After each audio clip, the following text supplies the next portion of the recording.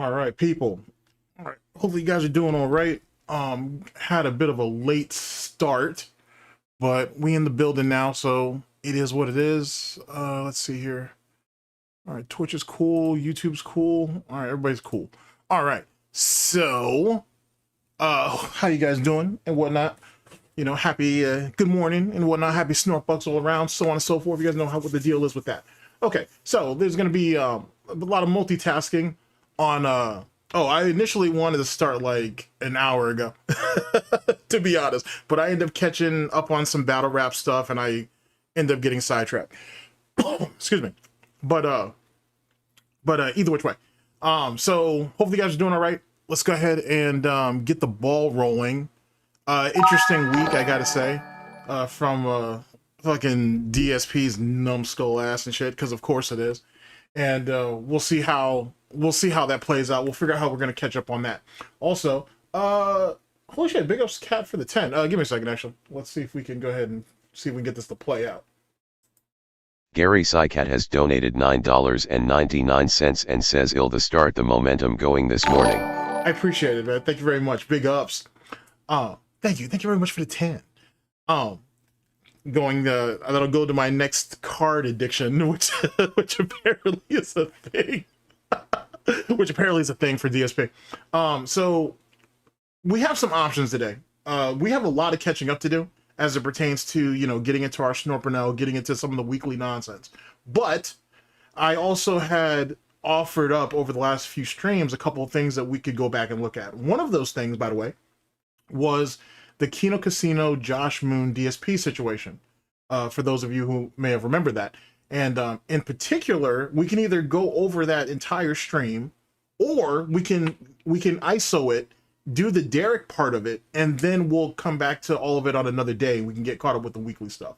So I guess it depends on how you guys are really feeling about it. There's some other stuff too I want to look at, but that's mainly what our play is going to be. Right? This is very much a catch-up week. Let me actually open this up real fast, and let me get Brave going, and we can get the ball rolling and whatnot. Let's talk a little bit about last night too, actually. Let's talk a little bit about last night. Evil laugh. They had an absolute luau with DSP last night. I don't know if realistically it should have been a hashtag free raw fill until that shit spelled backwards. Hashtag raw fill did nothing wrong and did everything correct. Hashtag just free raw fill. Because good God, bruh. I didn't even watch all of it, but Evil AJ came out there and whatnot, was serving up, you know what I'm saying, sliced pulled pork. Fucking Null came out there wanting his piece of the pig. And what was that other guy's name? Frank Duke? I think he came out there. Last night was just a beatdown. Last night was, Phil got brutalized last night. That shit was something special. Now, because there's so much of it to go over, I'm gonna ISO like one or two situations, and then I'm gonna ISO like one or two situations, and then we'll move on to some other funny stuff. But good God, he got beasted last night. He got beasted last night. Everybody cheats. Everybody has lag switches. Everybody has turbo controllers. No one can beat him legitimately. Oh my God, it's such bullshit. It's such bullshit. That shit was fantastic. Oh my God, bro. They cut him up, and they cut him so deep, but they cut him up so good yesterday. It was ridiculous how they brutalized him last night. So we could talk about that. Real quick, because I do feel like I owe an explanation, even though none of you really probably care. I am working on a series talking about, well, going over some people in the battle rap community's opinions on if battle rap is dying or not, and the business aspect of it and whatnot. And like, I had got into a small scuffle with someone like 2 days ago about, about Sue Surf versus Murder Mook. And I was like, Surf ain't ready. Surf just got out of jail or prison, whatever. He just got out of jail, prison, whatever it was. And he's not ready to battle Mook. He needs like 2 battles. He probably even needs 3 battles before he should battle Mook. If he battles Mook now, Murder Mook will destroy him. It's just the reality of it. I don't care how long dude's been locked down. He does. the way he talking in spaces, meaning Sue Surf, he doesn't even know if he even wants to battle. He looks like, it sounds like he has a deal, like an actual record deal waiting for him. He may be more focused on that. He goes up against Murder Mook, he's going to lose whatever momentum he has. So take a couple of tune-up battles and whatever, and then do that. And my main point was, there's like a lot of bloggers out there that says this shit needs to happen this year. This shit needs to happen this year. This needs to happen this year. It don't. If they battle, for example, in September, you guys will forget about it by December. It won't matter. If they go ahead and give that shit a year, let Mook go ahead and get himself another battle somewhere in there, and Sue Surf gets at least 2, and whatnot, it might mean something. It might carry a little bit better. But more importantly than that, why aren't we developing some of the newer talent that's out here? You got all these young battlers out here waiting for a look, and none of y'all want to give them a look. Y'all want to keep having the same people like do that shit, like just battle each other. Maybe some of the vets or even some of the OGs need to battle some of these young lions that are coming up and out there, if they're, you know, worthy of it. So anyway, that's all I was trying to say, and it just turned into a bunch of shit. So it is what it is. It's what it is.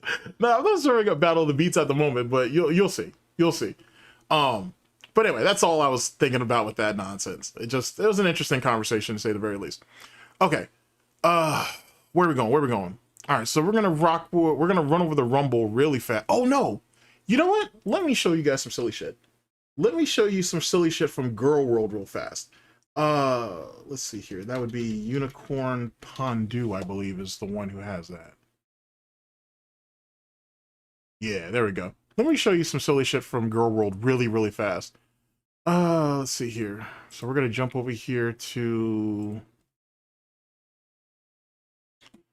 All right, let me jump over here really quickly. Since I'm just giving you guys all kinds of diversity and whatnot. Okay, here we go. So let me let you hear this bullshit. Let me let you guys hear this silly shit. How is it that Foodie Beauty back in the day allegedly used mods for Fallout, but DSP can't? I want you to think about how silly that sounds. Okay. Now, first off, I'm gonna try to ease you guys into this shit slowly. So let's transition over here. I need to test this chat out, so I guess it's just gonna have to sit there. All right, it should be fine.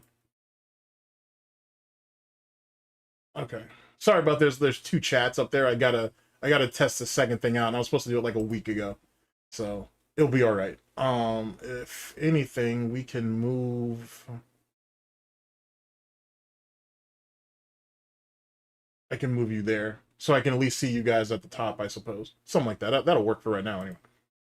Okay, this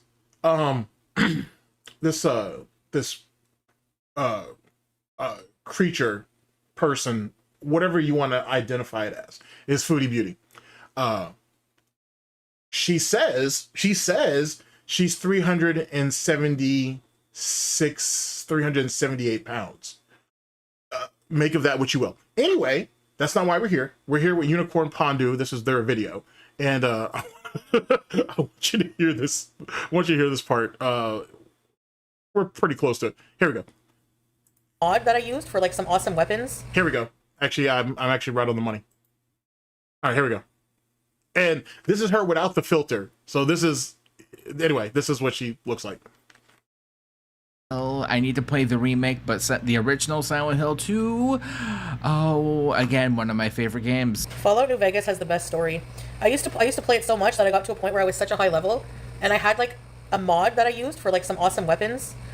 So I used to just run around and kill all the death claws with like 1 or 2 hits. That's how powerful I was. I should start gaming again. I know, I don't have an attention span anymore. Situational Blue Cheese did send some money, and she... Okay, that's the first part I wanted you to hear. How is that this right here figured out how to use mods for Fallout, but DSP can't? That's the first thing. Now I want you to hear this part. This part's actually is really the more important part. It's about lying and how some of these lolcows actually feel about it. Jesus Christ, that did not do her no favors. That did her no favors. All right, here we go. Oh boy, with my attention span, I did my best. And she did go live again. Let me see if there's anything worthwhile. I will be right back. It's not like I love lying. It's just, I just don't feel like I need to give up every little single thing in my life to people on Okay, the first off, okay, chat. We all know the rules here about the tabs. There are a lot of tabs. I know there's a lot of tabs. I'm in control. I'm in control. But there are a lot of tabs.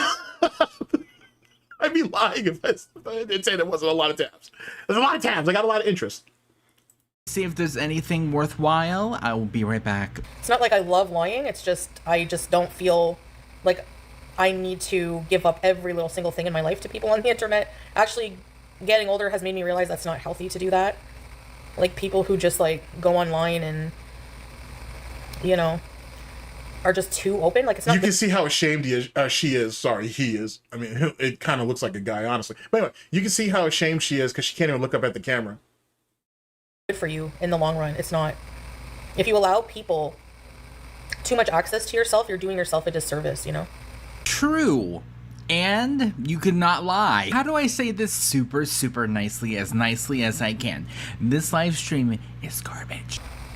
And that's why we're about to check out. But I wanted you to see those two things. Like, DSP can't use mods, but yet these literal fucking these death fats can figure out how to use them. And even the death fats realize that, hey, lying all the time, not a good idea. They can't stop themselves, but you know what? Not a good idea. Not the best choice of things to be done. So big ups to Unicorn Pod on that. Okay, so this is DSP's fucking beatdown from last night. There is a particular segment that I am looking for where this boy just got Earled up, like Earled multiple times and shit, and couldn't figure out his way out of a goddamn paper bag. Let's see here. It should be right around here, right? Because he was playing T-Hawk. Or he was playing against the T-Hawk, I should say. But yeah, Evil AJ came out last night with a vengeance. Like, good God. And the DSP had rage quit against Null a few times and shit. It was a sight to behold, ladies and gentlemen. But DSP got absolutely destroyed last night. Good God. I wouldn't play Super Turbo no more after what I saw last night. That shit was some ugly work. Okay, let's see here. Who was he playing? Was this match here? Give me just a second. I should just go to Tevin's video real fast. And I can actually get the exact timestamp because Jesus. All right, I'm gonna do that. Give me just a second, chat. Give me just a second. Good God, he got brutalized, bro. That shit was hard to watch. I mean, I was laughing pretty hard at it, but that was pretty hard shit to fucking watch, bro. Like that was tough. Like, people say DSP used to be good at Street Fighter or whatever, but I beg to differ. The way that boy got brutalized last night, bro. I don't know, man. I don't know. That's not what it seems like to me. It seemed like he just got fucking beasted. Holy shit, he just got busted up. That shit looked disrespectful. Okay, let's see here. Let's see. What is this? It's around 21 something, so I think we're in the right spot. Oh, okay, here we go. I got it now. Sorry. It's around 21. It's around it looks like it's around 21 something. All right, so we'll say 21, 23. All right, bet. Big ups to Almighty Tevin coming through in the clutch. All right, so let's jump back over here. All right, I said 21, 27.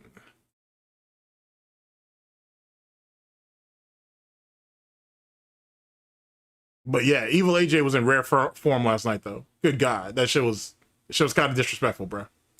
Just saying, that shit was kind of disrespectful. like I gotta tell you. All right, here we're locked in. We're locked in. Let me bring y'all in here. All right, here we go. Yeah, Evil AJ, Null, Frank Dukes, they were all in rare form last night. It was some pretty impressive shit. I gotta tell you, pretty impressive shit. All right, let's see here. This was Domdai, and he. Oh, that's another thing too. I saw that DSP was defending King of Rogs the other night, which is interesting because DSP does, or has done, and still does actually, the raw field thing kind of proves that, he does, LTG does what DSP does, and vice versa. So, like, it's weird that DSP is defending King of Rogs when only up to a couple of years ago, DSP used to call Tevin, Almighty Tevin, praise be, a fucking criminal and a thief and all these different things for doing what, chat? For reacting to his content. Reacting to his content. But now, because King of Rog shows up to his chat, all of a sudden, oh yeah, King of Rog he makes it transformative. So I don't understand why Dale's doing this and Dale's doing that. If I remember to, we'll tap in on that bullshit, because that was kind of silly how he did that. I would think King of Rogs wouldn't give DSP money though. I would hope that's not a thing. I would hope that's not a thing, but we'll see. All right, here we go. He used old T-Hawk. I think this is the match right here in particular. Not what I wanted. I didn't want the stupid spinning kick, so I got screwed over now, yeah. Yeah, this is it. This is it. Oh, give me that net. Give me that net. I don't think I can do anything. Once he gets... What are we doing? DSP plays T-Hawk. DSP plays T-Hawk. How are you gonna let yourself get fucked up like that? the first one, I'm not sure I can do anything because I don't have a move that has invincibility. And then if DSP's so good at Street Fighter, why does he have to depend on one particular move to get him out of a situation? The fuck? All right, bro.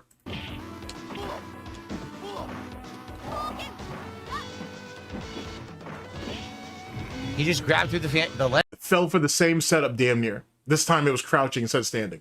legs.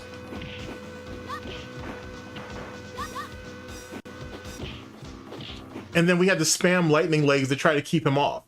But that's weird because when Null uses 100 hand slap with Honda and DSP's trying to do something and the Honda's keeping him away, we complain about turbo controllers. Huh? Huh. Yeah, I don't think I can do anything. I actually think... Yeah, let me bring that back. I need you to see that whole bullshit again. Remember, DSP plays T-Hawk. Remember that. Don't let him confuse you with his Gouty Jedi mind tricks about how I only play this version of T-Hawk or I only play that version of T-Hawk. Bitch, you play T-Hawk. Die, and he used old T-Hawk.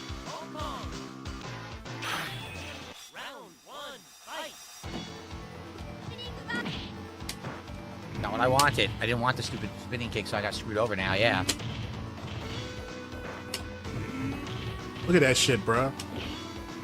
I don't think I can do anything. How do you get hit with the same thing 4 times in a row?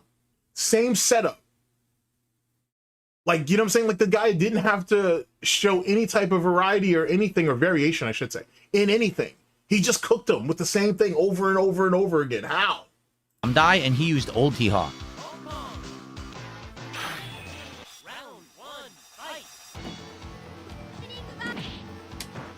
Not what I wanted. I didn't want the stupid spinning kick, so I got screwed over now, yeah.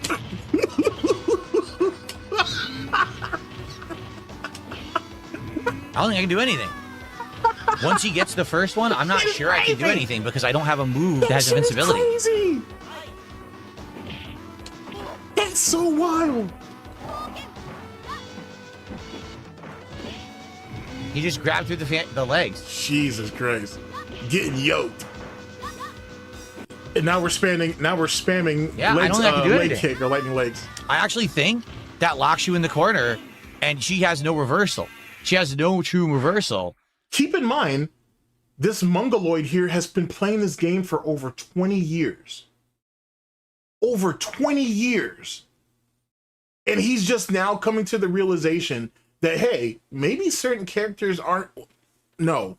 The next time someone tells you, hey, DSP was actually good at fucking Street Fighter or whatever, take him to the Raw Phil video and whatnot. Go to 21, let's see here. I'll give you the exact timestamp. Yeah, go to 21/22/50 on fucking July 17th and show them that shit. And watch how quickly your praise or you trying to kind of be fair about the situation falls apart. I'm sorry. Either the guy is fucking retarded or he was just never good at the game as he tried to make himself out to be. And some of you people believed it. Some of y'all who think DSP is actually good at Street Fighter have fallen for the pignosis. He may have been good enough to beat some people, but that doesn't act, he was never great. He was never even really good. He was average, if not below average. Period. I don't know why it's so hard for you people to accept that shit. He wasn't that great. He beat some notable people in his day. Cool.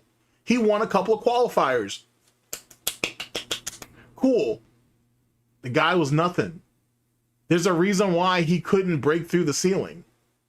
There's a reason why no one really had any reason to fear him.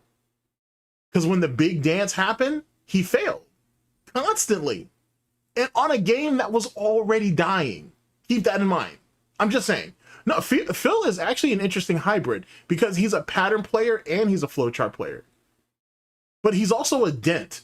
So he only goes with tactics that he believes is going to give him the maximum amount of damage with the minimum amount of effort. And then he tries to portray that as skill. Pure and simple. Even the dudes back in the day in the FGC were giving him charity. And that's really what it is. It's charity. He wasn't that great. He really wasn't. Especially at those bullshit ports. Because there were more than one. But whatever. I'm just saying. The guys, he was nothing. You shouldn't, if you've been playing Street Fighter or anything this long, you shouldn't be falling for nonsense like that, chat. That's just not a thing, realistically. All right, we're gonna watch it one more time. No pausing on my part, and then let's move on. We'll move. We'll either go to the Snort Burnell stuff, or no. Actually, this is what we'll do. We'll jump over to the Kino Casino Josh Moon DSP interview, and I'll pull the Derek thing up. We'll watch that segment, and then we'll jump over to Snort Burnell and we'll get caught up on some stuff. So that's what we'll do. But Jesus Christ, This matchup whatsoever. you're so bad, Phil. You're so trash. Never played. You're so trash against T-Hawk. The only T-Hawk I really ever played against was Domdai, and he used old T-Hawk.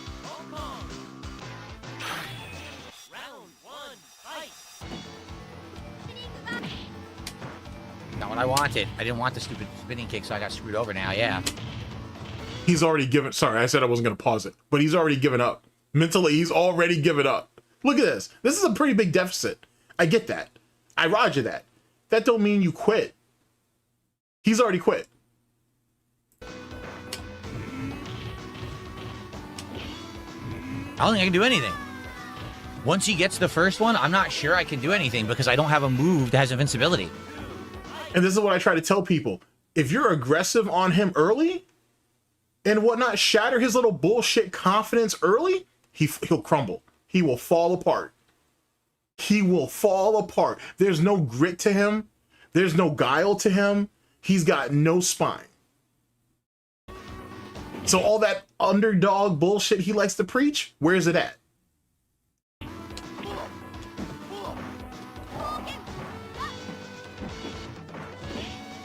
He just grabbed through the legs.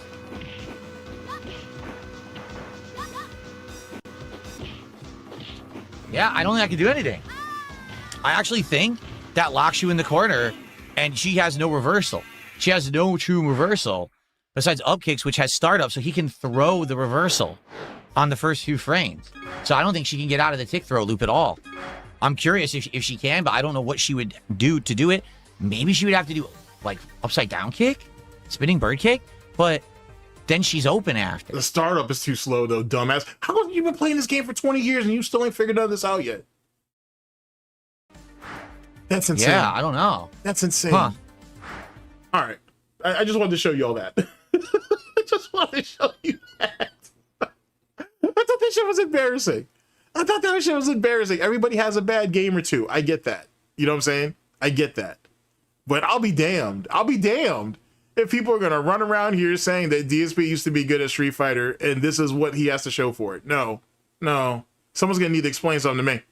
Somebody gonna need to explain something to me. Someone needs to explain something to me. Holy shit. No, we're not doing. No, I'm sorry. I'm not going for that one. That's not going to play. That's not going to play at all. Holy shit. Oh shit. Uh-oh. Here, hold on a second, chat. Let me go ahead and grab this. Let's go ahead and grab this, and I'm gonna share this in chat with y'all. And then we're gonna watch it. because that's a thing. Apparently, because YouTube don't send out notifications and whatnot, which is fucking unfortunate to say the very least. Looks like Chio has put out another video, and you know how I feel about brand new videos from Chio, so that's a thing. So let's go ahead and drop this in the chat. We're still pre-gaming it theoretically. You haven't missed anything. You're right on time. So let me drop that for you. That's Chio's new video. It came out a few days ago. And let's jump back. Okay. And let's actually check this video out real fast. Let's go ahead and check this video out. Which means let's see here. Bloop. That's another tab for me. Okay, here we go. Pick up the Chio. Pick up the Chio. Okay, let's see here. Okay, there we go. I don't know why that keeps moving, but it is what it is. All right, so we're over here with Chio 18. Big ups. Let's see. Papercraft fill. Nice, nice. Raw fill down. It's hurtful. It's hurtful. All right, let's see what we got. Here we go. Hello everyone! Welcome to DSP Gaming. We have another win to celebrate today. Raw fill has finally been taken down. Take that, detractors! You guys are so dumb. You lose again. Now everyone from Raw Phil's chat will have to come over to my stream.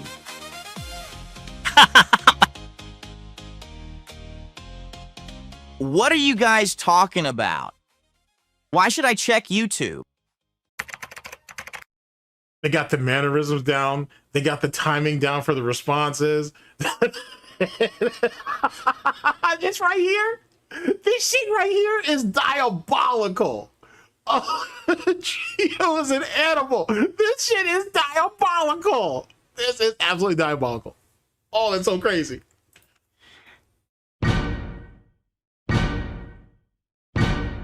This shit is diabolical. Look at this.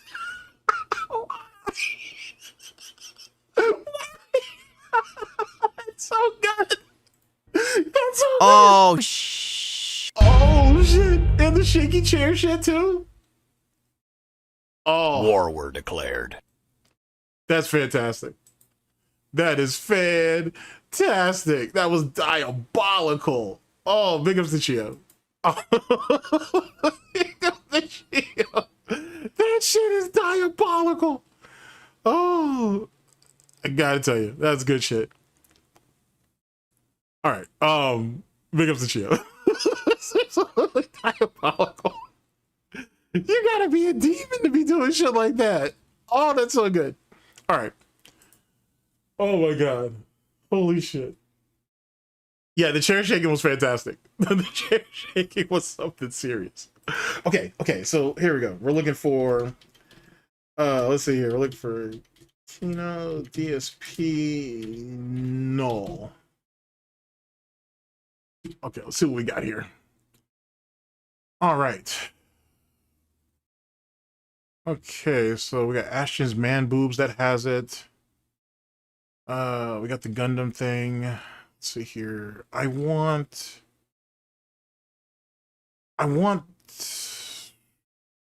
does anybody just have the Derek part ISO'd or?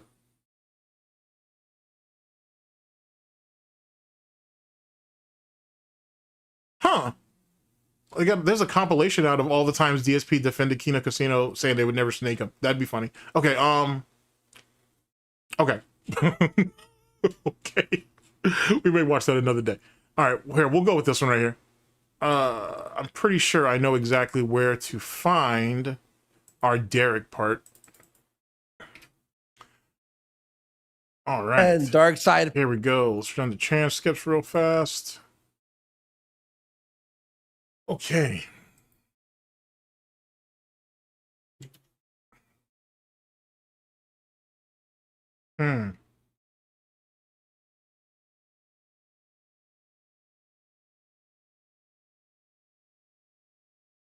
Prove it. And it's true. It's embarrassing. But I still banned him because I don't want a pedophile on my forum. Got it. who are in your community who are Got it. Give me a second. I want you to see Phil's little fat little face back and then. by it. And for instance, this is one thing that was brought up to me, and I'd like to hear your perspective. Do you know a guy named Darish? Yeah. Oh, look at that. Chio ain't waking up the animal in me. Now I got it. Now I got to be a fucking absolute fucking monster about this bullshit. All right, chat. Now we get to the fun part. Oh, well, here, let's tap in with chat real fast. Sorry about that. Hopefully you guys are doing all right. We're going to get into the Kino Casino thing as I promised, so to speak. And let's tap in with y'all really quickly. Murdered83 says, Big ups. hello, it is the French guy in Portugal for the holidays. Nice. I am truly a miserable no-life detractor with no joy in life, with my espresso at the table taking the sun. Cheers chat and stay miserable. Cheers. Big ups. Speaking of which, I heard about DSP's little vacation misnomer. Basically him coming up with all these reasons on why they can't go on vacation. Like, they can't take a train because it's going to take too long. They can't drive because Cat gets like road sick or whatever, which makes no sense because the Costco is like an hour away, right? The hair salon that completely fucked up DSP's fade, by the way, if that's who's cutting his hair. I honestly think Cat's cutting his hair, but that's just me. The hair salon's like 45 minutes away, so she wasn't getting sick for any of those things, but she got sick for that. Didn't DSP says it takes over an hour to get to the actual city of Seattle, and they've gone out there before, and he never said nothing about her being sick there. Motion sickness or whatever it is. That seems weird. She wasn't she wasn't getting motion sickness before. So was the weight gain that caused that, or do we have another problem that he's not telling us about? Like, none of what he says makes sense. And then think about this, chat. They're out all day. Remember, DSP says they get up in the morning and they're literally out until damn near evening time. So you're telling me she's sick that entire time, but yet she still goes out and runs errands with you? Huh? Exactly. But Shane's is like 10 minutes away. Oh, this is something that this is some crazy shit that I saw. I don't know if I told Proper about it, but I had seen this myself, that you can now DoorDash stuff from GameStop. So tell me, why isn't DSP DoorDashing Pokemon cards from his local GameStop? He can do that now? That's an actual thing. I saw it on Twitter. I was like, the fuck? Like, they let you do that shit now? Like, what the hell? So, yeah, Phil's lying as usual, but it's the severity of his lies that don't make no damn sense. It don't make no damn sense. But the DoorDashing from GameStop is kind of crazy. That's kind of crazy. You can DoorDash games now. You got your motherfucking mind. For real. That's kind of crazy. Holy shit. Squirrel with a gun 90 says, Big ups. Phil can't even take Kate out on a day trip. Do we even believe she will get a honeymoon? No. Nah, not at all. She'll hit the ground before that happens. No, not at all. Not at all. Holy shit. Medusa Jair says, Big ups. he used his wife as a human shield to not go to Shane's. Oh yeah, that's right. They were supposed to go out to the card shop that day, but supposedly she had an attitude. Like I said, if Burnell has a supercut of that, we'll check that out. Bill Wilson W7T says, Big ups. Seattle is 22 miles away from Renton. If it takes him that long to get there, he drives like a little old lady. I wouldn't be surprised by that. You go watch some of DSP's old driving vlogs, and there's a reason why they're structured the way they're structured. That's why John did the majority of the driving. Dylan9703 says, Big ups. because he lumped GameStop in with the scalpers, so it's no different than what he's doing now. Oh, that's true. So, well, then that means there's an even larger guarantee that we may actually see some GameStop delivered stuff. Who could say? That's hilarious when you think about that in hindsight. Holy shit. MR Roxas says, Golden Triangle Gaming. Big ups. Phil doesn't care about physical media or game preservation. He buys everything digital anyway. Exactly. So that's why. So let me ask, why are we putting such an emphasis on those games that he supposedly has? First off, only a few of them are actually in good condition, like collector's edition, if you will. Most of them are beat up. Most of them have writing on them. Some of that tape and the adhesive that obviously is keeping the tape there might be problematic removing. Well, no, if you have more than 2 brain cells, you can figure it out. But for someone like DSP, he's going to end up fucking all that up. A lot of the boxes or the artwork or even the physical cartridges themselves are dented or scratched or whatever. Like, he has a lot of devalued no pun intended, but he has a lot of like D and F valued shit. It's not worth as much as he thinks it is. And then in a collector's market, of course, they're only worth what people are willing to pay for it. Just because someone has it listed for $300, let's say, that doesn't mean that people will pay that. You know what I'm saying? After a while, and if you're under the gun and you really need that money, you really do, you need that money to pay your bills, you'll probably take 200. You'll probably take 150. You know what I'm saying? And then it's also funny too, talking about the One Piece cards, now that he's interested in getting in it, because I saw Alt, big ups to Alt, was sitting there saying that there are alternate artwork, right? And those are more valuable. And someone in DSP's chat was trying to tell him that, but DSP don't want to listen because DSP knows everything. Then when DSP goes to the Rare Candy app, which now that his account is privated, that's why we can't see shit. Anyway, he goes and he actually clicks on it because he's looking at everything at face value because he's a fucking dent, and that's what he does. Then he clicks on the alternative art and realizes, oh shit, these things are potentially worth thousands of dollars. Oh, well, now I need to go ahead and do this.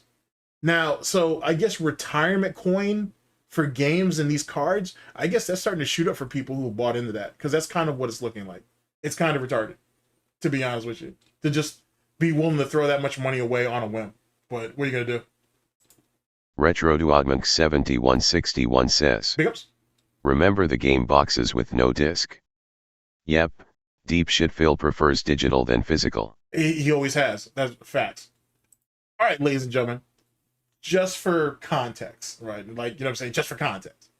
We're going to get into DSP defending Derek for about 20 fucking minutes. Now, this is kind of crucial for two things. One, I said I was going to go over this. But two, recently, one of his mods said they broke rank from DSP because they found, or I'm not sure if he was a mod. He was either a mod or a whale. Maybe it was both. Whatever. Someone broke away from DSP recently saying that the reason why they did is because they found out he defends pedophiles. But you're a dent though, and doesn't DSP tell you that we lie about everything? Huh? Okay, well, whatever, chat. Let's go ahead and check this out. Let's see what's what. Going down, at least for a while. Wow, that's interesting. Because I don't really look at the other people on the site, but that's yeah. This is DSP admitting that he actually. Oh man, I really should. We'll do it another day. We'll go through the whole thing another day. But yeah, this is DSP admitting that he actually reads the site. But we already knew that though. You don't get a break. Sorry. So you're saying you think that other people on the site would get a break, that they don't have as bad of a detractor community as I do, and they would actually. I mean, almost that everyone community? except you would get a good deal from the site going down, at least for a while. Wow, that's interesting. Because I don't really look at the other people. It's kind of funny too, because now DSP has to face the fact that he's that hated. He's that despised. I don't think he's hated so much, but he's that despised, right? He's that troll worthy, if you will, that even if the farms went down, he still wouldn't catch a break. That's so sad that DSP was literally trying to convince, and this is the whole point of this interview, by the way, was DSP trying to convince Josh to take down his thread. That's what he wanted. He wanted his thread taken down, believing that if it went down, he would be in the clean and clear, which is clearly not a thing. Yeah, be more righteous. Thank you. Yeah, it was be more righteous. Big ups and shit. Like, which, yet again, that's dent behavior. How did you not know about that? Like, you know what I'm saying? Like, as a dent, how did you not know that shit? And that, and on top of all the other fucking pedophilic bullshit that goes on in that chat sometimes, on that weird shit, especially like a few months ago, when you had that weird role-playing thing going on between those two people in there, and then all these other people were kind of giving their little opinions on shit. Nah, B. But anyway, here we go. On the site, but that's an interesting perspective. What is it, Josh, about Phil and about the detractors that make them so much different than everybody else?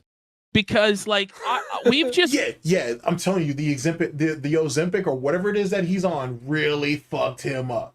It's on some next level shit when you really take a look at like how bad he is. Like, when you see like pictures from a year or two ago and now, and him sitting there saying, "Oh, I took it off naturally. I took it off in the right sort of way. This, that, and the third." Nah, you didn't. But here's the problem: he might not be able to stop. That's the thing.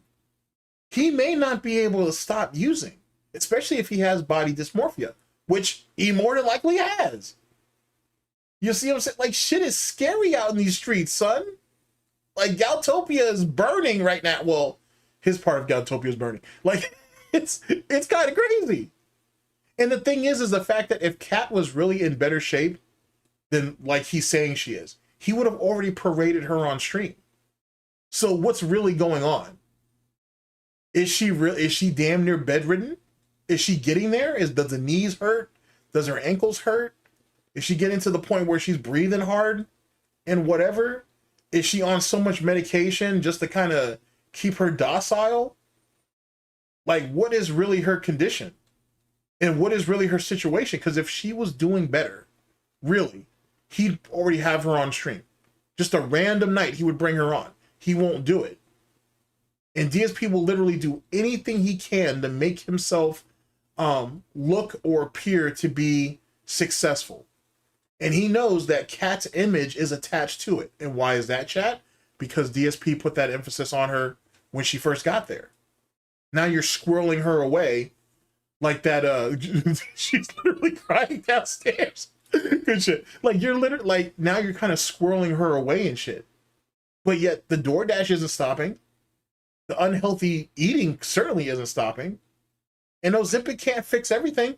Matter of fact, chat, for those of you who saw early on with Foodie Beauty, right? She's on Ozempic too. And she's actually trying to figure out a way to get herself off of it because it's preventing her from eating the way she wants. That's the reason why Foodie, for those of you who've been following her, she's sick all the time. You're on Ozempic and yet she's still forcing food down her gullet. So just to give you guys some perspective on that. All right. Anyway, let's just wanted to point that out to y'all. All right, let's lock in. It's been interacting with Phil a little bit, like did a game stream with him, did an interview, did some React stuff. And like the reaction is like, you need to fucking die for talking to Phil. Like, yeah. It's crazy. What is it? What, Josh, like, what is it that makes it like this? I don't know. And I feel like, you know, they try to justify. Actually, Bill, you're actually right on that. You're spitting straight fact right here. Bill Wilson W7T says, Big ups. She defeated Ozempic the first time around. She'll defeat it again, just like Wings defeated stomach surgery. That's so crazy. Now I think about that with the Wings part. I hadn't thought about Wings in any meaningful sort of way in a while, but good point. Very good point. All right, we're back at chat. And for instance, this is one thing that was brought up to me, and I'd like to hear your perspective. Do you know a guy named Darish or Derek? Mm-hmm. Yeah. Yeah. Okay. He's like a supporter, moderator, and like thumbnail maker for your stream, right? Wrong on all three counts. He's not a supporter, he's not a moderator, and he's never made a thumbnail for me whatsoever. I think Josh did that to muddy the waters to bring DSP's defenses down. I honestly think that's why that was done that way and whatnot. Because keep it Andy's face is hilarious. But I honestly think Josh said it that way on purpose to bring DSP's defenses down. Go ahead, come up, start off with a few things that may or may not be correct, right? Let DSP shoot those down to get his confidence up, which brings down his defenses a little bit, and then you can roll into the situation. People have done this before. Like, you know what I'm saying? They did that during the Side Scrolls interview too, actually, amongst others. To hear your perspective. Do you know a guy named Darish or Derek? Mm-hmm. Yeah. Okay. He's like is like a supporter, moderator, and like thumbnail maker for your stream, right? Wrong, wrong, and wrong on all 3 counts. He's not a supporter, he's not a moderator, and he's never made a thumbnail for me whatsoever. All wrong, all Detractor bullshit. He's just a viewer. Okay. And he made a tier maker for me once or twice. Okay, tier maker. Okay, so he has made stuff for you then. He may not have made thumbnails, but he has contributed in ways to you. And he has given you money. He did that with Mommy's credit card back in the day. And then as one of you guys pointed out, he did that with cheers or bits before. Or he's cheered with bits, I should say. Murdered83 says, Big ups. when you think about it, exposing to the internet your wife who doubled in size and has clear mental issues when you know you have detractors and trolls. Worst husband ever. Worst arrangement ever. Stan 2537 says, Big ups. if Phil takes Ozempic it isn't because he just wanted to take it. I believe he's diabetic and he found out 3 to 3.5 years ago. And he uses Ozempic, a type 2 diabetic drug. For that purpose. And that's an interesting theory. An interesting theory. Okay, I'll take that into consideration. Big ups.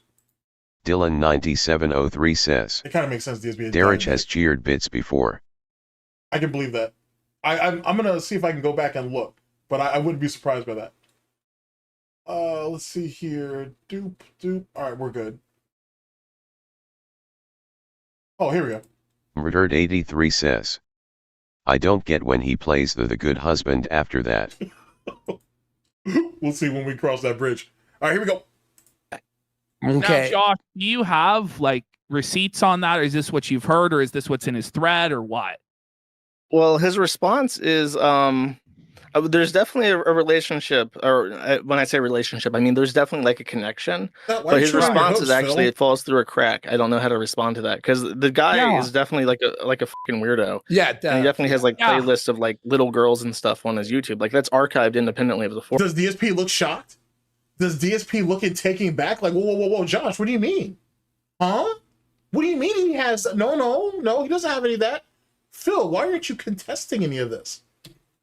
Hurtful. No, see, that's what you're doing. You're chewing on your fucking hoof. That's weird. It's almost like that's a nervous tick. It's almost like, oh no. Oh no. Well, his response is there's definitely a relationship, or when I say relationship, I mean there's definitely like a connection. But his response is actually it falls through a crack. I don't know how to respond to that because the guy is definitely like a fucking weirdo. Yeah, and he definitely has like playlists of like little girls and stuff on his YouTube. Like that's archived independently of the forum.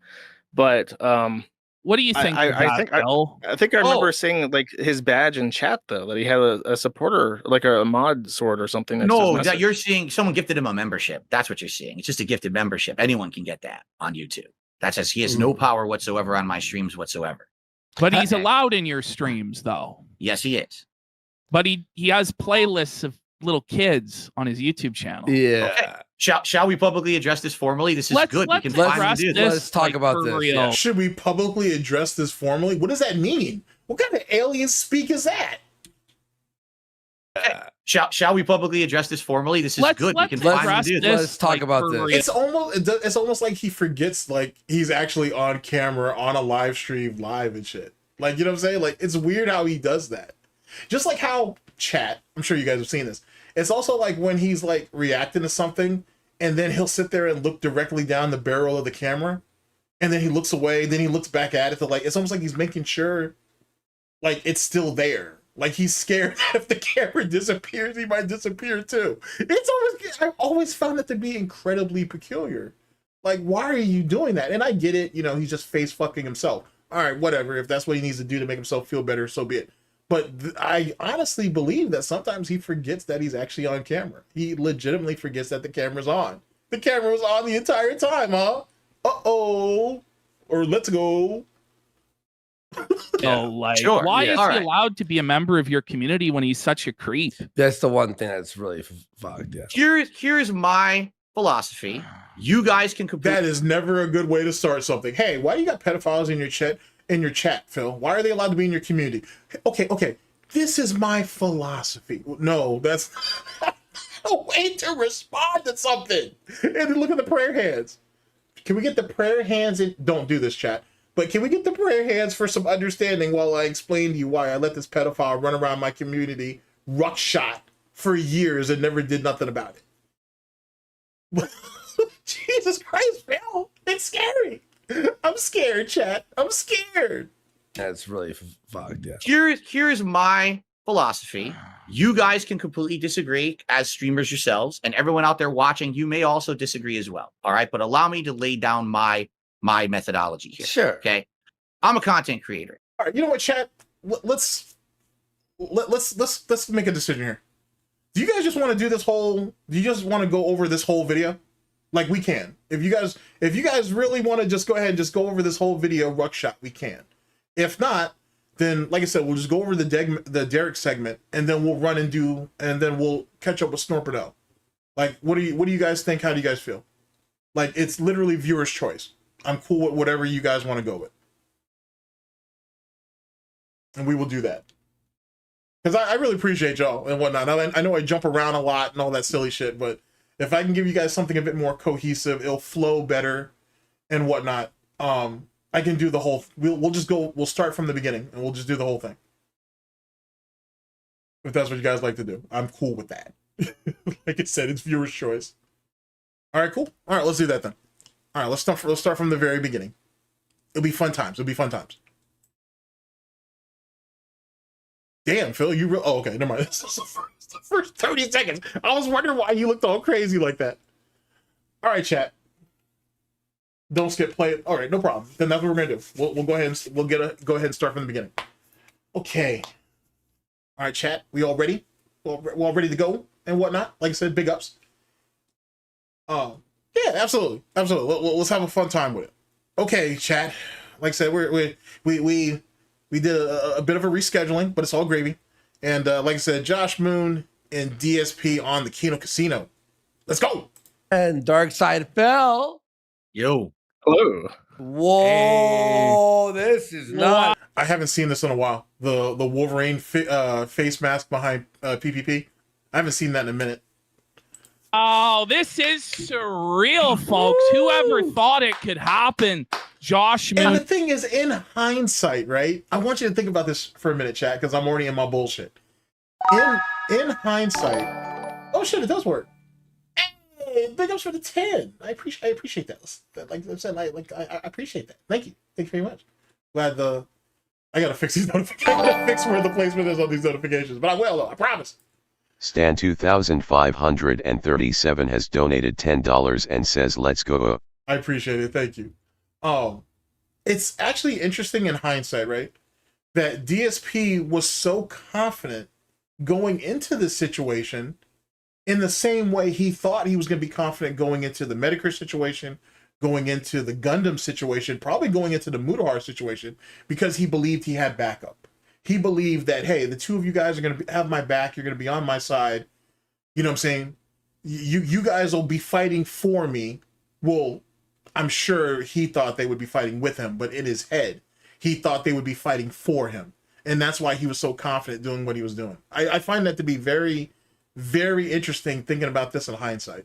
So I want you to keep that in mind, chat, as we go along. And yet again, big ups for the 10. I very much appreciate that. Murdered83 says, big ups. But GTG, you don't get it. You have to blame the parents when the adult kid acts badly. Blame Derek parents, not him. Why not? Wait. Why don't we just blame everybody? We can blame DSP, we can blame Derek, and we can blame the parents. They can all three get it. There's no reason to leave extra stuff on the table. Everybody can get shot, so to speak. Everybody can metaphorically catch it. We can throw hands with everybody. It works out. And Darksydephil on the same stream. That's I don't know which of you wants to open up and kind of give your thoughts on this.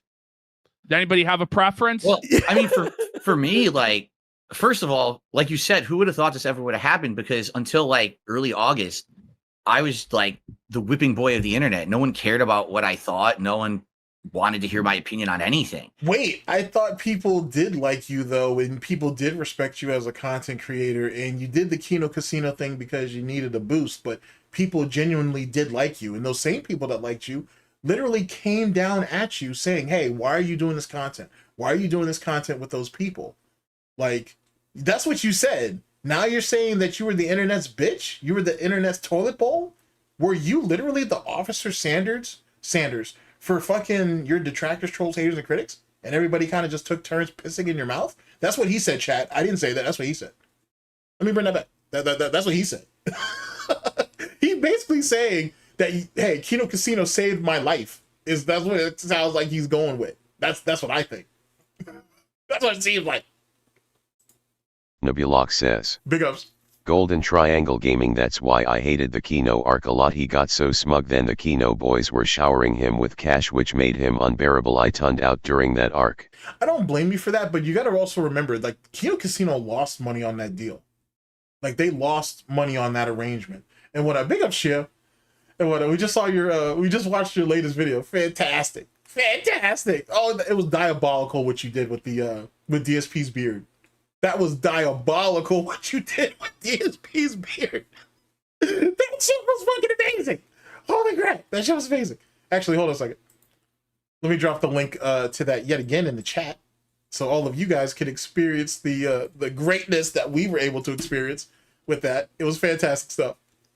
All right, there you guys go, chat. Thought this ever would have happened. But so big ups on that, Chio. But that's what I was saying. I'm sorry. Kino Casino lost money on that situation, on that partnership, whatever you want to call it. They literally lost money on that. That's insane. That's absolutely insane. And so that, knowing that now, right, you can see why DSP's paranoia got the way it did, and why he, quote unquote, struck them first as the Gouty Viper before they could strike him. He knew he was a deficit on them. He knew that he had became a leech, a parasite, a cancer, a tapeworm, whatever, to them, and he needed to get out, and he needed to get out on top. And that's where the whole I robbed the casino, you know what I'm saying, Gouty Oceans 11 or whatever, or Gouty Oceans 2022, whatever you want to call it. That's why that happened, you know what I'm saying, or 220, if you will. So it makes sense when you think about it in hindsight. It's crazy work, bro. I mean, it doesn't matter. They've been ripping on him ever since. So they've made that money back and some, but yeah. Sometimes you got to build something up to tear it down, if you think about it. It's just something you got to do. Stan 2537 says, Big ups. What bothers me about that time period was that they genuinely liked Phil for like the first 2 months. It wasn't until he became insufferable that they didn't want to deal with him. Okay, so the thing They is... admit this. They did. You're absolutely right. The thing is, right, is... people, like, okay, when you talk to people that are outside of fucking the Snort text or the Vortex or Goutopia, whatever you want to call it. I prefer to call it Goutopia. But when you're outside of this bullshit, you think, oh no, why are all these people beating up on this retarded person? That's I've literally had people tell me that. Like, why are you guys shitting on this retarded person? But then after they sit around and watch your SnortBurnells, you watch your memologies, whoever your favorite detractors. After you watch them for a little while, you start to understand. It starts to click in. But see, DSP tries to play off your ignorance and say, this is a once in a while type thing. This doesn't completely represent what my stream is as a whole. He tried to do that with his begging. He did that for years. He tried to say, they say I beg throughout my whole stream. I don't do that. I have a designated part of my pre-stream. This is before he called it a podcast. Of my pre-stream, which was like 10 or 15 minutes, every fucking stream, by the way, he did this, where I talk about how you can support me. And he go into his spiel about how he worked at the helicopter company. He got fired, quote unquote, unexpectedly, even though he knew it was coming. If you watch his video on that, he admits it. He knew it was coming. And he started YouTube. He was the ultimate underdog. He was, the one in the million and shit and whatnot. Have some Aaliyah playing in the background or some shit and whatnot. And he made it work. And he made it work because of the fans and all that other bullshit. And the reality was he was always waiting for the opportunity to monetize and make a living, if you will, off YouTube. He was just biding his time. He knew he was going to get fired. He knew he was unemployable because he was. You know what I'm saying? If it wasn't for daddy's nepotism, he would have never gotten that job at that helicopter company. and no one can tell me otherwise. And then how are you going to move from customer service to basically running an actual department and whatnot that deals with shipping and whatnot as it pertains to helicopter parts? How does that make sense? How does that make, actually go back and listen to his helicopter story from beginning to end and actually see if you can really make sense of that. It sounds like bullshit. Anyway, when you actually listen to the content as a normie, when you actually listen to the content, you see what kind of piece of shit he is. And it's repeated behavior. It's not just the one-off. It's not just people ISOing one part of his stream and then it gets extrapolated to all this bullshit. If that was the case, then how is it that people make videos on him every single day? Multiple times a day for certain people. How is that a thing? You see what I'm saying? But when you try to explain that to a normie, they don't get it. They don't actually get it until they actually get in it. Then you realize what's what. It's one of the more fascinating aspects about doing lolcow content as a whole. Everybody initially comes in believing they're not that bad. You guys are just beating up on them, or you guys are just bullying them, or you guys are taking advantage of this person. It can't really be that bad. And then once they get in, then they realize, oh shit, he really is a piece of garbage. So keep that in mind. And thank you for coming to my TED Talk. Happened because until like early August, I was like the whipping boy of the internet. No one cared about what I thought. No one wanted to hear my opinion on anything. And now it's like, and that's not even really true. There were people who were willing to listen to it. They just happened to laugh at you and ridicule you for doing it or for having those takes. I don't understand. I feel like he undervalues his detractors, to be honest. Actually would like to see me have a conversation with Josh and talk about the whole Kiwi Farms thing. So it's like things are changing so quickly right now. And this is like, for me, I just want to preface this, all right, before we get started. Nothing against Kino Casino. Like, for real. Nothing against Kino Casino. But imagine you looking at you appearing, or you collaborating, I should say, with Kino Casino as not a second win, but a second chance at life. That's how DSP portrays that shit. That's the wildest shit to me when you think about it in hindsight. Because think about it. When DSP says, look at all these improvements that I have. Look at the better equipment, which he can barely use, and he doesn't want to update none of it, so whatever. Look at his staging or his ambiance and whatnot, or his environment. Look at all of this stuff. Everything is good now. Everything's better. He allegedly has, a bit of cash flow and whatnot, or whatever the case may be. Everything's better. It's because of these two guys. These two guys made all that happen. And so it's ironic in a lot of ways, at least to me anyway, that he squanders it the way he does. You know what I'm saying? Instead of you taking trips, going on vacation, taking a honeymoon, vlogging and whatnot, and showing your surroundings, if supposedly no one gives you problems in IRL, you found even more reasoning to stay in the home, in your room all day, and want to open up fucking kids playing cards and shit. And this is supposedly you winning. This is supposedly why all these detractors, trolls, haters, and critics are jealous of you. These two guys gave you enough. They gave him enough of a boost, financially and otherwise, where he literally could have changed his image. He literally could have been like, you know what? I can take a hit. You know what? I can do interviews with people and they can bring up my bullshit and I'm going to own it. Instead, I don't want to talk to them because they're going to bring up my past and I don't want to talk about that anymore. And why is that? Because he don't want to take any responsibility for it. He don't want to own it unless he thinks it's profitable to him. Yeah, just like what happened with Asmongold. That's why the Asmongold thing fizzled out the way it did. He wasn't willing to build on nothing. He thought it was going to be like Kino Casino all over again, but it was going to last a year. That was going to be his great coming out party. He thought, the Kino Casino arc, that was his stepping stone. Now I'm with one of the biggest streamers on the internet in the world. This right here is going to take me throughout the year. And it fizzled out in like a week or two. That's crazy. That's so fucking crazy. Imagine you getting a look like that and it fizzles out in a couple of weeks. It's almost like it never happened. I want to have a real conversation with you, Josh, because I think you know why I want to have a conversation with you in regards to Kiwi Farms, but I don't want this to be like an attack session. I want us to have a real conversation about. And DSP is so transparent too. He knew that's what he wanted. And see, and you can tell by PvP's face. You can tell by PvP's face. He's already feeling it. He's like, yeah, go ahead, Phil. Go ahead, Phil. Go ahead and act like, you know, you want a civil conversation, but you're really expecting me and Andy here to go ahead and help you basically JJK his ass. We're going to jump him the first chance we get. Because PvP already read the play. He wrote the playbook. With you, Josh, because I think you know why I want to have a conversation with you in regards to Kiwi Farm. Look at PvP's face. I don't want this to be like an attack session. I want us to have a real conversation about how things are going and possibly the future, because things are turning around for me right now in a very positive way.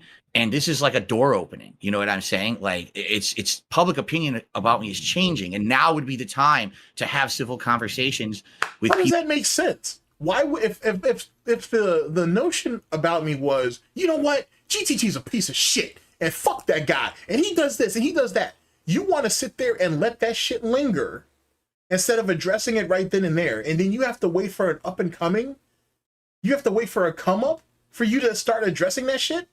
Why would it matter? That's already become the census. That's already been written. It's literally become the Bible.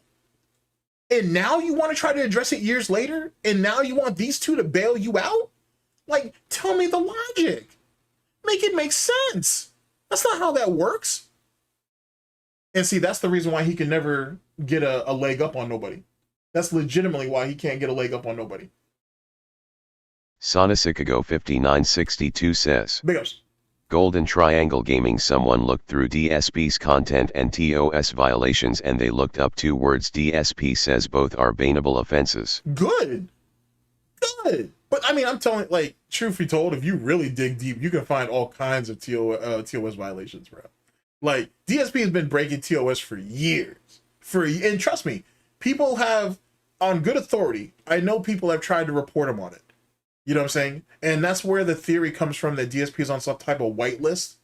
I don't completely subscribe to that because YouTube has come down on DSP before. But that is an active theory, just in case, you know, you guys haven't heard that. It is a thing, or at least people believe so. Jared White 200 says, Big ups. Golden Triangle Gaming DSP is such a scammer, he will lie about anything to make a quick buck. It's sad and pathetic. Indeed it is. Indeed it is. But that is the Goutopia way, though. People who maybe I never was able to reach out to and talk with before. Like, I wouldn't even know how I ever would have even gotten in contact with you until I started hanging out with these guys, and now look at all this stuff that's going on. But that doesn't even make any sense, because coming off of the side-scroller situation, even before the side-scroller situation, actually, there were people who wanted to talk to you. Medicare was willing to talk to you. Medicare could have linked you up with Josh, even though him and Josh weren't on the best terms at that time. That could have been a thing. What are you talking about?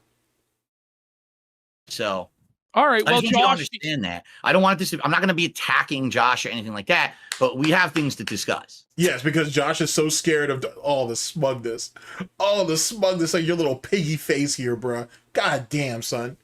I'm not wanting Josh. I don't want Josh to think I'm attacking him. Yes, because Josh was so damn scared, bro. You know what I'm saying? Because Josh was so damn scared. all right, Josh. Well, do you want to open up with your thoughts on this whole thing, talking to Phil and stuff like that? I think everybody, I would actually kind of disagree that only recently people have wanted to speak with you. I think that you've not wanted to speak with people for quite a while. For instance, I know that Mike Plume was trying to interview you for a documentary, and you backed out of that just this year. Yep. So I think people have always been kind of receptive to hearing what you have to say. Yep. And I think that you've been kind of a recluse. Yep. I'm glad Josh called him out on that shit, because that needed to be said.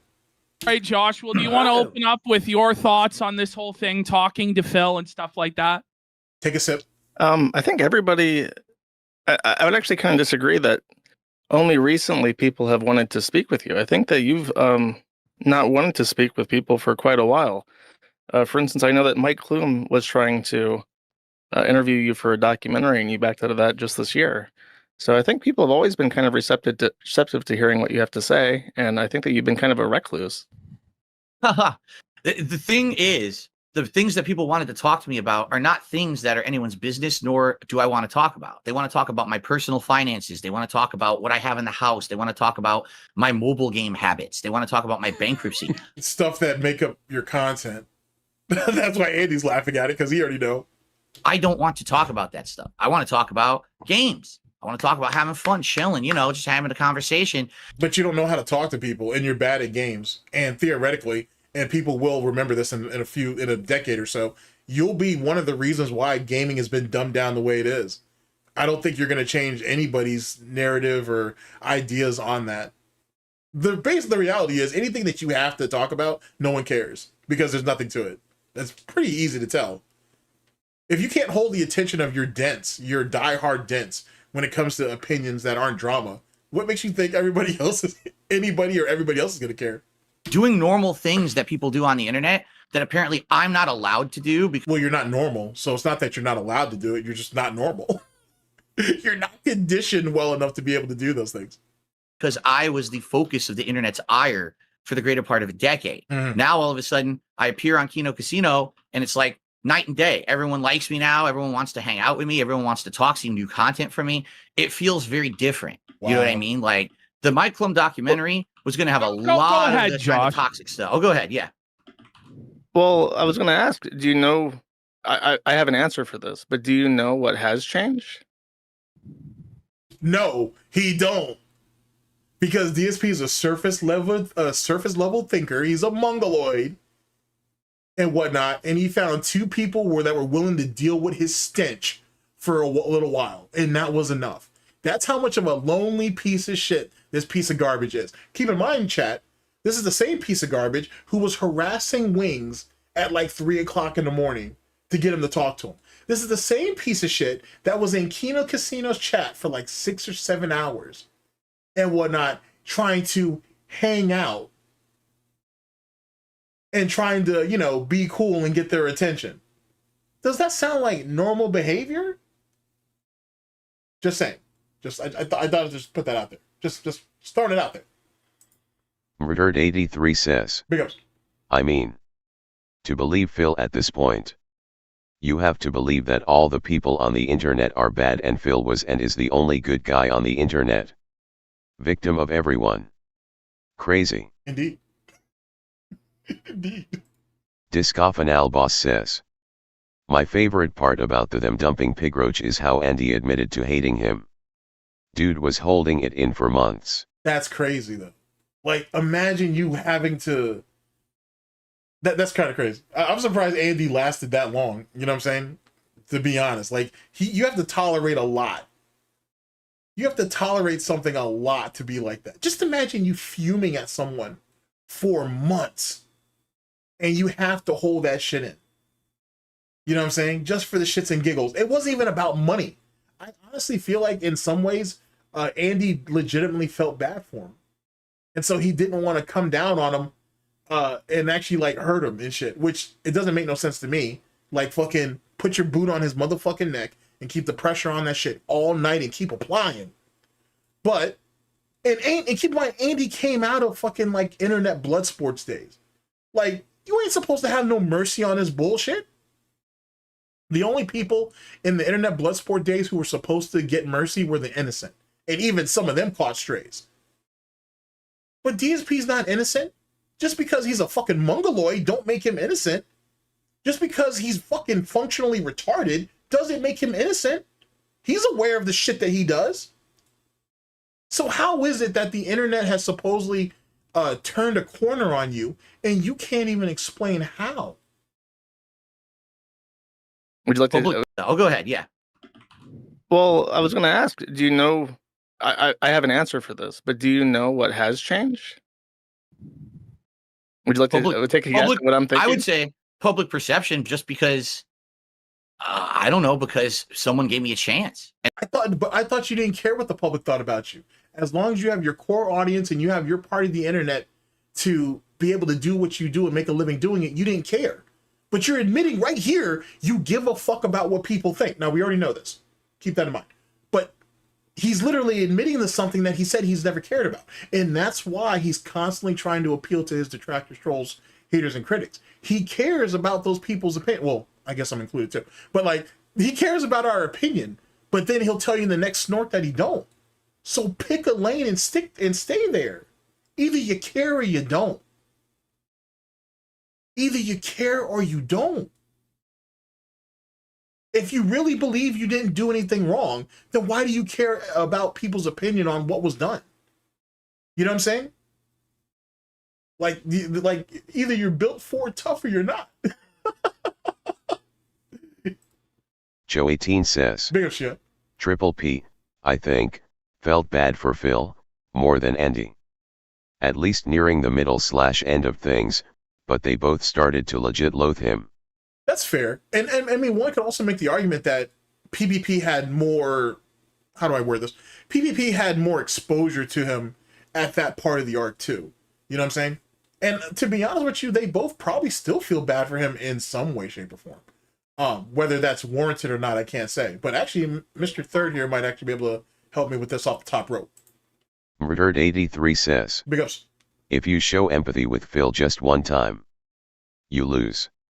He will use it against you first chance he gets. Facts. Well said. Squirrel with a gun 90 says, Big ups. he also latches on like a symbiote. If you help him, he expects other people to do the work while he gets the rewards. That's a classic Darksydephil trait. Discofanal Boss says, Big ups. one of my favorite narratives this idiot loves to spin is that no one gave him a chance. The truth is he got way more chances than he deserved and he fumbled every single one of them. Thank you. Thank you. And the same thing could be applied to Wings. Same thing could be applied to Review Tech USA, even LTG in a lot of, in some cases too. The thing is about, no one ever gave me a chance, is what they're really saying is they didn't give me the chance that I wanted. I wasn't able to exploit people the way I wanted, to where I felt like I was elevated to where I should be. And I can say it was all me. It was me, myself, and I. I did this myself. You're absolutely right. All right, let's tap in with a few more, y'all. Let's get back into it. Joe18 says, Big ups. Phil is Tonka tough, at best XD. I just heard something about Tonka recently. I guess he's doing something in the wrestling sphere again, which is weird because his original wrestling channel, he already sold that off. So I don't know if allegedly he's trying to get back into that again or what. I'm anxious to see what that is. It's always interesting to see how Tonka is constantly trying to reinvent himself. Plush Thedulist says, either find a detractor and sue them individually or keep saying that he doesn't have the money and say that he doesn't care. That too. And that's not going to happen, obviously.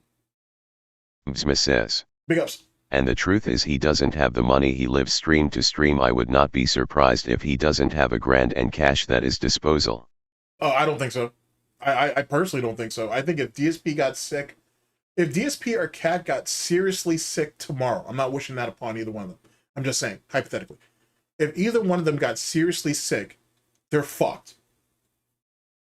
They're fucked. Because if Phil is sick, the monkey can't perform, right?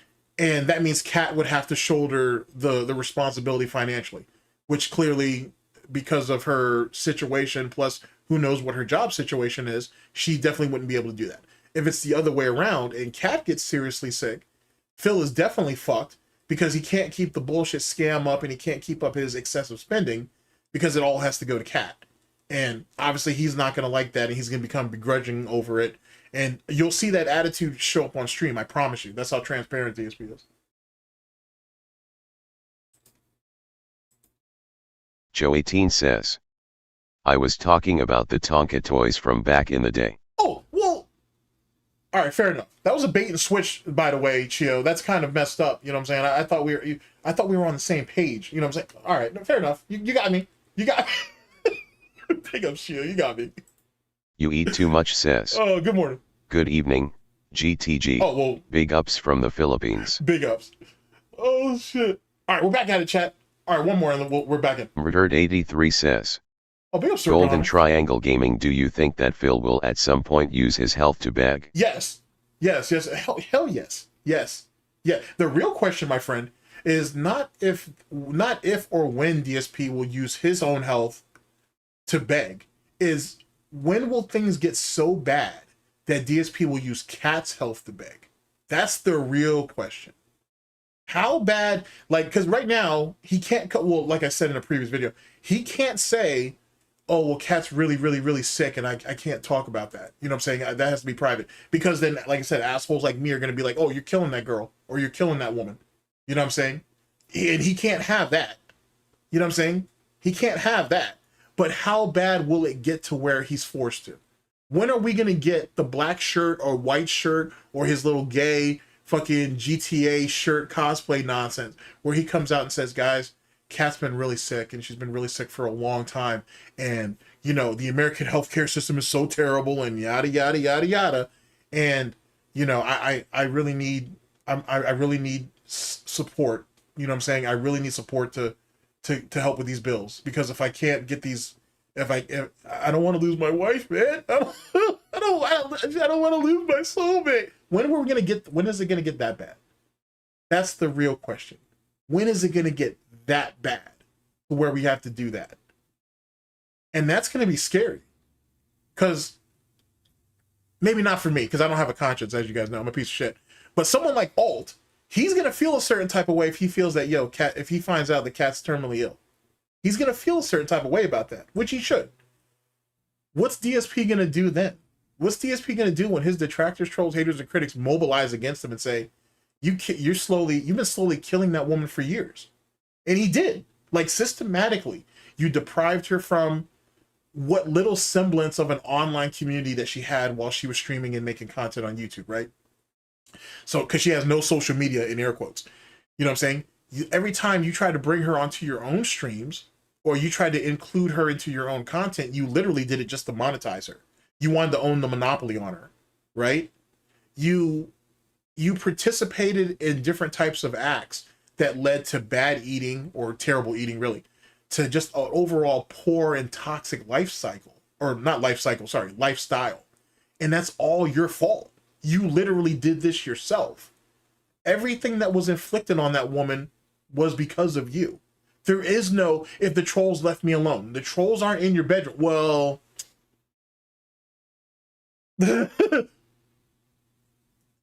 trolls don't have that much influence on her in your guy's home. Let's say it that way. Let's say it that way. So how are you going to explain that away? And I don't think, and I think it's literally where DSP is going to get hard locked. He's going to get stun locked, if you will. He's not going to be able to explain that away, because how can you? Like, how can you? Especially as young as she is, and she wasn't, okay, mentally she wasn't all there, but physically she wasn't fucked up when she showed up. So if she leaves out of the Snort fort in a casket, or in an urn, whatever, how are you going to explain that to people? I want you to really think about that for a minute, chat. How is he going to explain that? And I see one of you, I see Excalibur said that shit about soul maid. Well, literally, her soul is going to be the last thing to leave that house, bruh. And I don't think I don't think a soul can carry a broom and a fucking vacuum cleaner or nothing and clean up. You see what I'm saying? Like, this is where the problem kind of comes into play with that shit. But it is what it is. You know what I'm saying? That's going to be a hard situation to deal with. That's going to be really fucking crazy. Like, if something happens to Cat and she passes away, DSP will take the blame for it. It's not like the sympathy that most people on the internet get when you know, a friend passes away or a family member or whatever. So people are going to want answers. People are going to be like, hey, why were you living the way you were living, knowing that she was in a bad situation? Why was your spending the way it was? Like, these Pokemon cards, excuse me, this whole card gimmick itself, I should say, is going to be the nail in the coffin for him if something happens to her. Or hell, if something happens to him. But that's just me. That's just my thoughts on that, chat.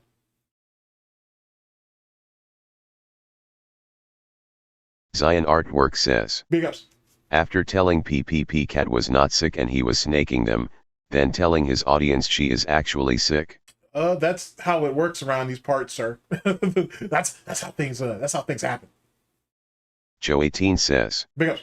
considering he keeps talking about how healthy he is, and he's in the best shape he's been since his 20s, Eventually he'll start using Cat to beg for money. He always tries to pull pity bucks somehow. That's actually a very good point. Zion Artwork says, if Cat passes away, or leaves, or whatever, will DSP be able to gain a third woman from his audience? I don't know. That's actually a very good question. I don't know. Like, theoretically, you could make the argument that his weight loss is directly correlated with him trying to upgrade, if you will, or move on from his current situation if things go south. Because if you look at the timeline when he allegedly started getting himself in shape, we knew Kat was probably at her worst, at least at that particular point. Well, not this face, obviously, but even then, can this face pull one more chick? Could the third time be the charm? I don't know. I really, really don't know. I'm gonna have to keep that up in the air for a minute, but I'm not sure. Maybe we should make a poll on that, actually. That might be interesting, but I don't know. I couldn't tell you. I'm not really sure. You eat too much says, Big ups. why do people care about Cat and not Phil? They're both the same.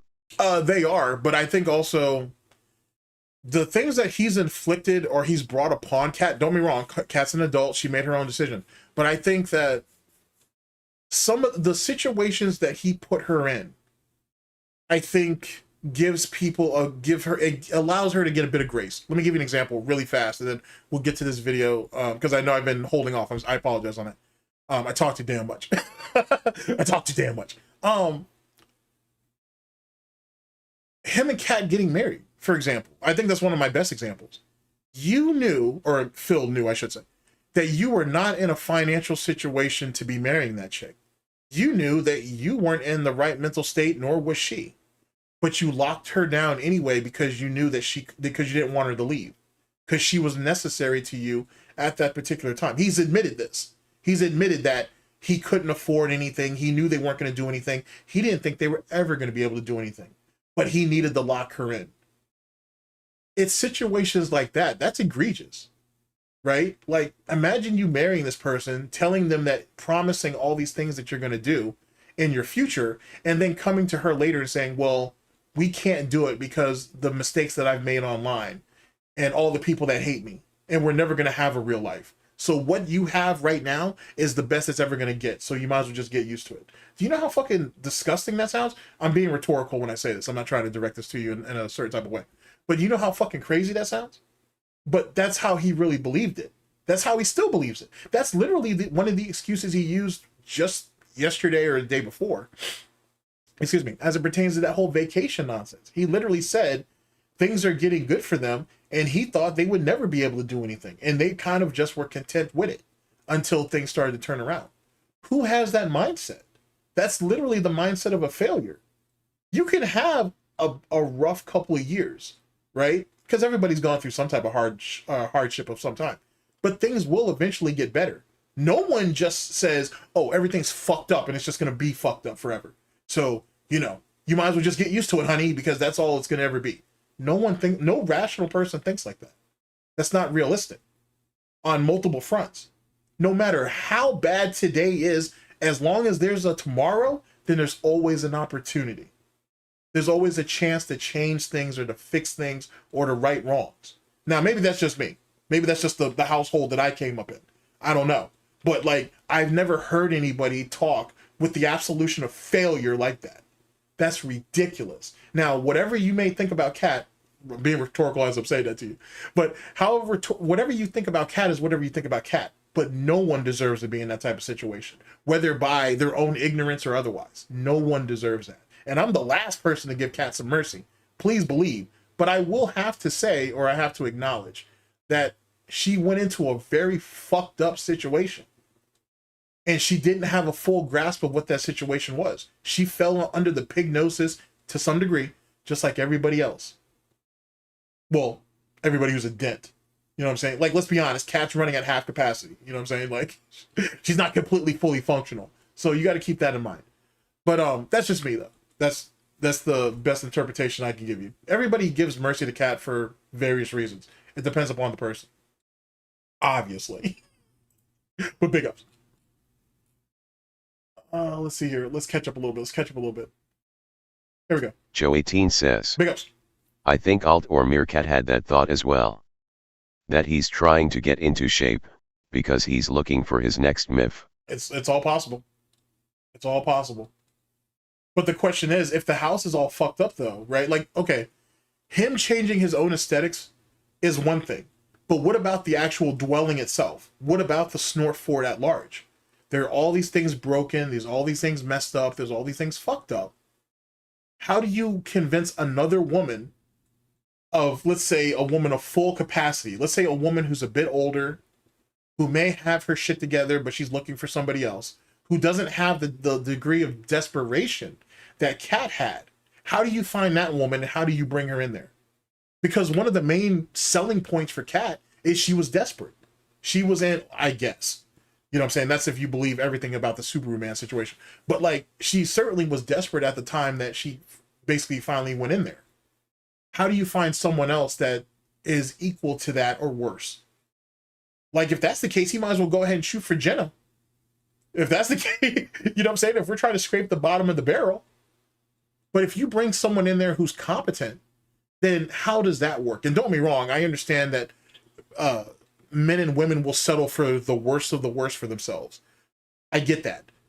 But I want you to think about, really think about, what degree of person that DSP would have to pull to be able to deal with this bullshit on a daily basis.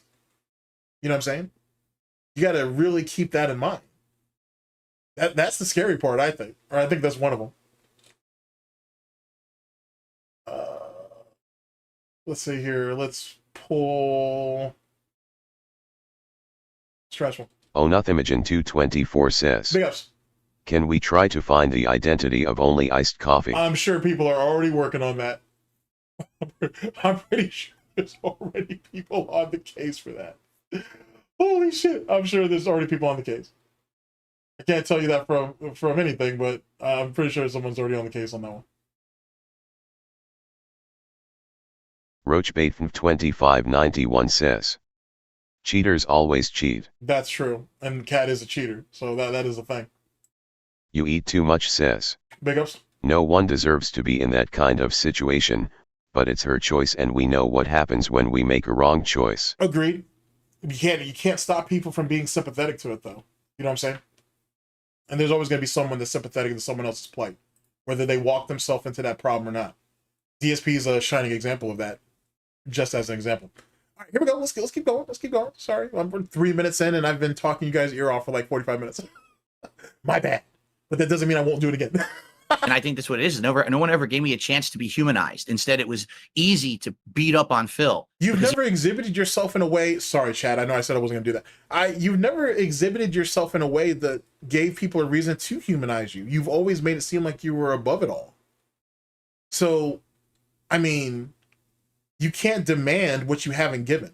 Like, that's one of DSP's major flaws, obviously. Because I don't know, because someone gave me a chance. And I think that's what it is. No one ever gave me a chance to be humanized. Instead, it was easy to beat up on Phil because he was the small content creator who everyone likes to make fun of.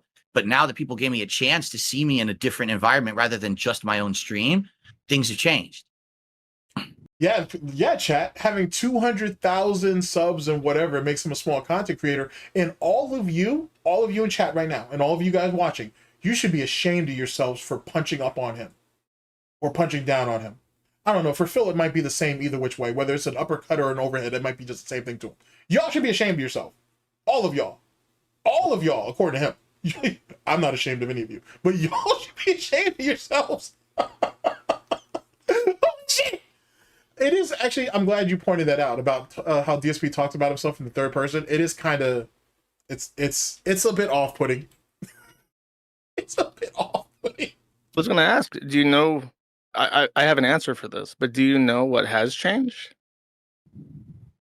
Would you like to take a guess at what I'm thinking? I would say public perception, just because, I don't know, because someone gave me a chance. And I think that's what it is. No one ever gave me a chance to be humanized. Instead, it was easy to beat up on Phil because he was the small content creator who everyone likes to make fun of. But now that people gave me a chance to see me in a different environment rather than just my own stream, things have changed. But it also gives you. But I want to mention this too because I brought this up before with the whole DSP, Darksydephil, Phil Burnell, Dark Geppetto. All four of these personas and whatnot are they're personas. Really, it kind of gives you an idea of how he's distancing himself or how he's come up with these mental barriers to distance himself from what's going on. Right, like when he looks at Phil's himself, and Phil isn't a bad guy. He makes a lot of mistakes and whatever, but that's DSP's fault. Or he's made a lot of mistakes in the FGC. That's Darksydephil's fault. Or he said a lot of things on the internet he shouldn't have done. That's Dark Geppetto's fault. You know what I'm saying? Whatever. Phil is just Phil. And everybody loves Phil, but DSP, Darksydephil, and Dark Geppetto have made some mistakes. And, you know, things happen. He's a flawed person. You know what I'm saying? That's the reason why we always use the Phil. That's why he always used the Phil nonsense when he's talking. It's the best way he could try to distance himself from his scenario or his situation at current. It's a strange way of doing it though, but it's clearly a coping mechanism that he's always had. This is something that he's developed as a child and whatnot. He didn't develop it when he got onto the internet. If you listen to him talk, he's always been this way. He's always exhibited this type of condition, if you will, to be honest. Or is it a condition, or would it be a complex? Maybe it's both. I don't know. Now I think about it. I'll have to think about that. You eat too much, says. Big ups.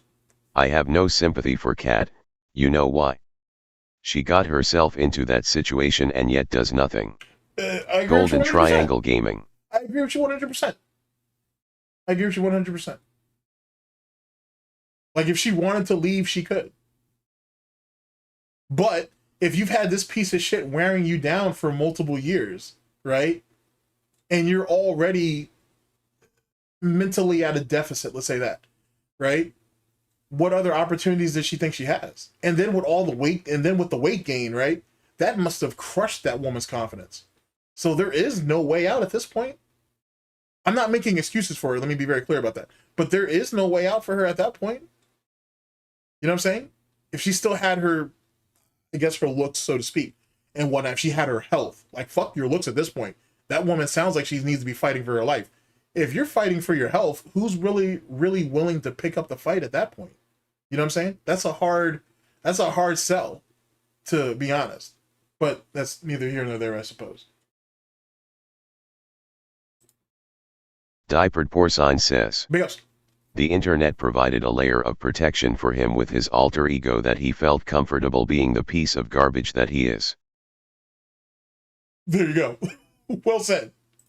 Logan K says. Big ups. He says Phil in the third person when he is talking about what people think about him. He is splitting the person from the character, but we all know that it is not a character. Big ups GTG. Oh yeah, absolutely. DSP, Darksydephil, Phil Burnell, and Dark Geppetto are all the same person.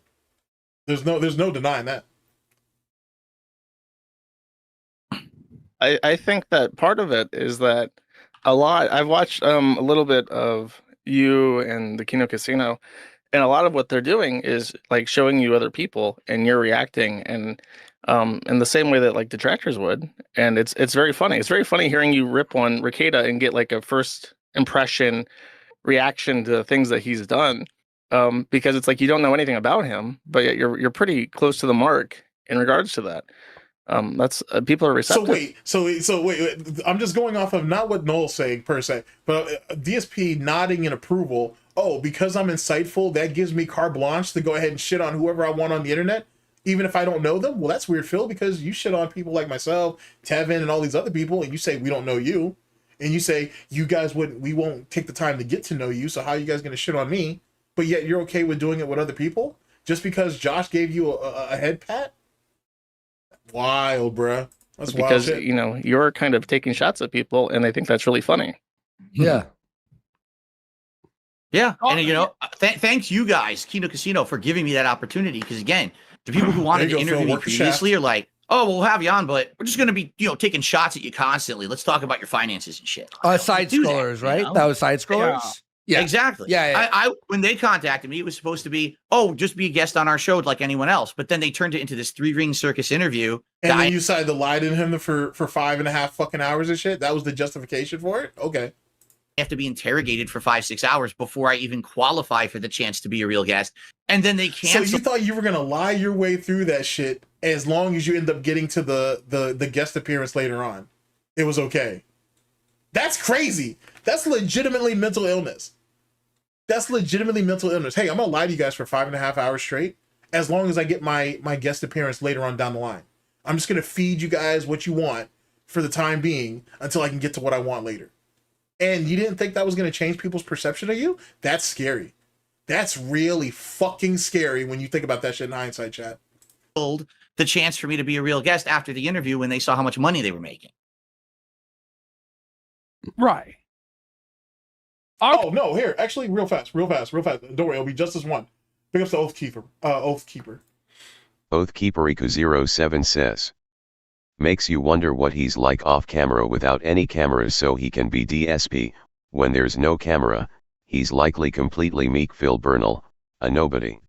I think he's like that now, but I do think that he's emotionally abusive, and he's probably mentally taxing for sure. And when I mean emotionally abusive, I think he purposely removes himself from her plight, her worries, and things like that to make sure that he's okay. As long as he's taken care of, that's all that matters. Her bullshit doesn't mean anything, because a woman needs a lot of things, actually, or women need a lot of things, I should say. But women need reassurance like a man needs approval, right? And DSP's not willing to give that, would not be willing to give her reassurance because he himself doesn't have it. You know what I'm saying? That's one of the things. Big ups to whoever, or all those, I guess, who are on Twitch. I think that's one of the major issues there, is that DSP will deprive her to keep himself basically solidified, if you will. I don't think he would obviously put hands on her. I don't think he's brave enough to do that. And I think he definitely doesn't want to deal with the consequences, because she might very well hit him back, and that turns into a whole nother situation in itself. But I do think he is abusive in that way, like emotionally. Now, can I prove that? No. But I do believe that. And big ups for the follow. I do believe that is a thing, for sure. So I would assume, and he bitches a lot. He bitches and moans about everything, expecting her not to fix it, but to understand what his situation is, to maybe even reinforce why he treats her the way she does. Now, this is me really getting into my bag with that. But if you see how he treats people in DMs, right? I assume it's not too far off the mark, if you think about it. But that's neither here nor there. All right, we're back in it.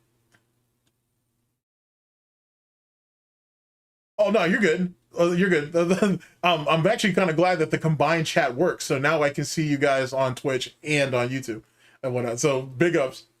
But yeah, you can find me on both and whatnot. I've been advocating for people to dual stream for so long, or multi-stream. I should do it myself. It'd be probably better for me to practice what I preach if I'm going to go that route.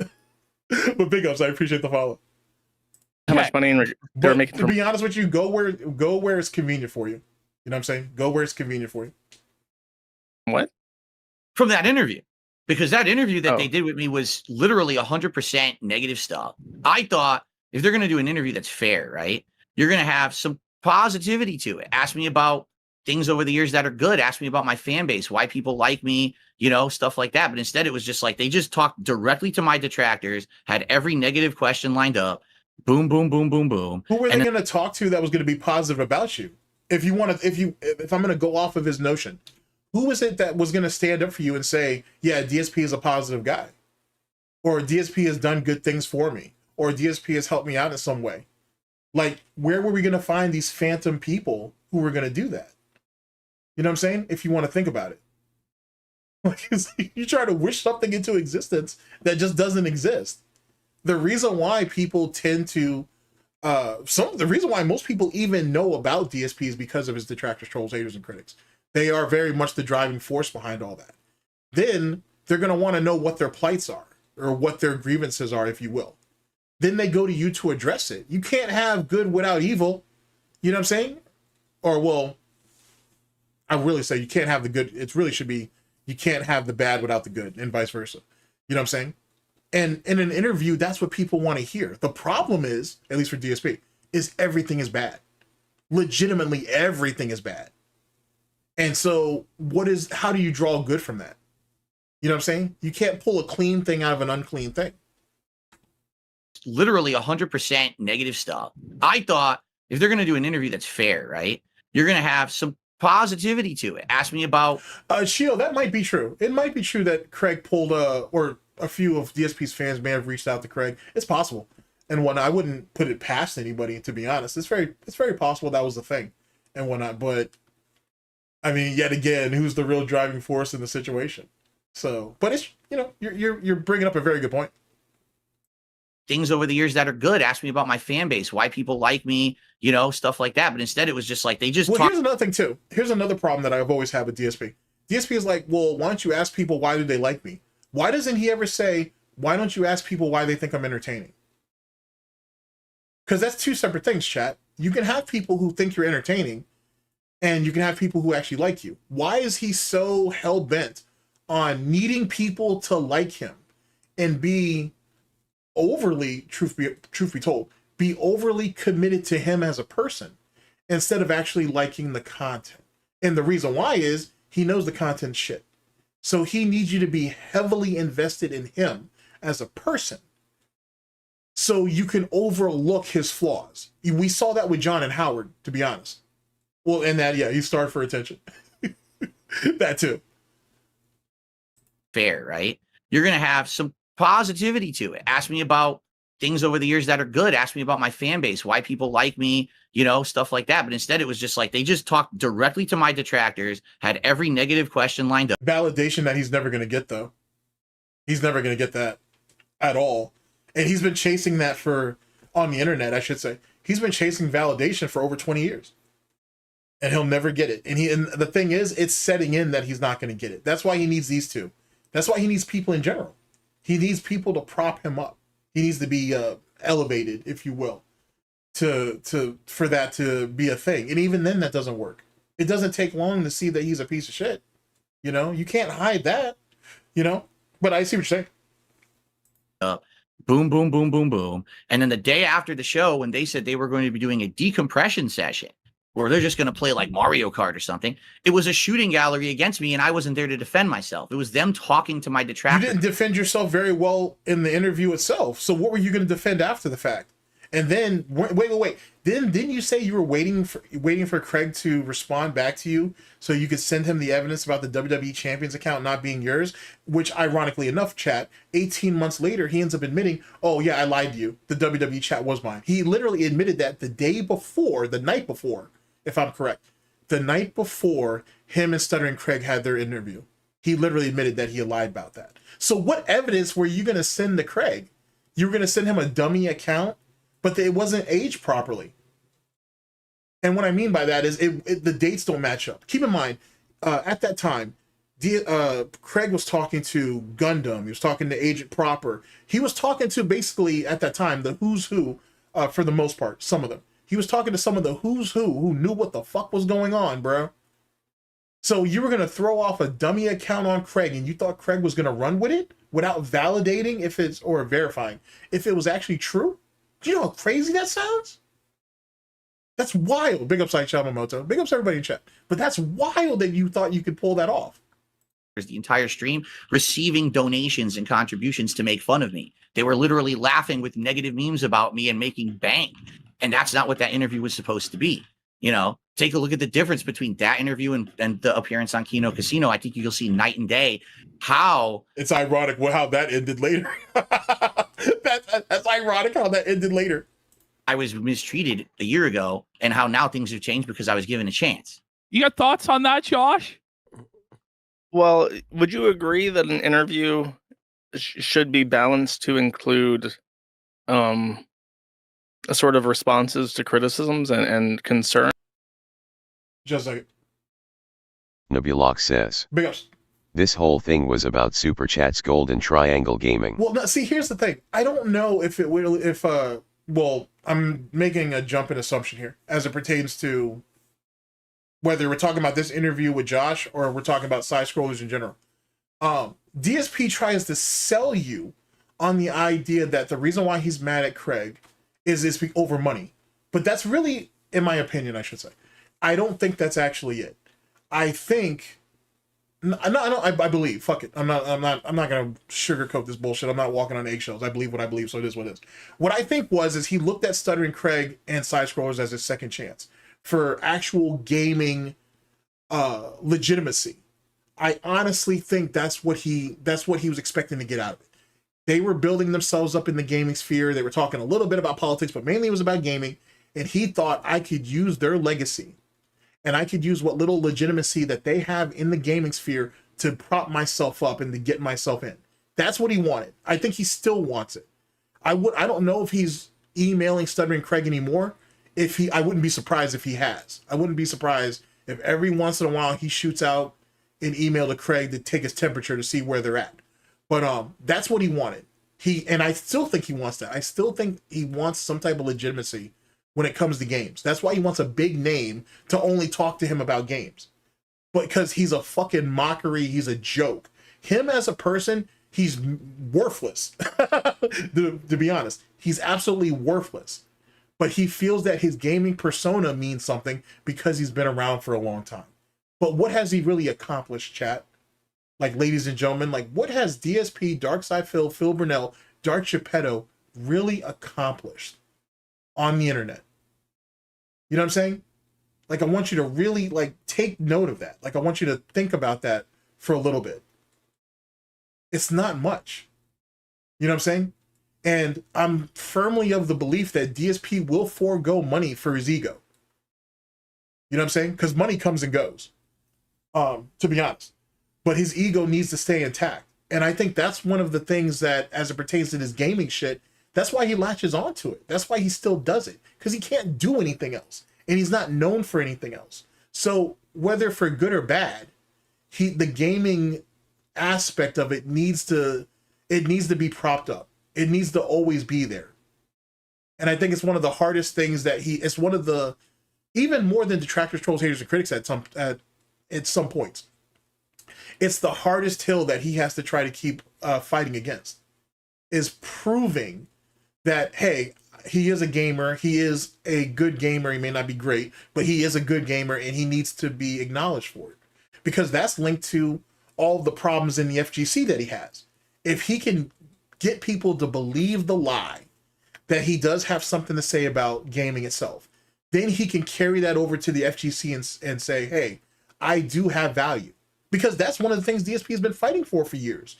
Validation and the attention and all that. But he's wanted to try to prove to the FGC that he did have something to offer.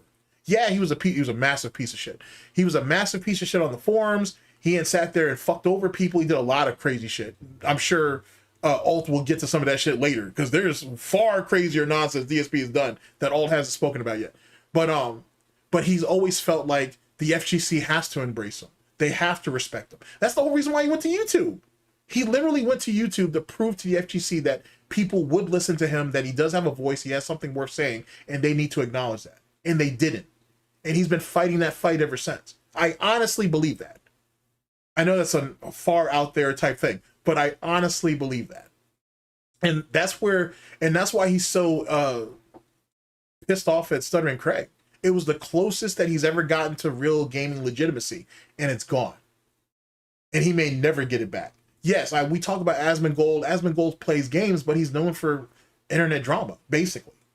And it's easy to prop yourself up on that, but he's always trying to siphon the gaming audience from all these people that he quote unquote works with. He did it with Kino Casino. He tried to do it with side scrollers. He was hoping that he could siphon off real gamers to watch his gaming slop and prop him up, and it just didn't happen. You know what I'm saying? So it's not always about money. I know I'm one of the few people who stand on that, but it's not always about money. You know what I'm saying? Don't be wrong, money's still a component though. Money's still a component, but it's not always about money with him. But that's just my personal opinion, of course. Oh, and if you guys are not following Raw Phil on Twitch, please do and whatnot. And I'm pretty sure I am, but I'll refollow him in a minute if I'm not. But yeah, if you're not following him over there, please do. And Serpent Hunter as well, since I see you in blue there. So follow him as well. And big ups. And just like general prying, because you're right, a lot of your drama is pretty personal, but oh, my bad. I think that a lot of people, if they try to talk about you at all, that's what comes up. So would it be fair to say that an interviewer should ask questions about like the bankruptcy and stuff? Of course, and we had talked about it before. Actually, hold on a second. Let me hear this.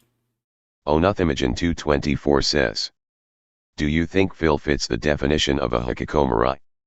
Which is someone that is isolated. Yes, physically and mentally. Yeah, absolutely. I mean, outside of the voices in his head, of course. Yeah, I think so.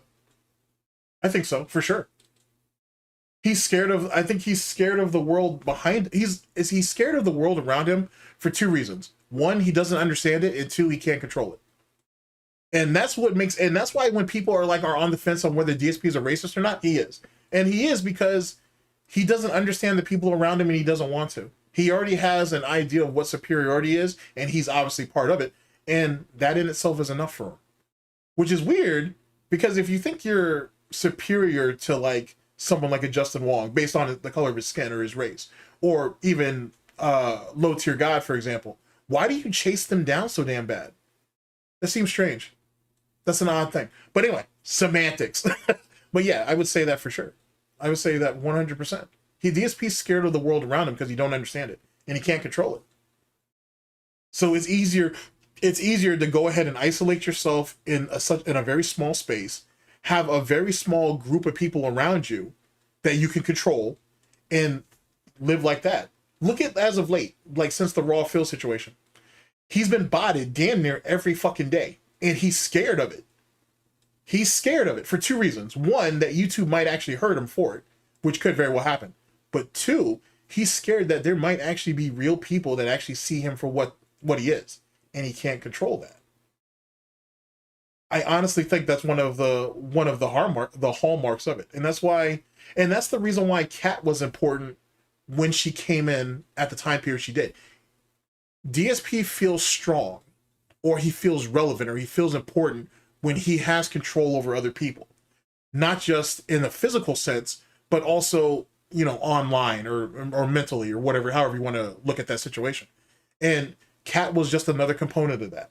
She's just another person that he can exercise some control over, because he doesn't have any real control over himself. DSP is a mentally ill person. His takes are the way they are because he's so out of fucking whack. Like, his reality and how he perceives the world and what reality is are two separate things, and he's too scared of the former or the latter, whichever way I said it. You know what I mean? That bothers him. And that's the reason why he acts out the way he does. That's the reason why he questions things immediately if it doesn't fit what little he already knows, which makes no sense. If I don't know something, I'm quick to ask a question. I don't care if that makes me look stupid. If I don't know, I'm going to ask, because I don't want to go around and say I know something that I don't.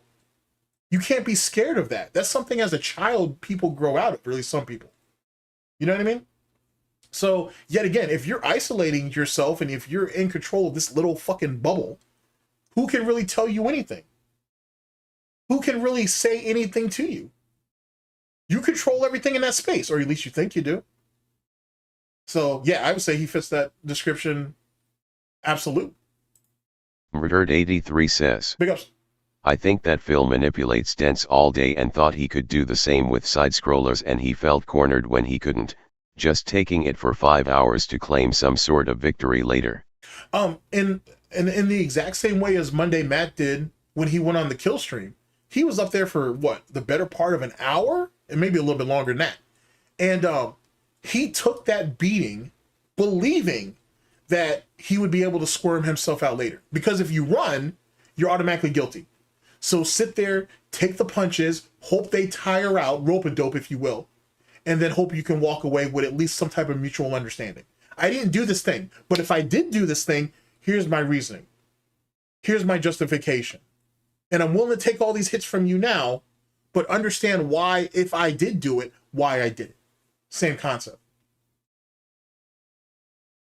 Nabulok says, Big ups. Golden Triangle Gaming, he should not be allowed anywhere near games cause he is responsible for the hand holding in games. Absolutely. Absolutely. And like, I understand when like the GDC video initially came out, and because I was one of the first people who say, yeah, DSP gonna get blamed for that shit later. And everybody's like, no, the game industry is so big and this, that, and third. And I get that. I roger that. But what we found out since the GDC situation is games have been progressively being dumbed down more and more over the years. And then, ironically enough, Medicare predicted that years before we even found out about the GDC situation. Like years before, Medicare had predicted, like, it's because of people like DSP that games are going to be made for stupid people. You know what I'm saying? And he was right, which is scary. It's scary that this mongoloid right here, his one of the things, and negative things obviously, but one of the things he may have contributed to games is the dumbing down of it. Imagine, ladies and gentlemen, you being so inept that the game industry believes, you know what? This right here is a perfect example of the modern day gamer. So let's splash everything with yellow paint. Let's give you micro accomplishments or micro incentives to do certain things to keep you playing. What happened to the days where games were challenging for the sake of challenging, and overcoming was supposed to be one of the challenges? It was supposed to be one of the points of beating the game. Now game developers and whatnot have to come up with reasons just to keep you playing. How is that a thing? Yeah, exactly. It's kind of the OJ Simpson defense. if I didn't do it, but if I had did it, this is why I did it, or this is how I did it, or this is how I would have done it. Exactly. It's stuff like that, bro. It's complicated. Like, you know what I'm saying? Like it's a complicated talking point. Excuse me. It's a really complicated talking point, because as a detractor, you're kind of straddling the line of what's entertaining and what's easy to digest, and then starting to get into like some of this meta talk, right? Like, and that's the thing. Because when you talk about DSP, it's just not DSP. It's not just his influence on gaming or streaming, or how you view money or finances, or how you view social relationships. Like, you see how all that's encompassed in there? That opens up to a much deeper conversation, and there's not a lot of people who are interested in having that conversation. And I get it. You know what I'm saying? When you watch DSP, you want to be entertained, and then you want to fuck off. I roger that. I do. But I do think that there is, and other people do as well, but there's a need for a much larger conversation to be had. You know what I'm saying? Because as much as DSP thinks people dehumanize him or relegate him to the lowest common denominator, there are, I think, some very interesting aspects of what he does, what he says, how he thinks. But I also think, and I think he thinks it too, it'll hurt him if people really expound upon that. But that's just me, though. It could be that I just talk too damn much. That's a very, very credible possibility as well. Serpent Thunder says, Big ups. Ego first, then money. Excuse me. Exactly. I honestly think that. Roachbait from 2591 says, Big ups. As Mungold saw Phil as a joke. He is a joke. He is a joke. But DSP took it seriously, though. DSP thought that Asman would maybe take him seriously, but it just didn't happen, and it shouldn't. Suzanal says, Big ups. Pigler said he's not mostly money vat D00D. Money is one of his strongest motivations. Not the strongest motivation, but it's definitely one of his strongest motivations. And that's only because of validation. Excuse me. I know he'll tell you that he needs money to live. Obviously, that's, you don't have to explain what's already understood. But it's validation too. You eat too much says, Raw Phil is still alive? Yes, he is. He's still on Kick. He's on Twitch, and he's on Rumble. Yes, he is. Most certainly. Right. I usually watch him on Rumble, because Twitch doesn't let me rewind when the shit's live. And I hate that. I hate that. Unless you're watching it a day later, then there you go. Joe18 says, Big ups. coming from gaming in the late 80s, early 90s, that pisses me off. We had such great, challenging games up until idiots like Phil were too stupid to figure things out for themselves. Exactly. But then, ironically enough, right, when you look at DSP Play retro games, this shit is clearly too hard for him. And it's like, if these hold such an, if you have such a high opinion of these games from your childhood, right, how do you not remember some of this stuff? I don't care how many games DSP plays in a year. Like, if you remember the classics, you remember the classics. If you remember stuff, you remember stuff. Let me give you a quick example. I'm going to hit a couple more comments and let's get to this video because I know it's getting long in the teeth. Think about like with Black Ops 2 currently, right? Like, I'm surprised the amount of people who forget how to mount like stairs or ladders, I should say, quickly, which all you do is you jump and knife at the same time, and then literally like it gives you like a quick boost up so you can immediately aim down sights. It's really wild to me how people forget that, right? But when you have someone like Swag, because I love punching on Swag, I love beating on him and whatever. Pause. But you know what I'm saying? I like beating on him. Pause. But the thing is about Swag is Swag talks about how he's such a fan of classic CODs, but that's not true. His first Call of Duty was Modern Warfare 3, the original one.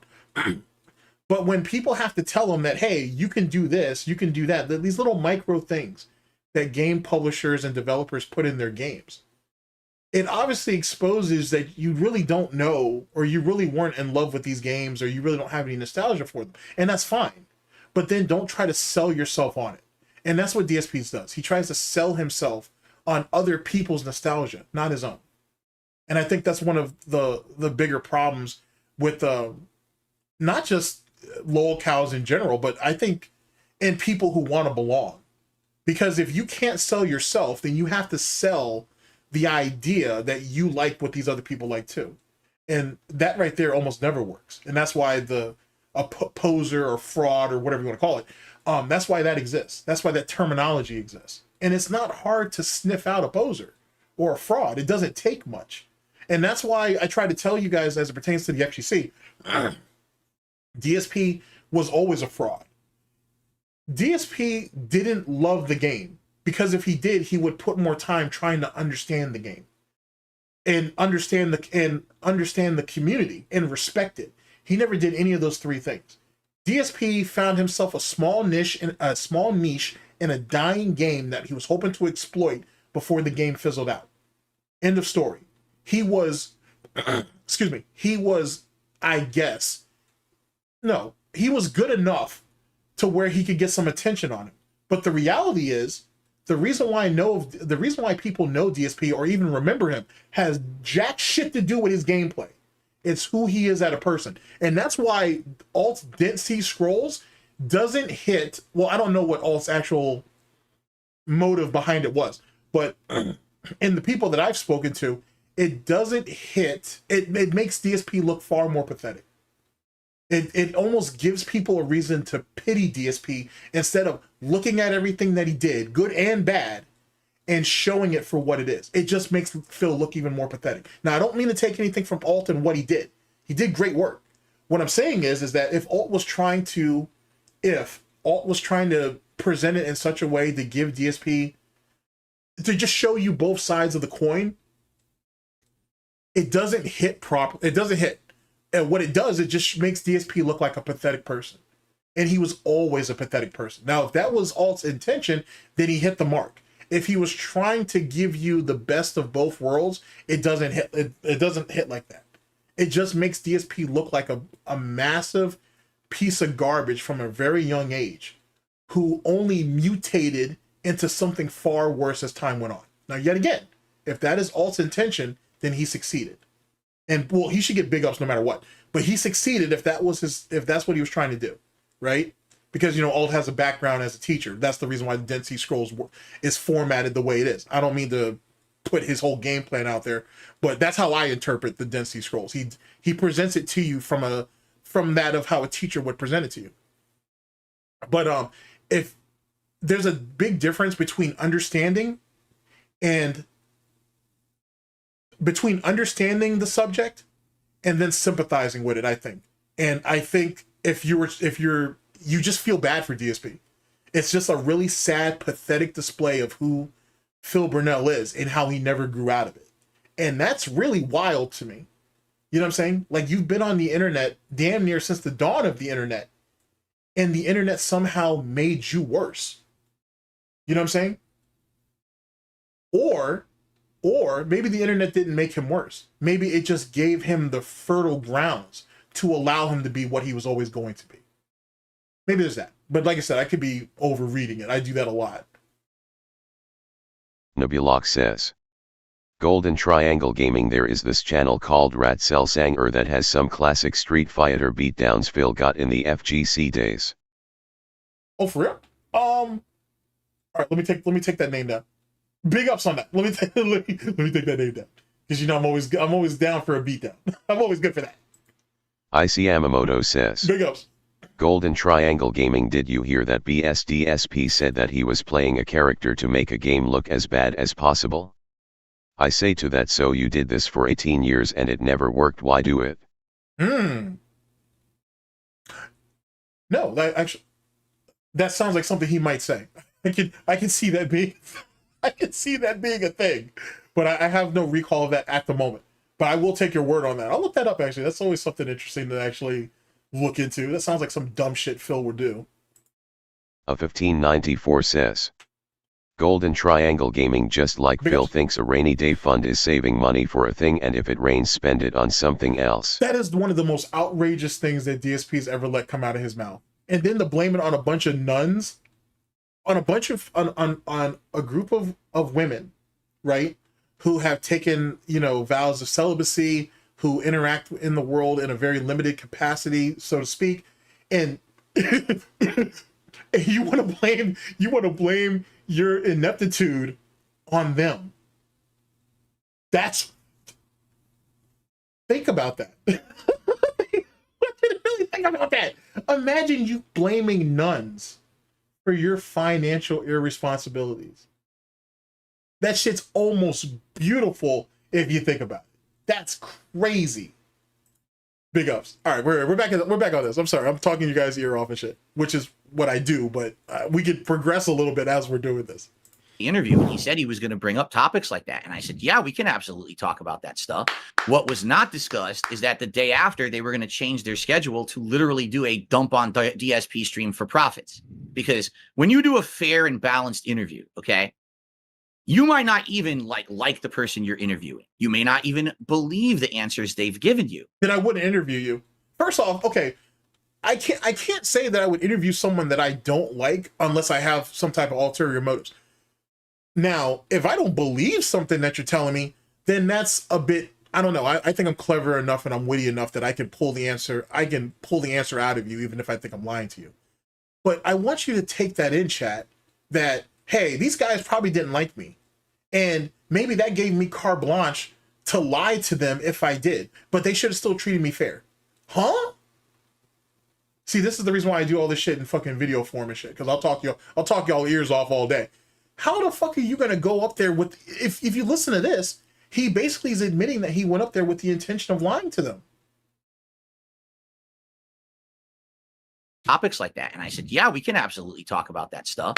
What was not discussed is that the day after, they were going to change their schedule to literally do a dump on DSP stream for profits. Because when you do a fair and balanced interview, okay, you might not even like the person you're interviewing. You may not even believe the answers they've given you. But in order to have it be a fair and balanced interview, you cannot then immediately present a one-sided argument after the interview is over. What's supposed to happen is the audience is supposed to watch that interview and judge for themselves. Which they did.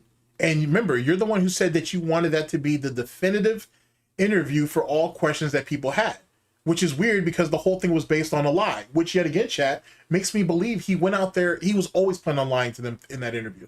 It didn't matter if it was 2 hours, 5 hours, whatever it was. He always had the intention of lying to them. Exactly. Yeah, big ups, Yamamoto. Exactly. Is it believable? Is it not? Do I believe his answers? Do I not? What they did is they literally did the interview, and the next piece of content they made was, we don't believe anything Phil said. Let's dump on him all day. So immediately the entire audience says, oh yeah, Phil's a scumbag. But that's not true though, because the interview has more views than the show they did the next day. So what are you talking about?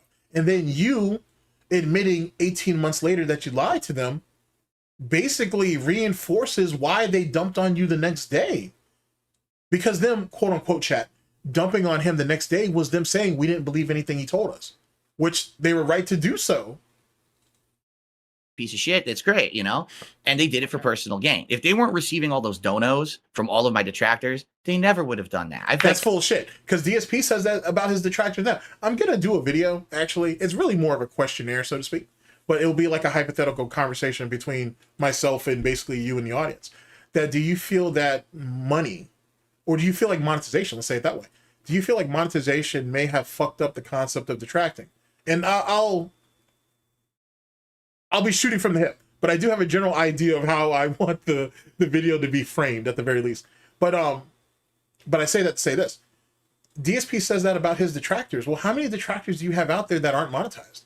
How many detractors did this before they even got monetized? How many people who did this before Big Up Smith Bear? Oh, see, okay, it works. Yes, Big Up Smith Bear.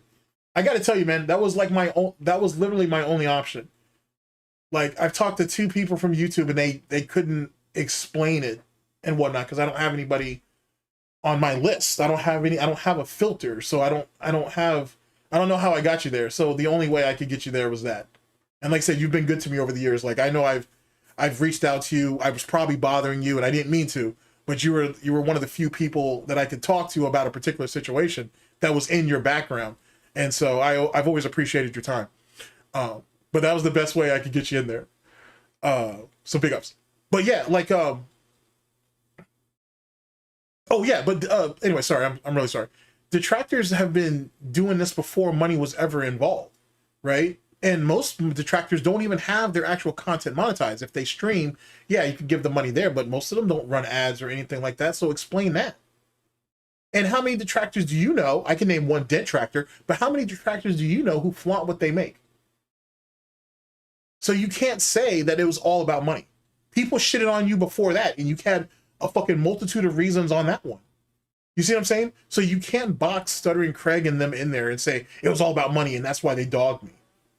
That's just not true. It's disingenuous for the sake of being disingenuous. In fact, if it might have gone the other way, and they probably would have spun it the other way positive. Whatever was good for them. So if there was no money, they would have been on my side. Hear this. Hear this. And the next piece of content they made was, we don't believe anything Phil said. Let's dump on him all day. So immediately the entire audience says, oh yeah, Phil's a scumbag. Phil's a piece of shit. That's great, you know? And they did it for personal gain. If they weren't receiving all those donos from all of my detractors, they never would have done that. In fact, if it might have gone the other way, and they probably would have spun it the other way positive. Whatever was good for them. That's how they handled it. Well, we'll let Josh respond to that, and then we'll move on from the side scrollers thing, because I think at this point it's neither here nor there. It was over a year ago. Yeah. Want to say anything to that, Josh? How do you guys feel about it? Actually, how do you guys feel about doing see, I've done the video multiple times and shit. And I think I have the finished version of it. The last time I did it, which is long as fuck, by the way. All right, let me hold off on that. I kind of want to do a live react on stream, and then you guys will get my video later and whatnot. I'll do a longer, and I'll eventually unleash that fucking gargantuous video later on that bullshit. But how do you guys feel about that? How would you guys feel about having a side scrollers interview stream, and we just go over that whole thing? Jesus Christ, that's gonna be so fucking long. That's gonna be so goddamn long. Oh man, it'll be fun though. You guys will kind of actually get my first thoughts on it. Before we move on, yeah, I mean, I'm not 100%. Especially with everything that's happened since then. I've compiled, and I've piled on so much more shit since that interview. Jesus Christ, Phil, I'm gonna smack the shit out you. Familiar. I'm not sure if there was something that was said that you said after the interview between those two streams, or if that was just like they did stream A and then. Yeah, I advocate Ice and any other detractor, troll, hater, or critic. Go do it. What is posture? Oh, that's fantastic. Oh my god, it's so good. Anyway, sorry. You know I'm easily amused. I advocate for any detractor, troll, hater, or critic who has not gone over the side scroller interview, please do. Please go over the side scroller interview and then what they did after the fact. And take everything that we know now and apply it to what happened back then. I think it's fantastic. And then I'll go even further than that. any detractor, troll, hater, or critic who's already done it, it's been a couple years. Maybe in the upcoming future, consider going over it again with a fresh set of eyes. I advocate for stuff like that. Absolutely. You know what I'm saying? Because your opinion changes as the circumstances change. So whether you're seeing it for the first time or you've already done it and whatnot, I do advocate for people to definitely do that for sure. It's going to be a long one though. Like that's going to be a beefy stream. That's going to be a beefy one. So, you know, whatever your time slot is that's comfortable, expect to run over. It's going to be long for sure. Stream B, because I vaguely remember that they were responding to something that you had said. Real quick, and that's the reason why DSP's past will always haunt him, because the more my personal philosophy is, the more you know about DSP in the present, the more you can apply to what he's done in the past. And that I feel like it's one of the reasons why he can never get a foothold anywhere. I honestly feel like that's the reason why. Because his past, his present, and his future are so detrimental to him that past Phil is always current Phil is always trying to blame past Phil for all of their faults, while also trying to prop up what he considers success. Future Phil is always going to deal with past and current Phil's bullshit, while also trying to distance himself from those things. And you just can't win. You know what I'm saying? It's like a war of attrition within himself. And you can never outrun your past. Just accept it. Accept that you did these things, and accept that there'll always be some piece of shit like myself that will always bring it up and laugh at you, or call you out and use it as a blueprint for what you're going to do later. You have no choice. You're not going to stop me, right? And you can't run from it. So just accept it, own it, deal with it, live with it, because it's not going anywhere. That's just the reality of it. But this posture, though, I don't know. This is kind of sus. This is kind of sus, Phil. And you're with that, and with your lesbian haircut here, I don't know. It's kind of zesty, bro. It's kind of looks like what is it that LTG would say? Let's look kind of zesty. Look kind of zesty. After that first stream, but when you are live streaming, you know, if people are giving you super chats and feeding you information, agreed. You know, that's just what the conversation is going to be about, even if you didn't intend for it to be that way. And it's not necessarily like a profit motive, more or less. It is just like that's what is there to engage with as a broadcaster. I think an interesting place to start would just be to ask you, Josh, generally what your feeling has been on Phil's detractors and how Phil's detractors have interacted with you and the Kiwi farms. Yeah. How have you felt about that, Josh? Like, what are your thoughts on that? All right, wait a second. Two things before we let them answer that. Joe18 says, oh yeah, True Seekers is a good one too. Don't forget that, as much as Phil bitched about side-scrollers doing a decompression stream after, he stole that idea and started doing that after each one of his interviews after, for the money. For the money, yeah, agreed. It's something that that's a great catch on your part, Shio, because that's something that very few people bring up. Robotic Gentleman 1970 says, Golden Triangle gaming. The internet didn't make lol cows. The internet just allowed us to see lol cows be who they always was going to be. It's better than reality television. Big ups. Joe18 says, oh, shit, big ups. I'm guessing that's one of the reasons he keeps trying to retcon past events. Past Phil continues to fuck over present and future Phil, so he has to try and change the already cemented history. Exactly. Well said. All right, chat, we're back at it. Well, definitely, I think DSP as a point of fascination was already kind of behind by the time that the Kiwi Farms was kind of broadening out from just Christian. Like the glory days of all those Street Fighter clips where Phil is like genuinely angry and like screaming about like the online lag and stuff. I think that stuff was already kind of in the past, because even like Phil has like 6 years plus history before the Quickie Forums was even a thing. So he had been around for a while, and by the time that the forum was up and running, I think Phil just got, you know, everyone gets older. I'm 30 now. I know what it's like to get older and just kind of not be so rambunctious. But I think Phil just kind of wait. All right, chat. I want to put a pin in this, because this is going to be kind of important later. Josh tells DSP how old he is at the 9-minute mark, but DSP later on in this interview says, "I'm 40." I can't remember if he says he was 42 or 43. I can't remember now. But he said, I'm 42, 43. I'm not sure how old you are, Josh, but I'm 42 or 43. Josh told you how old he was. You weren't listening. You may have heard him, but you weren't listening to him. Sorry, I love pointing shit like that out because Phil really act like people don't explain shit to him, and they do. He's just not paying attention. Up and running. I think Phil just got, everyone gets older. I'm 30 now. I know what it's like to get older and just kind of not be so rambunctious, but I think Phil just kind of like aged out of that and calmed down. But he still carried this contingent of just like really difficult people.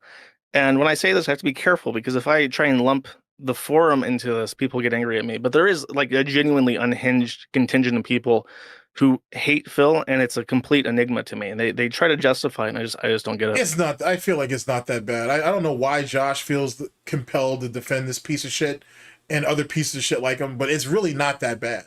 You know what I'm saying? Like, it's not like people were using the farms to fucking do gay ops to kill Phil and shit, string him up and fucking cut bacon strips off his back. That wasn't a thing, bruh. It wasn't. And people on the fucking, and the moderators were on top of that bullshit. It's not like they just let that shit happen. It's not a thing, bro. Not like that. And I get it. Josh is going to look at the world through his own eyes, through his own, lenses, the way I'm going to look through mine. But that it wasn't like that. It really isn't. It was a lot like DSP.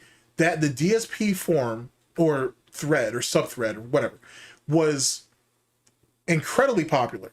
And when I say incredibly popular, I don't mean like, I'm saying like, I'm not saying it was eclipsing the site itself, because that's not true. But what it did is there was a lot of people from a lot of different other threads who did peek in there. They may not have spoken, right? They may not have written anything, but they definitely went through. You go through the Girl Worlds thread, for example, and DSP's brought up quite a bit, as well as people who were on the DSP thread contributed over there, as well as other places, right? And I think Josh looked at it as, this shit is getting way too fucking out of hand. The shit that's been happening to DSP over the years, I think is becoming too much of a problem. Josh had a bunch of heat on him because of Liz Fawn Jones and fucking Keffels and all that other nonsense. And he needed control. He needed to try to rope that ship in. And when he put out the edict that, hey, go to another thread, find something funny and bring it back to me. It's like, I'm sorry, what's this, a homework assignment? Most of those guys were already in other threads. They were already participating in other stuff. It wasn't DSP 24/7. And I didn't like how he tried to paint it like that's what it was. Like, you know what I'm saying? I never stood on that or stood by that because it wasn't true. You know what I'm saying? And now, and he, I don't know. It's his site. You know what I'm saying? He can run it the way he wants to run it. You know what I'm saying? And I respect what he's gone through. But I didn't like how he handled that situation. He should have known better. He's been online and he's been persecuted himself long enough that he should have known better. That's all I'm saying. Well, you don't like he gradually became, or he's becoming, the thing that he hates. That's all I got to say right now. think that Phil should die, Josh? No, I don't. Do you think that Phil should be allowed to make money online, Josh?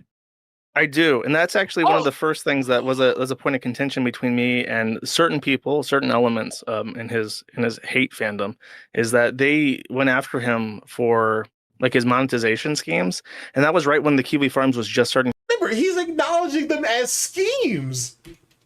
Certain people, certain elements in his hate fandom, is that they went after him for like his monetization schemes, and that was right when the Kiwi Farms was just starting to get deplatformed from payment processors, and it really angered me to see, like, you're doing to this guy what is happening to me, and I wouldn't support it for myself, obviously, and I don't support it for him. And then they would counter that by saying, well, he's like pignatized his viewers and he's extracting money from them from lies. And it's like, well, if you give DSP money and he says, I need money, and you give money to him, you don't really then get to decide, well, he should only spend it on XYZ. Wait. And I've never agreed with this. Chat, if I came to you tomorrow and said, hey guys, I don't know, whatever lame brain scheme that fucking a Dent or a lol cow would come up with. Whatever. Let's say hypothetically, I put up a goal saying I need 10 grand. And I give you guys, and you guys are like, okay, you need 10 grand? Damn, Gold, that's a lot. What do you need it for? And I say, oh, I need it to save my house. I need it to pay back taxes. I need it for groceries. I need it for a medical reason. Whatever excuse, all those things DSP has kind of said at one time or another. Any excuse you want to come up with, right? And you're like, okay, well, in good faith, okay, I'll throw in my bit. You know what I'm saying? Whatever, if you chose to do so. And whatever. And I then, as that gradually goes on, I keep coming up with more excuses and more reasons why I need this money. And then I start saying, well, hey, if I don't get this money, I'm going to stop making content. Or I'm going to have to stop making content. Let's say it that way. I'm going to have to stop making content for whatever reason. You know what I'm saying? And I just keep putting up, I keep fear-mongering you guys more and more and more, right? You're going to eventually feel a certain type of way about it, as you should. Like if I say I need this money for this thing, then you're expecting me to spend it on this thing. Now, if I come back to you guys later and say, hey, there was money left over just for the sake of transparency, then that is what that is. But as long as the main thing is taken care of, that's it. That's not what DSP did. DSP formulated a situation. I got back taxes. I need to save my house. And he expected that shit to stretch for years. He expected that shit to stretch. What's up, Fox? He expected that shit to stretch for years. And that's the problem. Because after a while, where do you separate? When do you not need help? When are you finally going to be self-sufficient? Well, DSP's never been self-sufficient. That's the problem. You know what I'm saying? That's the issue. And that's what people have an issue with. If he gets paid for being bad at games, hey, so be it.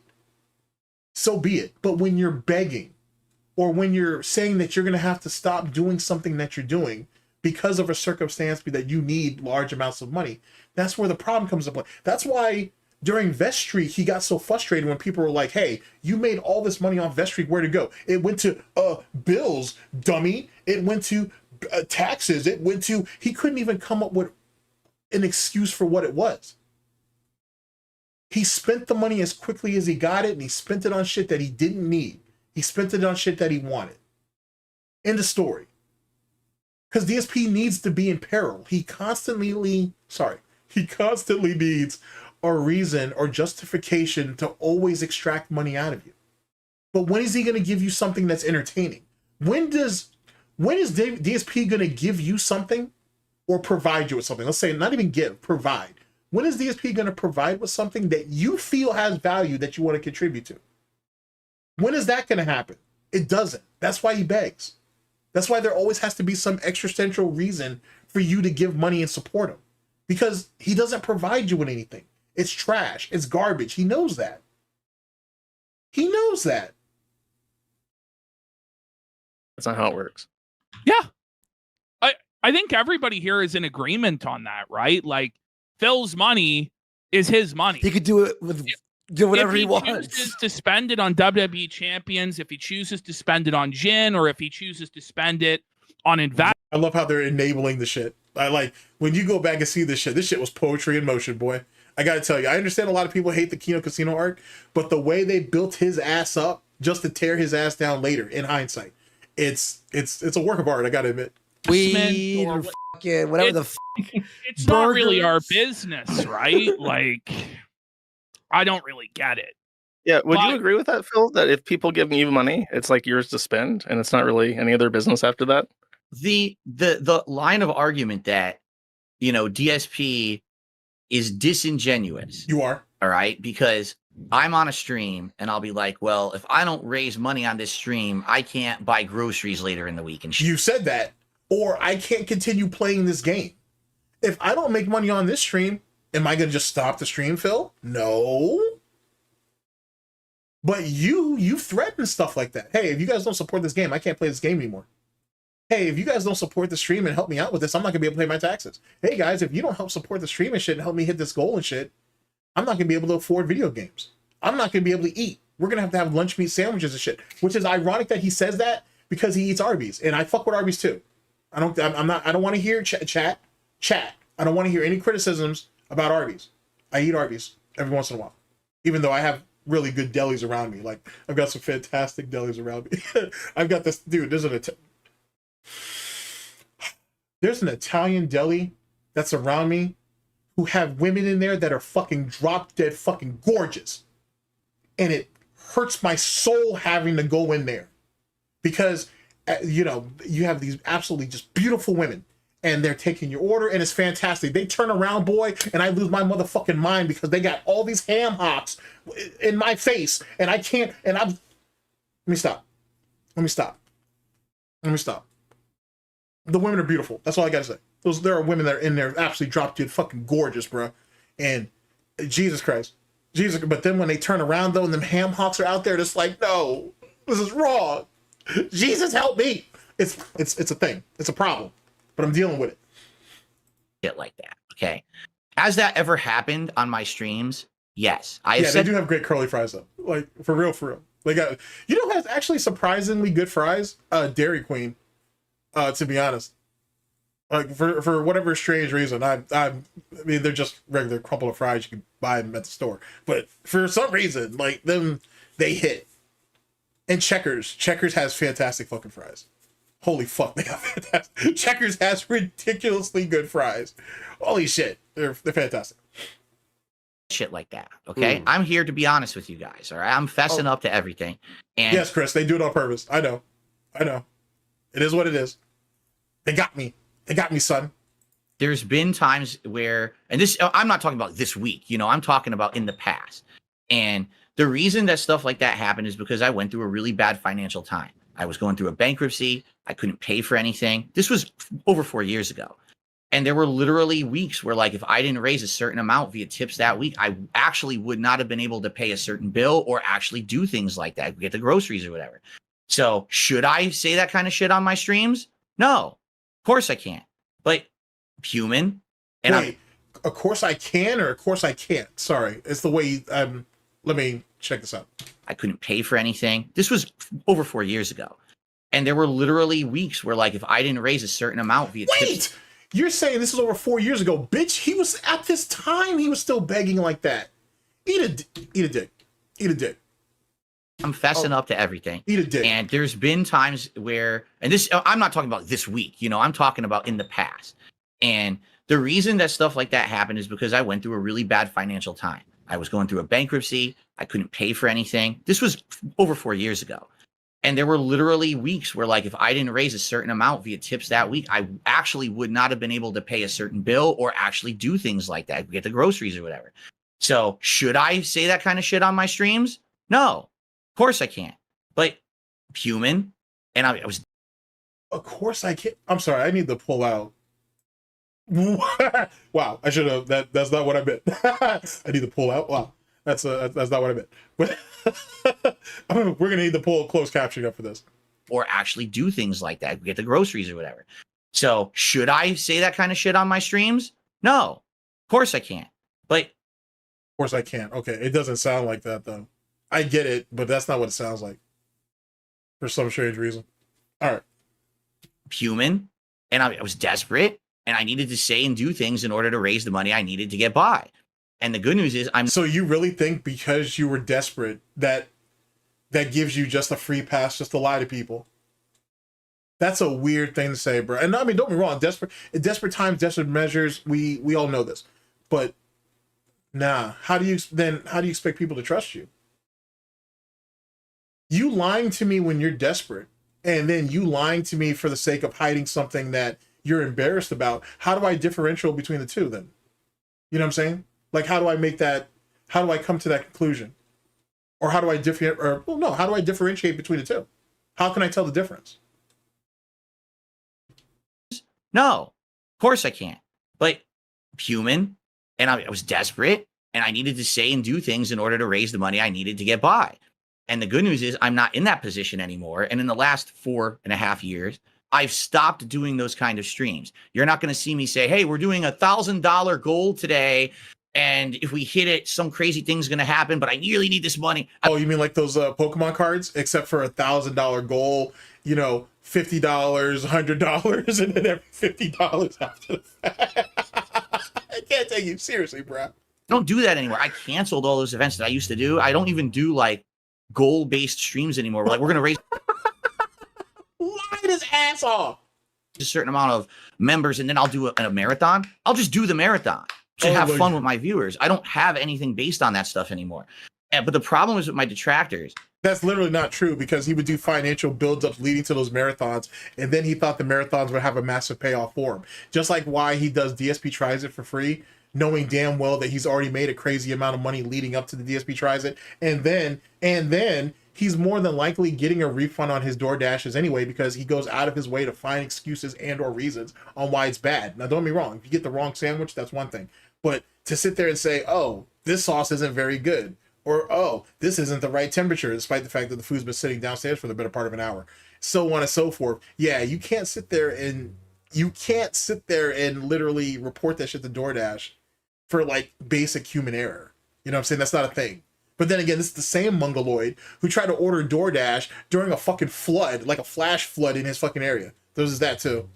They're living in the past. To them, everything is black and white. So the fact that I did stuff like that in the past, your past dictates your present. Either you learn from it or you repeat it. It's as easy as that. But I've changed for the better, doesn't matter. I did it. I'm guilty of it forever. So to them, I'm still that guy sitting here every day saying, oh, please give me some donations so I can buy groceries. That's the issue I think they have with me, but it's not valid anymore. That's not the modern DSP. But that then again wouldn't fuel the content. I think Josh has said something to. And then, you know what? And that right there is kind of amazing, being what PPP established in him later with the whole sire bullshit, the whole, the King's Coffords and all of that nonsense. Like, do you know how crazy this is in hindsight when you really think about how these two molded DSP later over the span of those 8 months? That's ridiculous. That's ridiculous. He's probably bouncing back and forth between two accounts. I've thought about that too. Lock and Stratos says, Big ups. You would think DoorDash would blacklist his account by now. Clearly he's scamming. He's probably bouncing back and forth between his account and Cat's account, or whatever. You know what I'm saying? Which is a thing. Like me and Asian GTG know people who do that shit. They'll bounce around multiple accounts and shit, and to do all that nonsense. So that's a thing. That's a thing. That's not something I participated in, or Asian GTG, but we know we have friends who've done some pretty shifty shit and whatnot. When you have peoples come over with like 100 chicken McNuggets and like 20 McDoubles and shit, and a bunch of 2 bags full of fries, it makes you question, why did you do this? But then the fries are still hot, they're perfectly salted. I'm not gonna say no to a McDouble, and I'm damn sure not gonna say no to nuggets. So it is what it is. It is what it is. I'm a sinner, chat. I'm a sinner. The effect of, honestly, they're just jealous that you're able to make money online. Is that a fair assessment of what you said, Josh? And do you want to kind of respond to what Phil was saying there as well? Yeah. I'll ask that first. Because you brought it up. I have made the point that I think I think that, to be clear, there's a stratification in terms of people who don't like you. There are people who just kind of like observe and who have good humor about it. But then there are people who I believe are like genuinely low intelligence, like mentally stunted people. And they are genuinely jealous in a way that you make enough money off of playing video games that they wish they could do. And I think that stirs on a lot of resentment from the absolute worst of your hate fandom. If Josh really believes that, that's some wild ass shit. I gotta tell you, that's some wild ass shit. That's some wild shit if he really believes that's true. Would you agree with that there are people like that? Thing is, I don't know these people, right? But I mean, you just have to observe. You observe patterns of behavior. I mean, this guy. So then that could be said for you. Then that's a double-edged sword. You shouldn't have said that, Phil, because that works both ways. I mean, we suspect that you swing both ways, but like you're more likely just gay though. But like that swing, but that pendulum swings both ways on that, Phil. If we're gonna go ahead and just observe a pattern of behavior, which is what you do every day, and you've done it for weeks, for months, for years, then one would come to the conclusion that this is an established behavior, and it's not an act, it's not a stick. This is just what you do, right? Duty in the last 3 days has made like over 20 videos. Is I don't know these people, right? But I mean, you just have to observe. You observe patterns of behavior. I mean, this guy Duty in the last 3 days has made like over 20 videos about me that he monetized, and it's like, 20 videos about one person in 3 days, something is going on there. That's not normal behavior. That's a motivated behavior. Something is going on in that man's mind. Either he genuinely. And so all those late nights that you were in Kino Casino's chat when you should have been in bed or should have been in bed with your wife or sleeping or whatever, what does that mean, chat? What does that say? I'm just asking. Hates me, or there's something else happening there that you would make that much negative content about someone in a short period of time. I don't know if these people really have issues in their minds, if they just have a grudge. Who knows? Maybe they just saw the dollar signs behind it and Oh, wow, boy, that I again. can literally beat up on this guy so much, and now we're making so much money on it. But what's happening? And that's even ironic in hindsight, because what does DSP accuse Kino Casino of? Oh, their audience are full of retards and fucking stunted people, and they're taking advantage of them, this, that, and the third. Which is strange, because DSP was literally trying to poach their audience for those same people. So what does that say about you, Phil? Semantics. We'll cross that bridge. We'll cross that bridge when we get there. Now slowly as the camera's turning back towards these people, and they're like, oops, we our skeletons are rolling out of the. Oops for what? Okay, so Duty gets exposed. So what? Duty doesn't speak for me, and I don't speak for him. So that means jack shit. That means nothing in the overall scheme of it.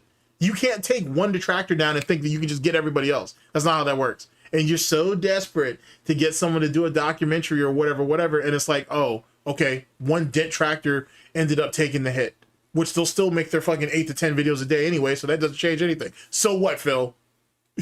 It's not how that works. It's not.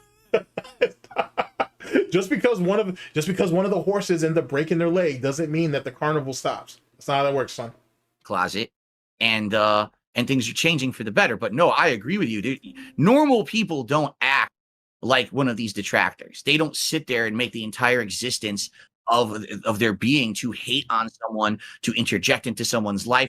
Not Yet again, just because one person does that doesn't mean everybody does it. like, oh, they made fun of me because I Or did even a small demographic, to be honest, whatever. Just because a detractor does it doesn't mean that detractors do that. something stupid on stream today. No, it's like my wife is ugly and fat. He's doing this shit behind I mean, she is fat. the scene. It's all personal stuff. Well, it goes that's beyond the- even just making fun of you, right? Like where it really starts to get bothersome from people is, for instance, we have the bank leaks where they're hacking your bank account. And and we have like the situation with the Comcast guy and stuff like this. Go ahead, Josh. Go ahead. Do you want to redirect to something else? Okay, fair enough. But yet again, no one advocated for those two individuals to do that shit. And you know what I'm saying? Like, if they went out and got the information, dropped that shit off and bounced, then what do you say about that? I don't have any control over that shit. The Comcast guy was a little bit different of a situation where he wanted to ask Pats or whatever. I don't advocate anybody doing anything that can get you arrested, that can lose your job, that can somehow disrupt or hurt your particular way of life. Not for no locale, to be honest, let alone DSP. And I'm sure that most detractors would feel the exact same way. But so you can't hold the DSP detractor community responsible for what a few people do. If Duty goes off on the handle on whatever retarded bullshit that he's doing, I don't have to stand on business for that shit because he don't represent me. And I don't stand by what he does anyway. So that has nothing to do with me. So you can't sit there and blanket everybody like that. If DSP doesn't want all of his audience to be looked at as dense and retards and fucking mouth droolers and all that bullshit, well, like I said, the pendulum swings the other way on this side of the fence too. You can't pick and choose. Yeah, I wanted to ask because I saw, when people heard that I was going to be talking to you. There is actually a suspicion, Stan, that like the Comcast thing really wasn't what people made it out to be. I don't know. I'm not even really I get there's all kinds of strange conspiracies that float around on that one, but that is what that is. I got a lot of people who are either angry. If that was the case, though, too, like if I did if I did have that type of control over DSP's internet, boy, I'd have stretched that shit out. I would have stretched that shit out for long enough to where I have DSP regimented into dealing with it, and then I just shut that bitch down and be out.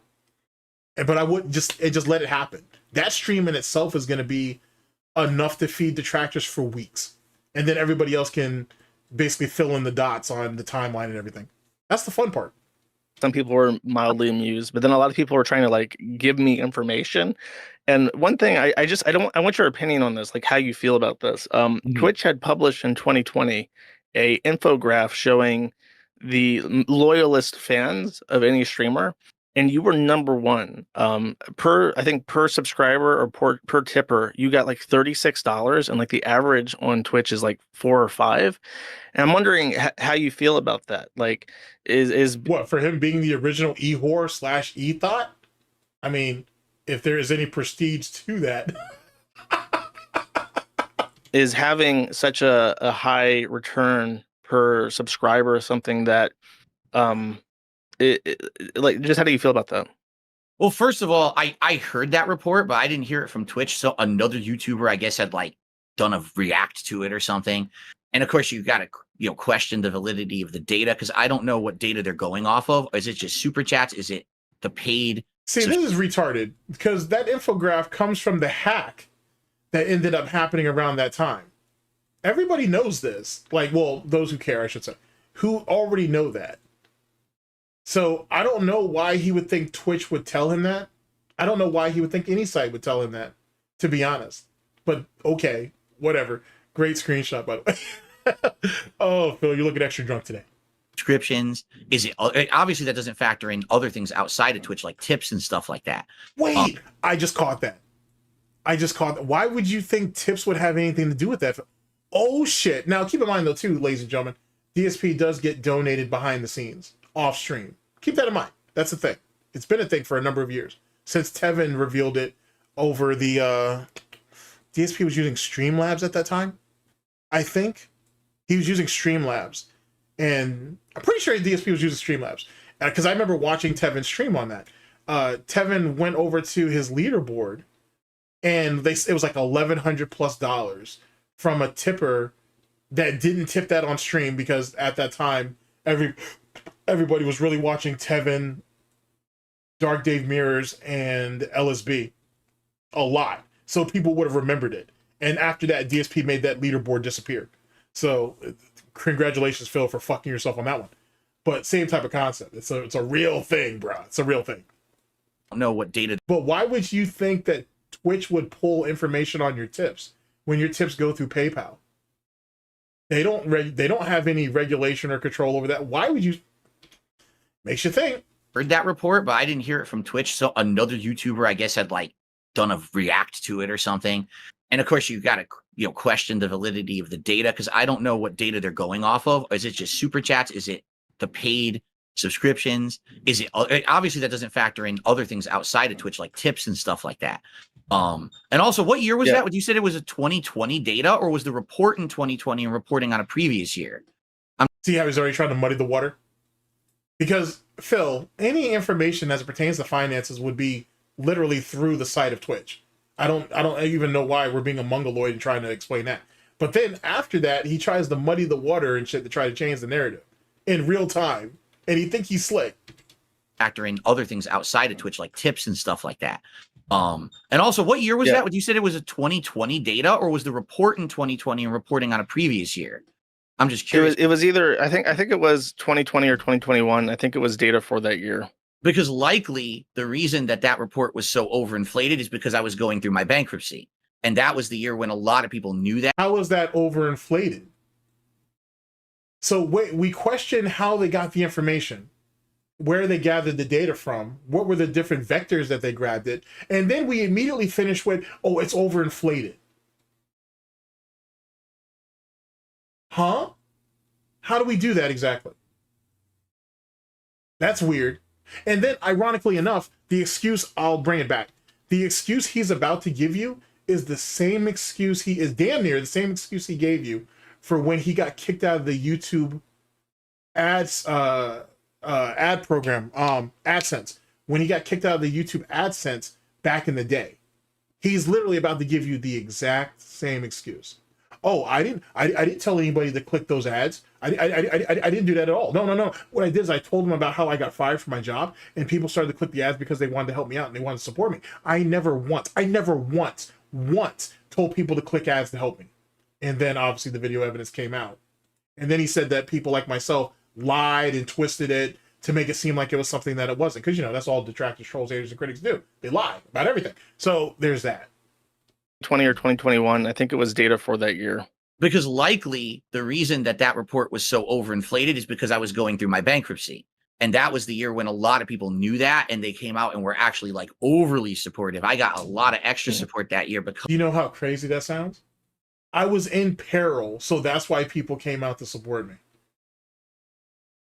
And so if people came out to support you, overly support you because you were in peril, then how are those numbers inflated or even overly inflated? Chat, I know. I'm just asking questions. And maybe that's too much already, but I'd like to know. I'd like to know. report was so overinflated is because I was going through my bankruptcy. And that was the year when a lot of people knew that, and they came out and were actually like overly supportive. I got a lot of extra support that year because of that. I'm not saying that the report was inaccurate in any way, shape, or form. You just did, though. You said that it was overly inflated. Do you not know what inflated means? Chat. I'm just wondering. I mean, because he could legitimately be retarded, because maybe we don't know what inflated means. Maybe he doesn't understand the term questioning its validity. Or maybe he doesn't know what that means either. It's possible. But I think here's like overly supportive. I got a lot of extra support that year because of that. I'm not saying that the report was inaccurate in any way, shape, or form. But I think here's the weird thing. You're right. I'm not a giant guy. I don't get 2,000, 3,000 viewers on a stream. I barely get 1,000 views on a video that I upload to my channel. Oh my. But wait, chat. I thought Raw Phil was stealing his views for years. And Raw Phil was stealing his money. And that's why he couldn't get the views that he deserves. And that's why he got mad that when Kino Casino gave him the redirect, it was Raw Phil's fault for that. I thought that's what that was. Aw. You're right. I'm not a giant guy. I don't get 2,000, 3,000 viewers on a stream. I barely get 1,000 views on a video that I upload to my channel. Yet I'm still able to make a living doing what I'm doing, and I do pretty good for myself. You know, well, how is that possible? Because I've been in the game for 16 years. This is gonna. I do pretty well for my chat. Oh, I love this shit. Chat. He does pretty well for himself, despite the fact that at the beginning of this, which was probably many hours ago, because you know me, I talk too damn much.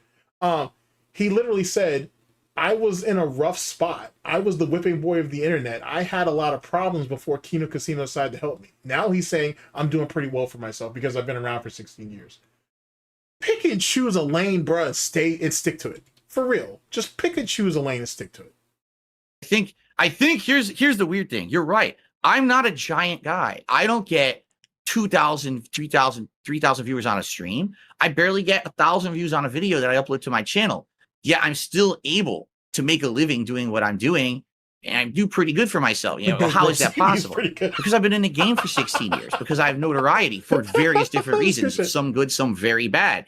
But my fan base has been along for this ride with me. They've seen the ups and downs. They like me as a person as well as a whole lot of downs. They want me to succeed. When they see that, get it? A whole lot of downs. Okay, let me stop. I'm sorry, chat. That was rude. That was disrespectful. I'm not sorry for nothing. That's what happens when you have dents around.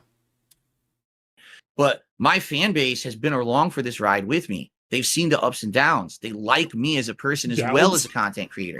They want me to succeed. Oh my God, when they see that everyone is against me, but I still persevere, they see it as an inspiration to them.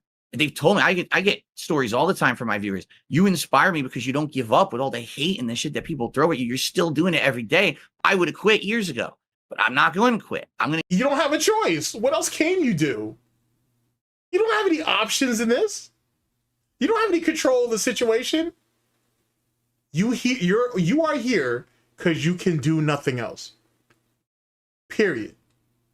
You're too scared of going back into the workforce because there's too many people out there that are going to be able to identify you, right? You're too lazy, or you lack the motor skills to be able to do basic shit in the workforce, even at an entry level. Mentally, you're cracked. Holy fuck, you're cracked mentally. So there's no one's expecting you to be able to do any paperwork or inventory or anything like that. You're stuck. That's the reason why you can't quit. That's the reason why you can't stop, because there's nothing else for you in life. There's nothing else for you. I put that on everything. Keep going. I'm the kind of guy that's motivated by adversity. So that's why these people like me for who I am. They're going to support me no matter what. It doesn't matter if I'm streaming on Twitch, which I'm not anymore. Now I'm on YouTube. It doesn't matter if I move to Kick or whatever. I have a core group of very... Oh, that's right. He wasn't even on Kick at this point yet, was he? Funny. I forgot about that. He wasn't even on Kick. He wasn't even on Kick yet. He was still flirting with it until Andy, big ups to Andy. What did he call you, Andy? He called you some stuttering crackhead ape or some bullshit, whatever it was he called you. But like, that's ironic though, because Andy was the one that helped him with the whole dual stream setup. He literally walked him through that. But Andy's just a stuttering oaf that's on crack, right, Phil? That's what you said, right? It's not crack, by the way, Phil. It's coke. And it's weird because you come out of that era, so you should be able to tell the difference between the two. You know what? We're just splitting piggy hairs at this point. very supportive people who want to see me succeed no matter where I go and no matter what these detractors say about me. And would you say that makes you grateful? Are you like... Absolutely. I am the luckiest dude on this fucking... Eat a dick. Or what these detractors say about me. I don't care what the detractors say about me, but yet you bitch about it like every day. Every day. Now I'm on YouTube. It doesn't matter if I move to Kick or whatever. I have a core group of very supportive people who want to see me succeed no matter where I go and no matter what these detractors say about me. Aw. And would you say that makes you grateful? Are you like... Absolutely. I am the luckiest dude on this fucking planet, in my opinion. Like, dude, I started on YouTube at a time when I was incredibly lucky to ever get seen. I blew up at the right time. You played the system. Whatever. We're splitting hairs on that. I stayed pertinent for bad reasons instead of good. And now here I am in 2024, and I'm finally for the first... So then why are you... Well, wait! You heard what he said. He stayed pertinent for bad reasons. So if you know this, then why are you crying about it? It sounds like you've already accepted your fate. So what's the problem? Incredibly lucky to ever get seen. I blew up at the right time. I stayed... He imploded, really. He really self-destructed, if you will. Stayed pertinent for bad reasons instead of good. And now here I am in 2024, and I'm finally, for the first time in 10 years, getting a turnaround. I am the luckiest fucking dude. I am so grateful to my core audience who kept me going. You're not selling that. I'm like, Andy's like, yeah, this is bullshit. PvP is like, the hell is this I'm smelling right now? Josh don't even give a fuck. He's already checked out at this point. Come on, Phil. You got to be able to sell the lie better, son. Going for that crazy long time when it was just hate against me. I owe everything to them. My whole setup, half this stuff I worked with people to design, or they donated it to me. You know, all this shit is all help from my audience. I am the product of... Oh, yeah. Actually, I'm glad he said that, because this right here, right, the soundproofing, that was the dragon who snaked him, right? That was Darksydephil who did this, right? That was all Darksydephil who put that down. Says a lot. But didn't he initially try to sell the soundproofing as he bought it himself? What's up, Jesse? Boy, that's some crazy shit, man. That's some crazy shit. I owe everything to them. My whole setup, half this stuff I worked with people to design, or they donated it to me. You know, all this shit is all help from my audience. I am the product of a community of people working together to make something awesome for each other. That's so scary to think about. Imagine knowing, not thinking, chat, but knowing that it was literally a community of dents is what propped him up to be what he is. That's pretty sad when you think about it. But you are the tribe that you attract. So there's that too. As opposed to I'm just the guy out here to put out content to print money. That's never what it's been about. That's always what it's been about. I were to become like overnight wealthy, what if... That's what it's always been about. You literally made a video when you got fired and how you said that the job market shit, and you're gonna basically keep making content because it's the only way that you can make a living for yourself. Did we forget our own lore? We might have. Together to make something awesome for each other, as opposed to I'm just the guy out here to put out... Is that what it is, chat? They're out here making an awesome situation for each other, so that's why no one gets any Pokemon cards, right? That's why he keeps all of it, and then he has these outrageous gotcha schemes to get the money out of them in the first place, and all that, right? That's what this is, because this community that he's so grateful of. Is that what that is, chat? I think that's what that is. Me, you know, all this shit is all help from my audience. I am the product of a community of people working together to make something awesome for each other, as opposed to just I'm just the guy out here to put out content to print awesome money. for each other. That's never what it's been about. I've even said if I were to become like overnight wealthy, what if I won the lotto? I would still stream. I wouldn't stream as much as I do, but I would still stream because I love it. I love my community. No, he doesn't. He would stream just so he could show out and be like, "See, I finally made it. I'm where like Kai and fucking Ninja and all them guys are at. He'll be in their tax bracket and whatnot." Now, do I think he's going to turn off donations? No, hell no, hell no. He says he will, but he won't. But he will stream just to rub it in people's face. All these years of you people shitting on me, all these people saying how much of a bad person, I don't deserve anything, I don't deserve a good life, I don't do any of this. I got my golden ticket. Now I'm rich. And then, excuse me, he would just put out veiled threats about wanting to sue people and yada, yada, yada. Nothing would really change. Doing it for the love of it, as well as making a living. It's not just a job for me. And I think people was that computer that you got? Was that a viewer gift? The weird triangle computer? Yeah. That's weird because I thought he said he bought that PC though. Isn't that what he told us initially? Because there's two of them, and didn't he try to play it off like he bought both of them, but one of them was gifted? Hell, for all we know, both of them were gifted because he was trying to get them. Remember when he was doing the PC building streams and whatnot, and he was basically trying to, they would look at prices of parts and this, that, and the third, and what's compatible, what wasn't. And obviously, for any of you who know, he was really just trying to bait somebody into either buying the components, putting the PC together for him, and then sending it to him, or him getting a pre-build. Womp womp. Yes, weird triangle computer. It looks like a cube or a mini fridge or something. It looks like a prop from a video game that you like pull out of the ground, like a sci-fi thing. It does. It's crazy. Yeah, but no, that's again 100% donated.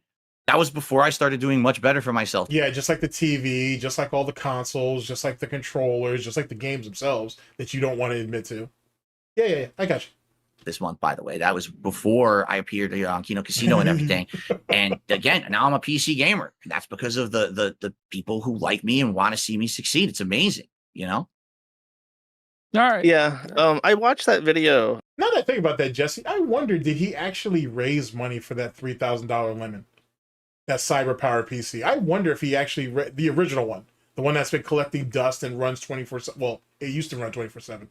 Now these other two do. I always wondered if he actually raised that money up too.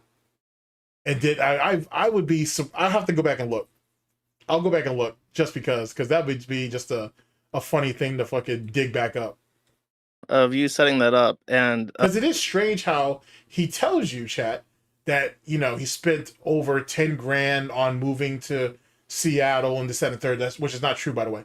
That 10 grand that he's talking about is the money it took to move him and Panda, move all their stuff, and then buy new stuff to furnish the home. That's what the 10 grand really is. It's not just to move across country. It's a lying piece of garbage.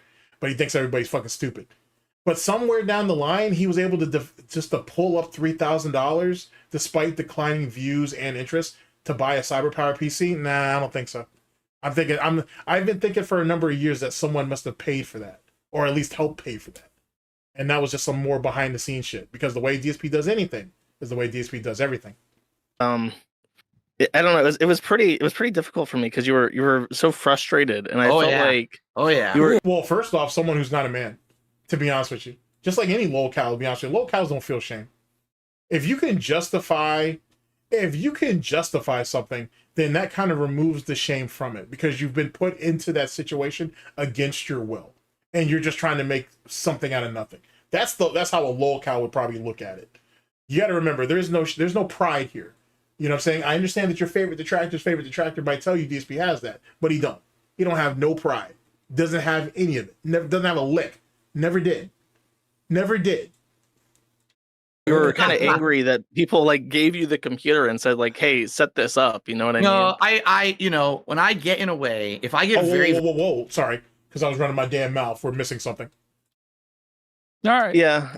I watched that video of you setting that up, and I don't know. It was pretty difficult for me because you were so frustrated, and I felt like Oh yeah. You were kind of angry that people like gave you the computer and said like, "Hey, set this up." You know what I mean? No, I, you know, when I get in a way, if I get very, very frustrated over something, usually that comes out when I play Street Fighter. If I'm playing Street Fighter and there's lag and so I lose to a fucking guy who I know I should have beaten, I get so frustrated. But in that case, here's the thing. We've been trying to do this for years to get me a gaming PC and get it set up. And of course, out of the box, there's issues. It's like, Jesus, of course I can't just set this thing up normally and have a nice stream for my viewers. It's got to be the most frustrating fucking thing. So then you turn around and blame the viewers and call them shitheads and all that. Are you going to address that part? But I get, you know, Or is that just part of your abusive behavior? And that goes back, chat, to what we were talking about earlier in the stream about how he probably handles Cat off stream, or at least how he used to. I get, just like everyone, I get too emotional, I get heated, and I say dumb shit. The next day, which you probably don't know. Oh, so that's how we excuse it? Oh, I get conflustered. You know what I'm saying? I get angry, I get frustrated and shit. And I say stupid shit, and one more, like, you see, that sounds like an abuser just trying to wave off. Oh, you know what, chat? I didn't mean to fucking smack the shit out of you. You know me, when I get angry, I get frustrated, this, that, and the third. But now that we're past that hump, everything's good. I won't lay a hand on you until I get frustrated again, and then you might get hit. That sounds like absolute fucking abuser type fucking shit. What the fuck? The fuck? He's lucky that Cat don't sit there and hammer his head in his sleep. If he slept. You don't sleep much. Maybe that's why. Maybe that's why. Maybe that's why you don't sleep very much. Have a nice stream for my viewers. It's got to be the most frustrating fucking thing. But I get, I get, just like everyone, I get too emotional, I get heated, and I say dumb shit. The next day, which you probably don't know, Josh, I publicly apologized for it on my podcast. First thing next day, I actually felt really bad about it after having calmed down overnight, and everyone forgave me for it because they're like, that's... Oh, everybody forgave you for it. Everybody forgave him for it. Okay. Phil when he's heated. We see him doing that when he's... Yeah, exactly. So, exactly. Sorry, officer. I got heated. Yeah, that's what the cops are going to hear when they put them braces on you. That's what... Yeah, they're going to let you say that all the way to the precinct, Phil. Frustrated with Street Fighter. We understand it carried over to that night, But you're right. I like being called out when I do things like that because when I realize after the fact, oh shit, I fucked up, that's going to make me a better person. You know what's funny? He's completely sidestepping the fact that he was a fucking retard, and that's why he couldn't set up some basic shit that like a 10-year-old could. It's kind of funny how we're completely sidestepping what people could literally laugh at him for the main thing that he quote unquote apologized about, so we could try to wipe this off the board. Like the pignosis can be strong if you let this shit go. Kind of stuff I don't mind being criticized on. But when you got detractor channels that are just complete libelous bullshit every day, stuff that's not even close to being true, that's where it's like really frustrating because I can't stop that. Let me interrupt you because this was requested of me. There is something called defamation. If you hurt somebody's reputation, it's called defamation. If it's written, it's libel. Yeah, but DSP doesn't know the difference, and he probably doesn't even remember that, so that doesn't matter. If it's spoken, it's slander. But both libel and slander are both forms of defamation. Someone begged me to correct you on this because it bothered them so much. Oh, see? That's because I'm saying libel because I actually reacted to a video yesterday on my React show where Cardi B sued that YouTuber who was a commentary YouTuber and just kept talking shit about her for years. Well, that's a whole different story though. Like, what's her name? Something K. She went completely... No, it wasn't like she was just talking shit about her. She went and found a chick who allegedly had dirt on Cardi B. She said something like she was a roommate or some bullshit. And came out on her show and said all this wild ass shit.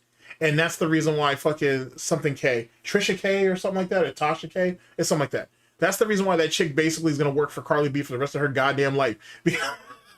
Because of that nonsense. No, it wasn't just what she said. She went way off the fucking she went way off the pasture with that bullshit.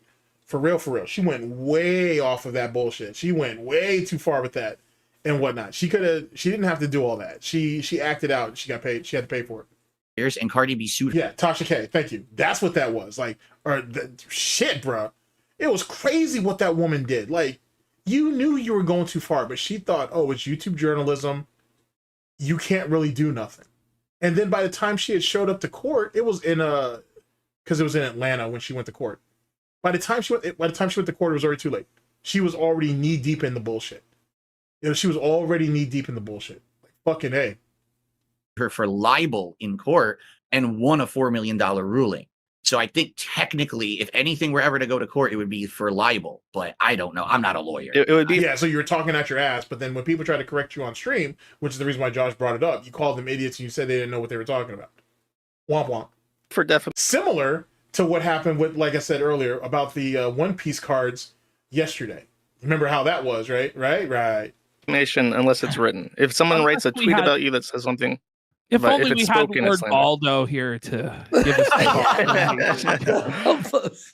But So, guys, do you mind if I ask Josh a few questions Go about ahead, Kiwi? go Farms? ahead. One Go second. ahead. 1 second. Volseer, thank you for the 20 subs. And Tetrabacks for 10 subs. Big support. big Thank you. support. Awesome. Let's get some subs some for subs. Josh And great and conversation. And LB. look at how DSP is absorbing all that shit. Look at how he's absorbing all that shit. He was peeping the game plan from the rip. That's so crazy. being So here. far, I hope you're enjoying this, everyone. All right, go ahead, Phil. Okay, so Josh, to preface this, I want you to understand something. I know absolutely nothing about you. Okay, I really don't. I don't go outside of my own realm of existence, my streams and my content, to That's a find lie. out about You people read your thread. who are involved in the That's- drama sphere around me. I That's try literally to not stay true. out of it. I That's really, literally really not, do. That's literally not true. You're literally doom scrolling on Twitter looking for someone who may have slighted you or someone who was way more popular than you and whatnot, and you wait for their downfalls. What the fuck are you talking about? That's insane that you whatever. That's insane you say shit like that. And obviously, we know you're the owner and operator of Kiwi Farms. I know from personal experience of people sending me over there saying, "Oh, do you know this is on there about you? This is Wait. How did they send you over there? And I thought you said you don't leave your own bubble. You don't engage in drama. But you admit to engaging with the farms?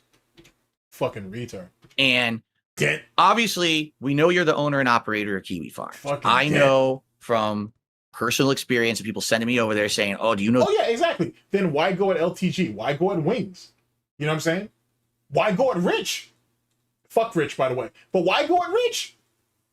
this is on there about you? This is on there about your family. This is on there." That's how I know of your website. What I like to do is have a civil conversation with you now a little bit about where did Kiwi Farms come from? I don't know why. Maybe this is just me and I'm just not noticing this. I didn't know that DSP had an insert for Kino Casino in the background. That's gay. That's gay. You're gonna promote another man's shit? Wait. You're gonna promote another man's shit on your setup, right? But whenever someone says, "Hey, check out my streams under your stream," you get mad at them and shit. That's crazy, bro. I never really noticed that. That's kind of funny. Like, what was your original What a idea for the suck up. site? Why did you set it up?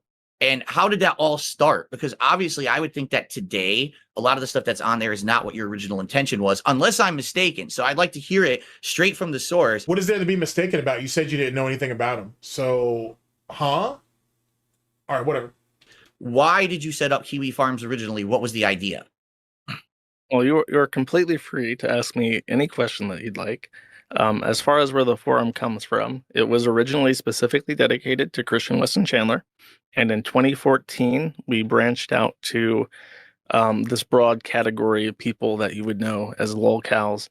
And I think even now it's even Here's the broad. funny part. I'm not sure if you guys are peeping game on this, but I've been wanting to point this out for a while. It's funny how PvP and Andy were typing to each other during this whole interview too, and they might have been they might have been typing to Josh as well. It's kind of funny how they were doing this that whole time. I'm not sure if you guys ever noticed that, but it's kind of funny. It's basically anyone online who's kind of like a celebrity, communities online. As long as people want to talk about them, there's a space for it on the forum. So you're saying that when it was, by the way, what year did you start the website originally? It was not started by me. It was originally Oh. a companion forum to a website called the Quickie, which was a wiki based off Encyclopedia Dramatica, specifically for Chris Chan. The Oh. forum was a companion discussion forum for it. So what are you gonna do, Phil? You're gonna call him out for piggybacking off somebody else's success and making his own? And why is this I want you to if you guys can see my pointer or my mouse, my pointer. I want you to look at this eye right here. Let's go back 5 seconds. I want you to pay attention to that eye right there. Dramatica, specifically for Chris Chan. The Oh. forum was a companion discussion forum for it. Why is this shit blinking independently of this eye? Like that's like, goldfish do shit like that, right, Phil? What is that about? In 2013, I took over as administrator, and I've been administrator ever since. And you do own and operate the site. You own it. You have control of it. I am the top dog. Okay, very good.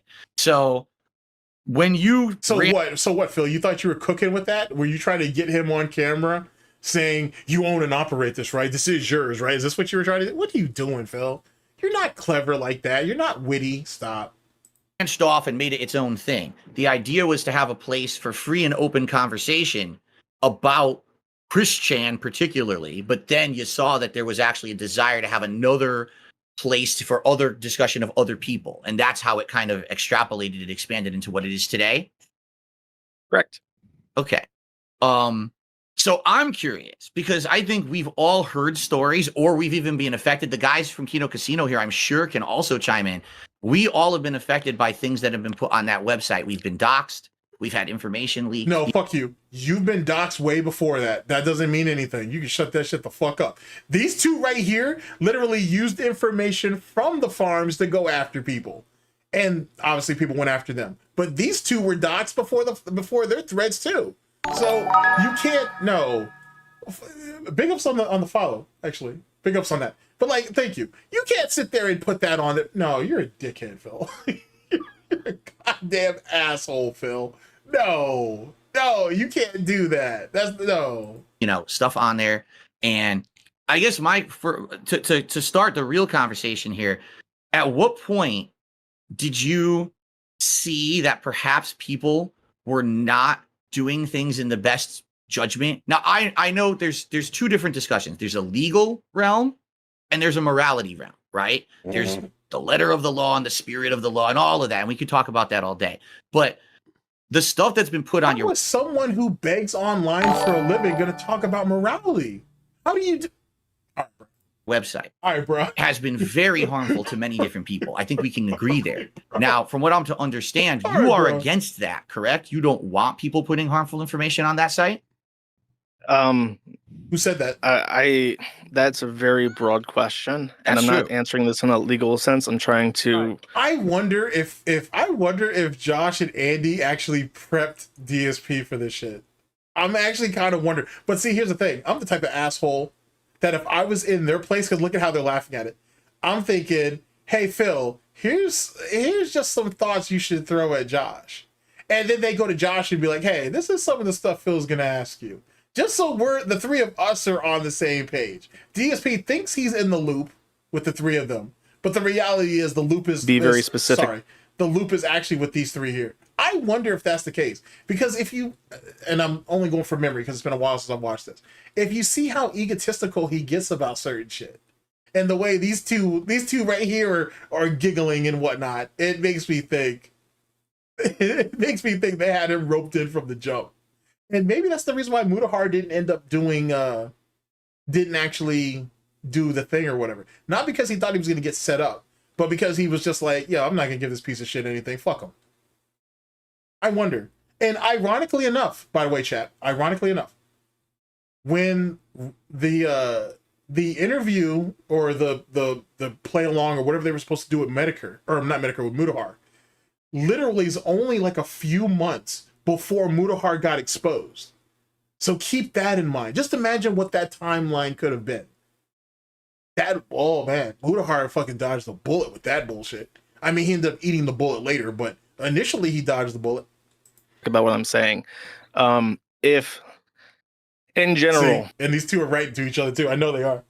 You know what I'm saying? I've watched enough of you two separately and together to see how this shit plays. Now, from what I'm to understand, you are against you that, can't even hold this shit. You don't want people putting harmful information on that site? Andy again. Andy. That's a very broad question, and I'm not answering this in a legal sense. I'm trying to be very specific about what I'm saying. If, in general, if harm comes from information, for instance, there was somebody who had a thread. Yeah, absolutely. Gundam said the same thing. Said the same thing. Maybe it was a Gundam. Who worked at a Walmart and who posted pictures of themselves online, I'll just say behaving inappropriately at their job at Walmart. These pictures made it onto the forum, and he was literally walked into the boss's office. Oh And yeah, speaking of which, did you guys hear about that Taco Bell outbreak? That's crazy, son. That's fucking nuts. Jesus Christ, bro. Ironically enough, like a week ago, I wanted a chalupa so bad, but I ended up passing it up, and I ended up going to this nice little Mexican spot, bro, where they make like banging chalupas and chimichangas. So I ended up having that instead. But god dog, bro, I could have been down bad, man, if I had had that Taco Bell, bro. I could have been hurting. Shit. Help. Help. Walmart, and they showed him his Kiwi Farms thread and these pictures he had posted online, and he was fired. So that is ostensibly harm that arose because of information on the forum. But can you really say, well, that shouldn't have happened? Or even that's a consequence of the Kiwi Farms, or is that a consequence of his own actions? If harm comes from information, almost always it was inevitable, regardless of if it was on the forum or if it was on Twitter or whatever website. Now, that's one thing, and I am perfectly okay with that. If harm comes about as a result of as a natural consequence of something that has already happened, not caused or instigated by users on the forum, there are no quandaries about that in regards to the law or to morality. Now, as far as people on the forum instigating harm, causing harm, I don't like that. Okay, wait. Sorry, I gotta bring his thing back. I gotta bring his whole explanation back. Because here's the thing. He says that if something was already pre-established, which is basically fucking you up, that's your fault. Meaning you put out information of your docs, you told people where you live, you gave people your full name or your phone number. That's your fault. That's your problem, buddy. But if the site instigates anything, he has an issue with it. Okay, I roger that. Here's the thing. Most of the shit on DSP's thread is shit he did himself. And a lot of it has the video evidence that links you to it. So if that's the case, Josh is kind of going against his own, not morality, but his own code, theoretically. A lot of the shit that DSP deals with daily is his own shit. It was stuff that he did either on the internet at large or on YouTube. And it came back to haunt him. A lot of his FGC shit's over there too, or at least some of it. So you can't, I don't know. If I was ever able to talk to Josh, I would have to push back on him on that. Because there's a bit of a problem with that one. Inevitable, regardless. I get what he's saying, but a lot of what the wounds that DSP is dealing with is self-inflicted. Anything else, those are outside factors, and the thread has never encouraged that or even signal boosted. So how do they take the blame for something like that? That's not really fair. I don't know. That's just me. So if it was on the forum or if it was How was Phil's Ozempic face? What's up, Robert? It's pretty terrible.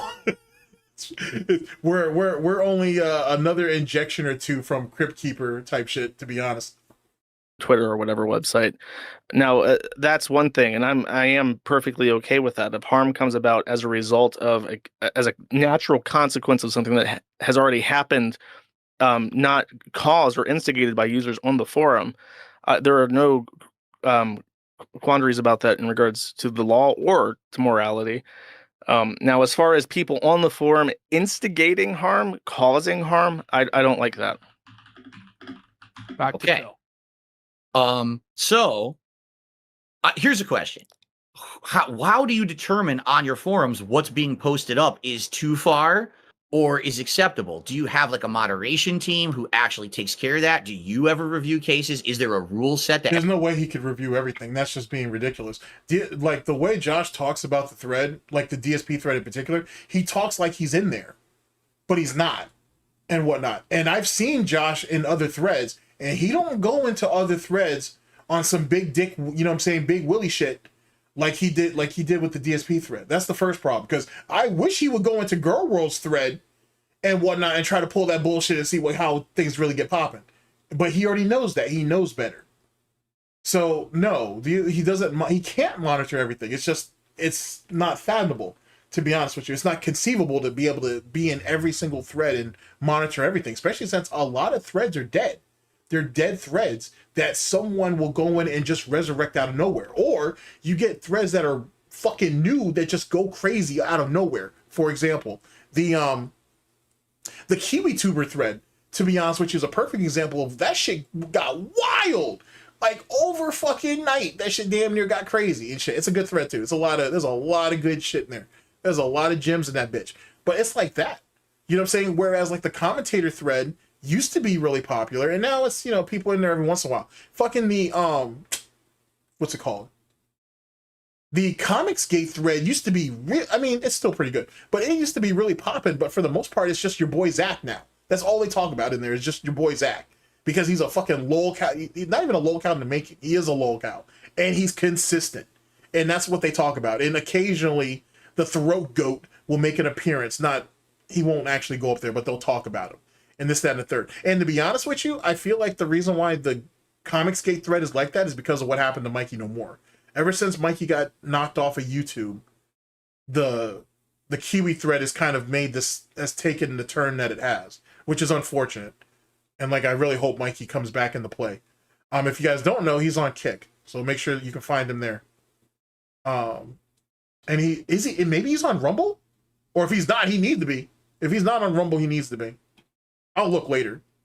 Everyone has to abide by, because I think he does, but I do think he has an it's either a BitChute. He may have a BitChute account though, or an Odyssey account. He may have both. Actually, now that I think about it. I know he archives his stuff though. Honest, I've checked out my section of your forums, and I see threads like, "Oh, Phil's playing WWE champions again." You know what? Now that I think about it, I got a bunch of Mikey's stuff downloaded, man. I should just make an archive for that, but I feel like people already have an archive for it. But the more the better, though, but people need to remember what Mikey did, and hopefully he comes back, because Jesus Christ, man, that guy was talented. And funny, but fucking talented. Holy shit. Mikey's great. Who gives a shit? I'd let him post to the fucking end of the world about that. But then I'll see a thread like, oh, here's actual information about like a distant family member of Phil's who has absolutely no association with him whatsoever. And here's the docs. And it's like, what? Like, what would that be there for? What the hell does that have to do with anything? So is there an actual criteria and a moderation methodology you have? Like, how do you make sure that Imagine you trying to regulate a drama fucking website. Imagine you tried to do that bullshit. That's crazy. That's so stupid. On your site is acceptable or not? Generally speaking, And here's the thing though too about the fucking Ethan Van Skyler throat goat story. It sounds kind of bullshitty, and yet it could still very well be true. Like the way the story is the way it's structured, it could have happened. That's the thing. And that's the part where people don't like that. People need to take better care of their reputations, because that's all it takes. If someone thinks it could happen, if someone lays something out and it seems plausible, that's enough. You know what I'm saying? That may, in some cases, I should say, in some cases, that could very well be enough. Think about it. I'll give you a really good example. Think about when allegedly the rumors were going around that Oscar De La Hoya liked wearing women's lingerie and shit. No one believed that bullshit and whatnot. Hell no. Until the pictures came out. Then it was like, oh. Boy, that China White must have been amazing to have you dressed up like that. And then when the picture came out with him in the lingerie and the heels and the boxing gloves, I was like, oh, damn, son. Oh, that was crazy work. That was fucking crazy work. Holy shit. Public information can be posted. One thing that we would not permit is somebody to post public information and then even imply, like, I hope he gets what he deserves. I hope it would be funny. It would be so funny if pizza showed up to his house. Like anything that sort of implies or directly instigates any kind of action is not acceptable. But as far as like, Facebook accounts and stuff, as long as it's relevant to the topic, there is very little that will be done. Almost always. The actions that are taken are almost the exception to the rule. Mm-hmm. And who would take the action? Do you have mods in place for each forum that are specific to the forum? Is there a general rule set that There's have to three follow? tiers. There's board level moderators, and that's what I prefer now. If I make global moderators, I realize that they burn out much quicker. So usually I give a mod 1 or 2 areas of the site that's like their home, and they're very active there. There's a couple global mods who I trust very well, who have been around for, in one case, since before I've ran the forum. And then there's me. And I am a very active user on the forum, and I'm very active in moderation day to day. And are your moderators kind of able to just judge for themselves what goes and what doesn't? Because I've heard not rumors, but I've heard stories that like the moderators in my forum weren't doing a good job, and you shit canned a bunch of them because they literally were not doing their job per your standard, and that's why a lot of the information that was there that was, I guess, deemed harmful was allowed for a while. That's an interesting angle to take. That's a real interesting angle to take. He's basically trying to apply his road mods to Josh. Hey, I have rogue mods. Sorry, I have rogue mods that do dumb shit. Do you have rogue mods that do dumb shit? Is that true? So you're referencing something, I don't remember how long ago this was. It was either a couple months ago or last year. Mm-hmm. I went into the board and I was upset about something, and if I can remember, I'll tell you what it was. But I was doing this happens every couple of years. I'm not like, your board is one of the least frequent boards I go to, and generally what happens is I walk in and I have a reason to. Something's happened and it requires my attention, and I just start yelling at people. And this is one of the most difficult areas to deal with because people get very defensive and it becomes a big deal. And in this case, Well, it was. yeah, if you're coming into a board just yelling at people without even having full context of the story, which, by the way, chat, that's something that happens. There's been a few times where he didn't have the full context of what the story was, and he kind of ran in guns blazing, and dudes were like, it's like the old fucking saloons and shit. Dude rides into town, talk about fuck around and find out, and a bunch of Jews were like, all right, then let's saddle up, and that's what they did. Like, you know what I'm saying? They weren't gonna bow down to him. They were like, wait, are you gonna come in and ask us what happened? Are you gonna actually like get the full leg of the story, or are you just gonna shoot from the hip? And if you're going to shoot from the hip, then fair enough. Then it's high noon all around. And you got to take everything that comes with that. There's no, you know what I'm saying? There's no armor to that shit. I get it. It's his site. But, like, I want you to be practical. You know what I'm saying? Like, you got to be reasonable with some of this shit. This is, it's a pretty self-sustained community, if you will. So if you heard something by hearsay, I would think I would go in, speak to my mods and whatnot, or whoever's available at the time, get the story, and then hit the thread. You know what I'm saying? I don't, surprisingly enough, as quickly as I'm willing to go off the handle, I do believe there's a level of tact that needs to be handled with certain shit. But if you're just running into the board willy-nilly, and I get it, he owns it, but if you're just going to run into that board willy-nilly and just start throwing allegations and shit, yeah, there's going to be some people that are going to get defensive. That's all. I mean, at least that's the way I look at it. It was a pretty large ordeal. Like 20 people quit the site. I demodded one of the mods because he actually ran one of your Detractor channels, and and it was monetized. And I thought, you know, that's... So wasn't Mad at the Internet? Well, it is now, but Mad at the Internet was fucking monetized. You were pulling content from there. So what's the problem? Like, I don't understand. Like, it's not like this was inside baseball. Like, you know what I'm saying, dude? Like, it's not like this was inside baseball. Like, everybody understood who the players were. Some of the people who left were content creators. So, like, what does that mean? That's not a reason or even a justification. Oh, he makes content on YouTube, so I had to get him up and out of there. What? If that's the case, then you're just as exposed. You pull information off your site about these locales.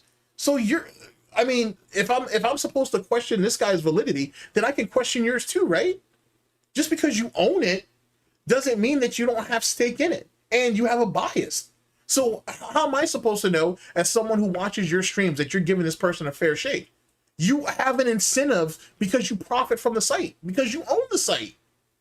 You see what I'm saying? Like, I'm not trying to bring morality into this bullshit, because I'm just not here to do that. But, like, you know what I'm saying? Like, it's real hard to sit there and try to condemn somebody for something, right? Just because they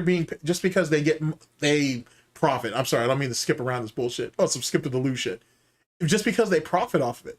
How is them having a monetized website or a monetized channel take away from the validity of them moderating, or being a moderator, I should say, on this forum or in that subthread? Like, where's the conflict of interest that made this person untrustworthy? Explain that to me. Sorry, I'm talking rhetorically. Obviously, you can't answer me on that.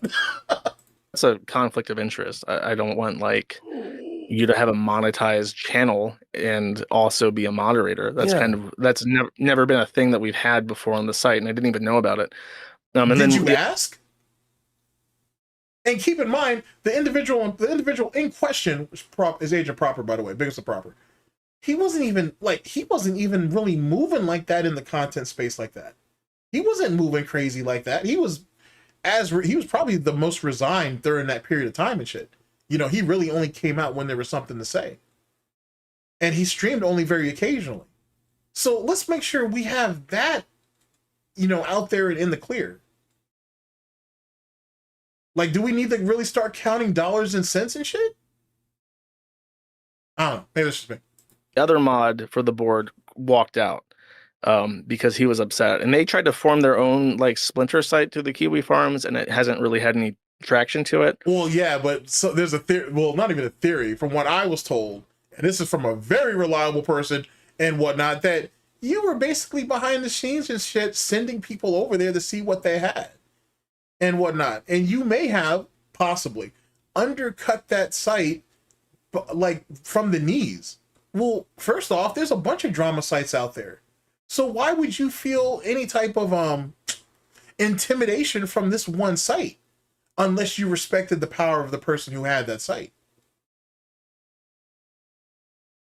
But more importantly, when Kiwi Farms at that time was being, you know, was constantly being DDoSed and flagged down and shit, people needed a place to go for a little while until the shit went up. That was the way station. So it had a practical use that benefited Josh. You know what I'm saying? So like, how are you gonna? I don't know. Like I said, I'll speak about that later. So I wish I could remember what it was. You know what it was. You know it by name because you sent people over there. So you know what the name is. You don't want to say it. You don't want to say Proper's name. Fair enough. Just move on. Just move on. If we're not going to engage with the enemy, then let's move on. Someone tagged you after the cat stream. So that somebody says, I forget, something happened. There was a stream with cat on it, and it caused a problem. And I remember that I made fun of people, and then it snowballed into a bunch of people leaving. Actually, I like that. Someone said that you aren't allowed to have a side hustle. Only they can. And then Aisha Yamamoto follows it up saying that it's his own SOK. That's actually kind of similar to what SOK was doing. Like, oh, none of you guys can monetize your Phil content, except for the guys that were directly cool with SOK that could monetize their content. That was always a funny little thing. Yeah, it was always a funny little thing. I genuinely, it's one of the areas of the site I don't have good repertoire with my own users in. They don't like me there. They make it very well known. And it's difficult to get anything done with. Robert Napier 624 says, Big ups. Not to wish death, but who dies first, Cat or Phil? Golden Triangle Gaming. I think Cat before Phil. I'm to be honest with you, I'm kind of scared to say it, but it's if her health doesn't, if there's not a massive uptick into her health, she may very well go first.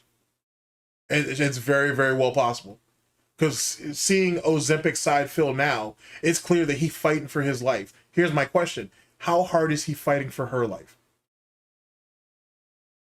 But to answer your question again, yeah, worst case scenario, and sadly the most plausible is it's very possible Cat checks out first. Sadly, it's very possible. Them.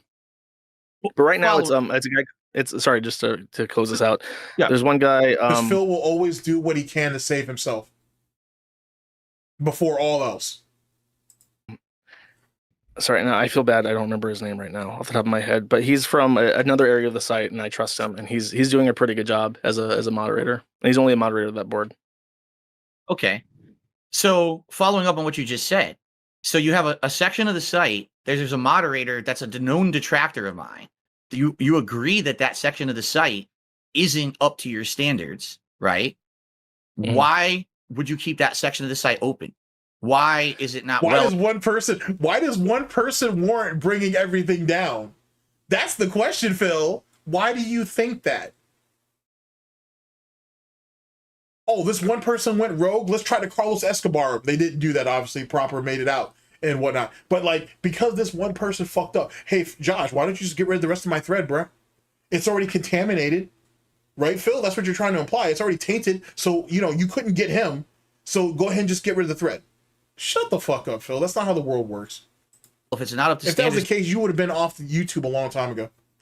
to the site, things are going bad. Look, it's actually bad intentions. The guy who was in charge is actually a hater of Phil. He's making money on this. Why would you not just say, all right, enough. You guys didn't behave. You know, you had fun, but you guys didn't behave. Who says that about grown-ass people? All right, man. this is why we can't have good things, right? And you take it away from them so that way they have to move on. Why leave that section of the site open when you know? Because he can't. Because it's a conflict of interest, Phil. Because he needs the thread and he needs the people in it. That's how Josh makes his money.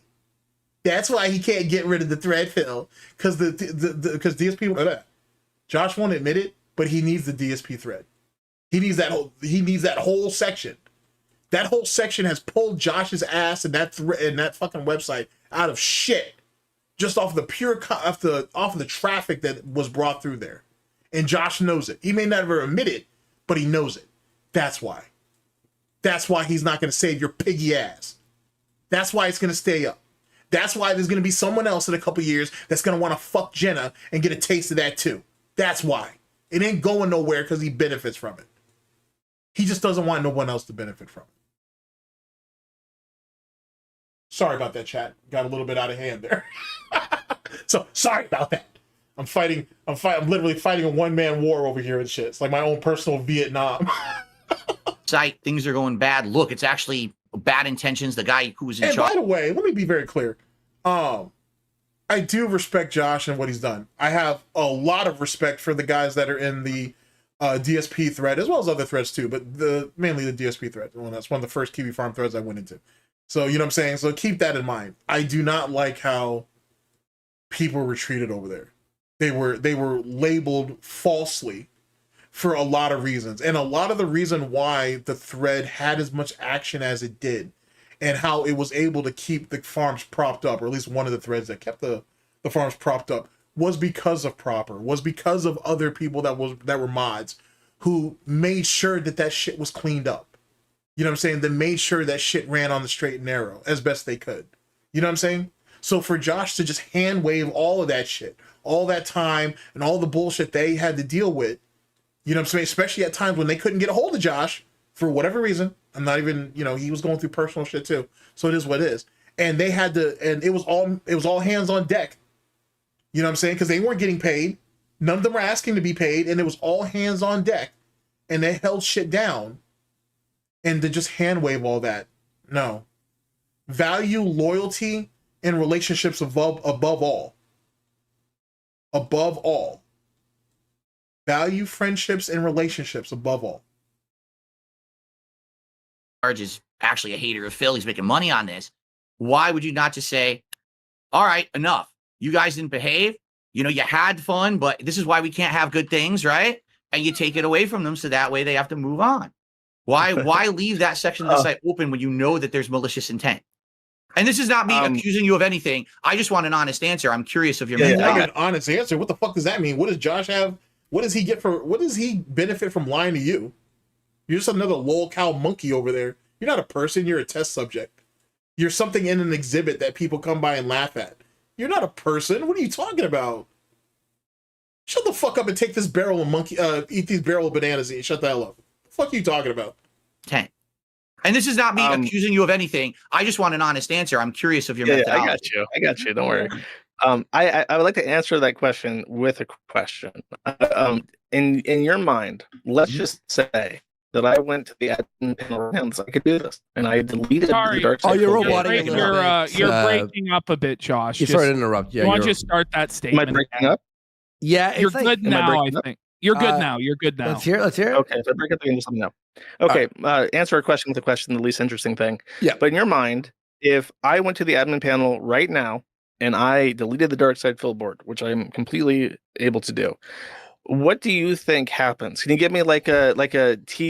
Fuck you, Andy. You too, PvP. I hate the fact that you guys are trying to give DSP false hope that thread's gonna go down. Eat a dick. You guys both know that thread ain't going nowhere. There's 2 threads. That shit hit 10,000 fucking. It was like 10,000 pages or something crazy, and then they had to open up another one. Now, why is that important? This shows you, despite what Josh says about the DSP thread, he does respect the thread. Maybe begrudgingly, but he does respect it. They had to open up a whole nother thread and whatnot, a continuation of the original one, and that shit's almost at 10,000. But yet, if you go to Girl World, you go to Foodie Beauty's page in particular, they hit 10,000 and they haven't had to open up a whole new thing yet. That just the, you know what I'm saying? Just game recognizes game. That's all I'm saying. I went to the admin panel right now and I deleted the Darksydephil board, which I'm completely able to do. What do you think happens? Shit. Can you give me like a T plus 10 seconds, 60 seconds, 1 day? Like what happens? There's hundreds of users on that section of the site. So what happens in your mind? How do you imagine that playing out? Well, first off, I just want to let you know that's not what I'm asking for. I don't want you to think that that's what I want you to do. Oh yeah, sure. It's not like you weren't building up to that. look at Andy with the evil look. Like, yes, Phil, you're so close. You're so close. Okay, that's not my intention. Well, you asked me if He just wants you asked me to. why didn't I? Yeah. Yeah, just, hypothetical. I would like to Well- know what you think happens as a result. Well, first of all, I was on there the other day, and I'll admit to you, I checked it out because I knew we were going to have this conversation. I wanted to see what Oh kind yeah, of like you haven't been on there before this. Okay, gotcha. stuff was on there. At this point, I really don't see too much harmful stuff on there. It's just Yeah, that's crazy, ain't it, Roach? How are you going to demand honesty from people while you're lying to their face? The gall on them. I got to tell you, the gall to do that shit, bruh. Wait, what? Hold up. IC Yamamoto says, Big ups. that's not true GTG, Josh locked it down and had to reopen it cause of the revolt. No. Hold on. Well, actually, here, I can keep that where it's at. Let's see here.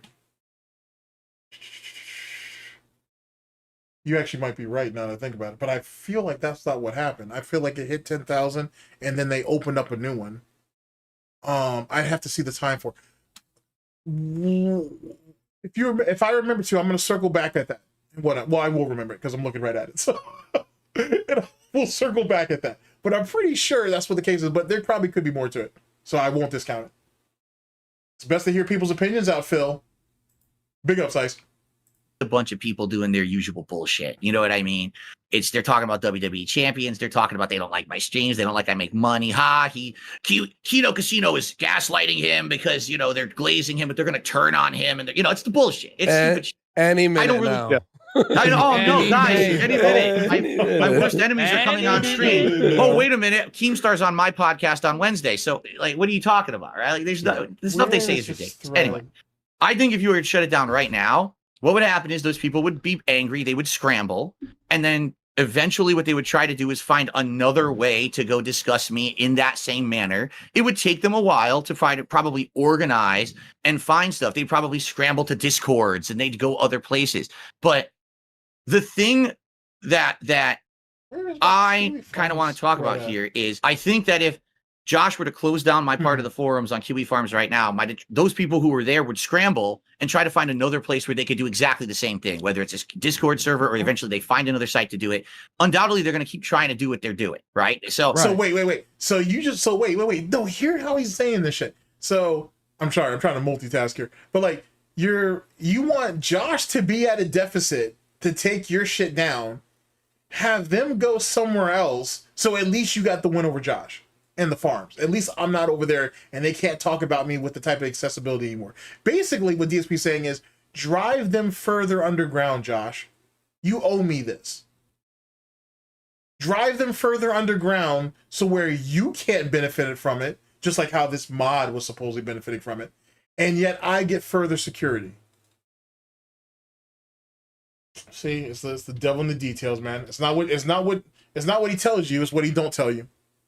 Go discuss me in that same manner. It would take them a while to try to probably organize and find stuff. They'd probably scramble to Discords and they'd go other places.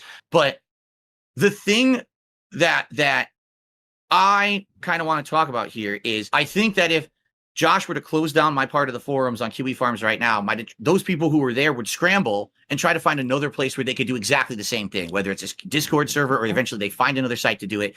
Undoubtedly, they're going to keep trying to do what they're doing, right? So closing that part of the forum, I don't think would solve any kind of an immediate thing. But for me, when I see people really want to harm me, right? They want to drop something. Wait, no. He's talking out of both sides of his fucking snout.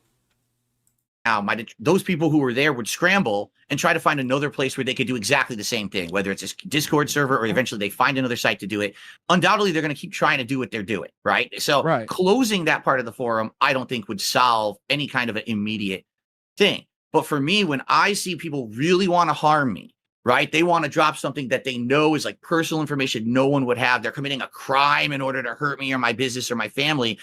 Kiwi Farms is where they go to post it because they see that as the ultimate safe space. No one's going to ever go after them. No one's going to reveal their information. That's literally not true, though. Like, Mods will correct your ass in a minute if you get out of line. But this is how retarded DSP is. So you want Josh to drop your thread, despite the fact that you're admitting that if your thread did get dropped, it probably wouldn't solve anything. But you want Josh to drop your thread, push those guys on the thread further and further underground. So what? They can do even deeper gay ops that could probably inflict you even further, and you think that the mainstream isn't going to get word of that? So you want them to have further anonymity to fuck with you as long as the farms doesn't get the benefit of everybody rushing over there to read it. Is this really what we're going for? That's the most brain dead dumb shit ever. If you look at it that way, right, then theoretically the farms is shielding you. If you think about it, in the same way, chat, as the situation with Raw Phil now. Now that Raw Phil got bumped out of pocket temporarily, at least I'm hoping, but temporarily bumped out of the pocket on YouTube, look at everybody else who sprouted up. Look at everybody else who sprouted up. There's another guy, what is dude's name? Sorry, give me a second. I'll actually look it up right now. There's another guy who I think they mirror Raw Phil stream, but they just mirror it to YouTube. I'm thinking that's what they're doing, but I could be wrong because the setup and everything is the exact same and whatnot. And no hate, because, like, you know what I'm saying, I appreciate it, but I just go to Raw Phil because that's what I do. What is the name of this channel? Let's see here. Okay, the channel's called Down Backing. That's the name of this channel, right? And it looks like they're mirroring Raw Phil's stream, but they're just mirroring it onto YouTube. Thank you. It's Down Backing. And they had like almost 1,000 viewers the other day. So, like, you've done nothing. Like you have no idea by you dropping Raw Phil, even temporarily, what you've opened up now. And it's not like Raw Phil is worried about the having more competition. That benefits him. And now you want... Jesus Christ, you're an idiot, Phil. You're a goddamn idiot, boy. You may have it bad, but he never looks at it as it could get worse. It can always get worse, Phil. It can always get worse. They posted it, like, if they posted on YouTube, something might happen. If they posted on Twitter, something might happen. But if they posted on Kiwi Farms, we know that this is the ultimate neutral place and we're safe. And that's my concern, is that has happened to me time and time again in the last 5-6 years. Whenever someone does something heinous, we're not even talking the realm of legality. We're talking the realm of bad morality, right? This disingenuous shit. You're leaking information no one should have. Let me address both parts of this. Address that. There's two parts to it. The first is you're absolutely correct, and I'm very happy that we could meet. Our minds could meet on this point. The number one reason why I have never even thought, well, I have thought about it, but I've never gotten close to deleting the board, is that, as you mentioned, there are people of, as you said, bad morality, who I keep out that sounds of the like forum. Cringe saying that shit. And also, as you mentioned, the Kiwi Farms is the go-to place to talk about Phil and post things about Phil. So if I deleted the board, and I'm not saying this about any particular mod, so hopefully the two X mods listening don't get too pissy, but they will. If they started their own site and they were left to their own devices, it would be different, and there would be different rules. Especially considering that it's just the Darksydephil forum. There are a lot of people who hate me and who look... Okay, I don't even think there's a lot of people that hate Josh, but that's either which way. I guess it's easier to think that. Okay, to Aisha Yamamoto, bro. Okay, so I'm over here on the last page of the the Darksydephil, they call me DSP, Phil Burnell, general thread. Okay, so I'm on the very last page of it, which is 10,000, page 10,001. Okay, and this is actually his post where he said that he can't deny that he was debating on moving all of the posts after the last one, which was on page 9,999, and then locking the thread. That said, for our sanity, we're just going to move it to a second thread and lock it. It'll literally take minutes to merge everything over. So if there was some type of revolt or whatnot, that might have been what you were speaking of, but it sounds like they were going to end up having to open up a whole new one anyway. So so basically what I'm saying is we're both possibly right. To be honest, we're both kind of there. And to be honest with you, like, it'd have been way too dense to just try to keep it going. It'd have been the first 10,000 pages of the Darksydephil thread is incredibly dense. Incredibly. Even with the opening post sectioning everything off by year, boy, there is, not to say that it couldn't be optimized a little bit, but like a lot of arcs kind of bleed into each other and so on and so forth. But the point being is that we both very well could be right. Because like I said, it was around the time when the revolt happened. So you are very much correct on that. So big up, Sage. Appreciate it. Coming through in the clutch. For reasons to try and take down the site, and they look at every place on the forum. So everything has to be in order. There can be nothing that is illegal. There can be nothing that instigates harassment, etc. But if it's just the Darksydephil forum, and it's just about Darksydephil, they can get away with a lot more because there's no accountability there. That's just you and what you can muster. And what you can muster by yourself is a lot less than what everybody can muster. So in part, yes, not only would they go to a different place, and in Discord's like the worst of the worst. You can do anything you want in Discord. You have, people sharing child pornography on Discord. So Discord has no rules as long as you don't get caught. And the same kind of applies to public forums, especially if they're invite only. So one of the big reasons why I've never deleted the board is because I know that immediately people would seize that, they would capitalize on it, and they would make a place that... Yeah, it could be a crossover, man. Because like I said, because now that you bring it up, and this is something that I should have given more recognition to. There was a lot of stuff going on at the time when the thread hit 10,000. Like, you know what I'm saying? There was a lot of stuff going on and whatnot. So there could be a bunch of contributing factors. So we're good, man. We're, like I said, you can be right. We can both be right. You know what I'm saying? And whatnot. I've been wrong before. I can take an L. I'm good for it. Would just become the Kiwi Farms DSP forum, and it would be worse. And I don't want to try and sound like I'm saying I'm doing you a favor, but I am a moderating influence. And I set a baseline that has to be followed. And I think that in a roundabout way, I probably do a favor. As far as people going to the forum to post stuff, of course, because but see, DSP can't see it though, because he's too front facing. He looks at wow, man, what the fuck is wrong with your face here, bro? I mean, you always had the slant, and the Ozempic has kind of helped with that a little bit, or whatever it is that you're on, but it's still slanty though. Anyway, semantics. It's just more prominent here. Even if Josh is, let's say, gatekeeping and that's keeping him safe, which to some extent it might be true, it still doesn't help DSP though. Like, you wanting your thread taken down does not help you. That just opens up the splinter cell for all other people to grab what already exists before Josh drops it, or he'll archive it. He's not gonna drop it, he'll just archive it.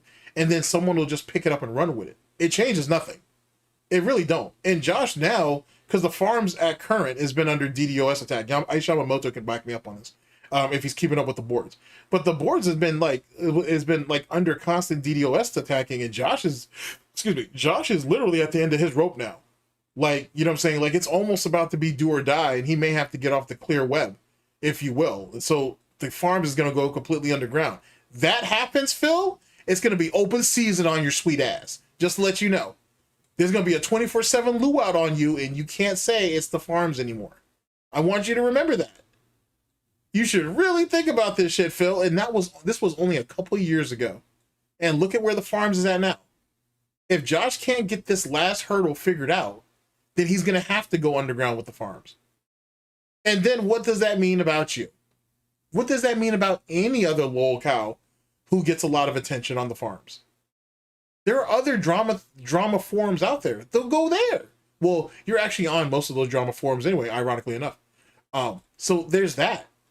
Boy, you better count your blessings. You better hope Josh can keep fighting for Kiwi Farm's life on the clear web. If shit goes south, that's your ass. That is your ass, Mr. Pigman. Largest place with the most visibility, and it doesn't come down. But there would be another board specifically for DSP that is worse, that would offer the same kind of safe space, as you said. What do you think about that, Phil? Do you think? Hold on, before Phil answers that. Robert Napier 624 says, Big ups. Golden Triangle Gaming. For some reason Phil's wish for his trolls to be taken down is reminding me of Wings trying to go after his trolls and then it all backfiring on him. Same thing with when Review Tech USA went to war with his trolls. Same concept. It never worked out. Like I said, with the Raw Phil thing. The Raw Phil thing didn't benefit DSP. Now he's botted daily. Now if DSP was to say, oh, it wasn't net positive getting rid of Raw Phil on YouTube, how can you prove it? All of your fucking streams are botted. And then here's the thing. I don't know if DSP leaves those streams archived publicly now, but if he did, then the numbers after the fact would prove that they're botted. So that doesn't help him for shit. And then last night, he was hovering around, what, 200 or whatever that was? So that's not going nowhere. I don't know, bro. I'm just, like, sometimes you got to count your blessings. It may not be good. It may not even be great. But there's always something much worse if you give it the opportunity. Robert Napier 624 says, Big ups. Golden Triangle Gaming. Phil still thinks the internet is very small. It's a lot larger than he thinks. Phil thinks the internet is a puddle when in fact it's an ocean. That's actually a very good point. Big ups. I think it would be worse for you, as Josh is saying, if he was to delete the board because he is a moderating influence? Well, let me put it this way. I feel the real problem right now is that Kiwi Farms has too much notoriety. All right? Kiwi Farms is known as the place on the internet that you can go and the Farms is too popular and whatnot for people, and it has too much accessibility for people to laugh at me. That's why my thread needs to go. It's too exposed, and and by proxy, it hurts me. Oh, wow, Phil. That's crazy. Pals are being harassed, and you're going to get all kinds of dirt on everyone if you go to Kiwi Farms. That's how people see the site. Crazy. Josh, I don't know if you understand that, but that's actually the public mentality towards your website. That's the dirt site. You know what I mean?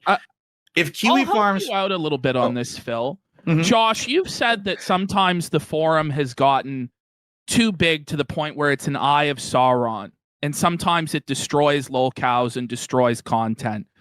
Do you feel that way about Phil? No, Phil's broader is not just the forum. When I say that, I mean like, for instance, with Bossman Jack had less than 100 viewers when I started talking about him. Yeah, and then you blew Boss. I don't blame Josh for Bossman though. To be honest, I know that that's a real popular thing right now, where it's like, oh, well, the reason why Bossman is all fucked up is because of Josh. I don't believe that. All it takes is the right person, but I don't think Josh is. I don't think Josh brought all that upon Bossman. I don't think that's a fair thing to do, to put that on him. Just like how I don't blame Medicare for the Terry Davis suicide. Same thing. I can't blame Medicare for that. You know what I'm saying? There were already a group of people that were already on his neck before Medicare started to speak about him. So even though you could say, oh, maybe is it possible that Medicare speaking about it signal boosted or even intensified it? It's possible. It's plausible. But Terry Davis was already in a bad mental space anyway. You know what I'm saying? Like, you have no idea when he was looking for an opportunity to throw himself in front of a train or a car or off a bridge or God knows what else. You can't throw that on him. That's just not plausible. If we're not willing to stand on Keemstar's neck for what happened to Etika, when Keemstar directly had influence on that, then you can't blame the rest of these guys for the other shit. It's just not right to do that.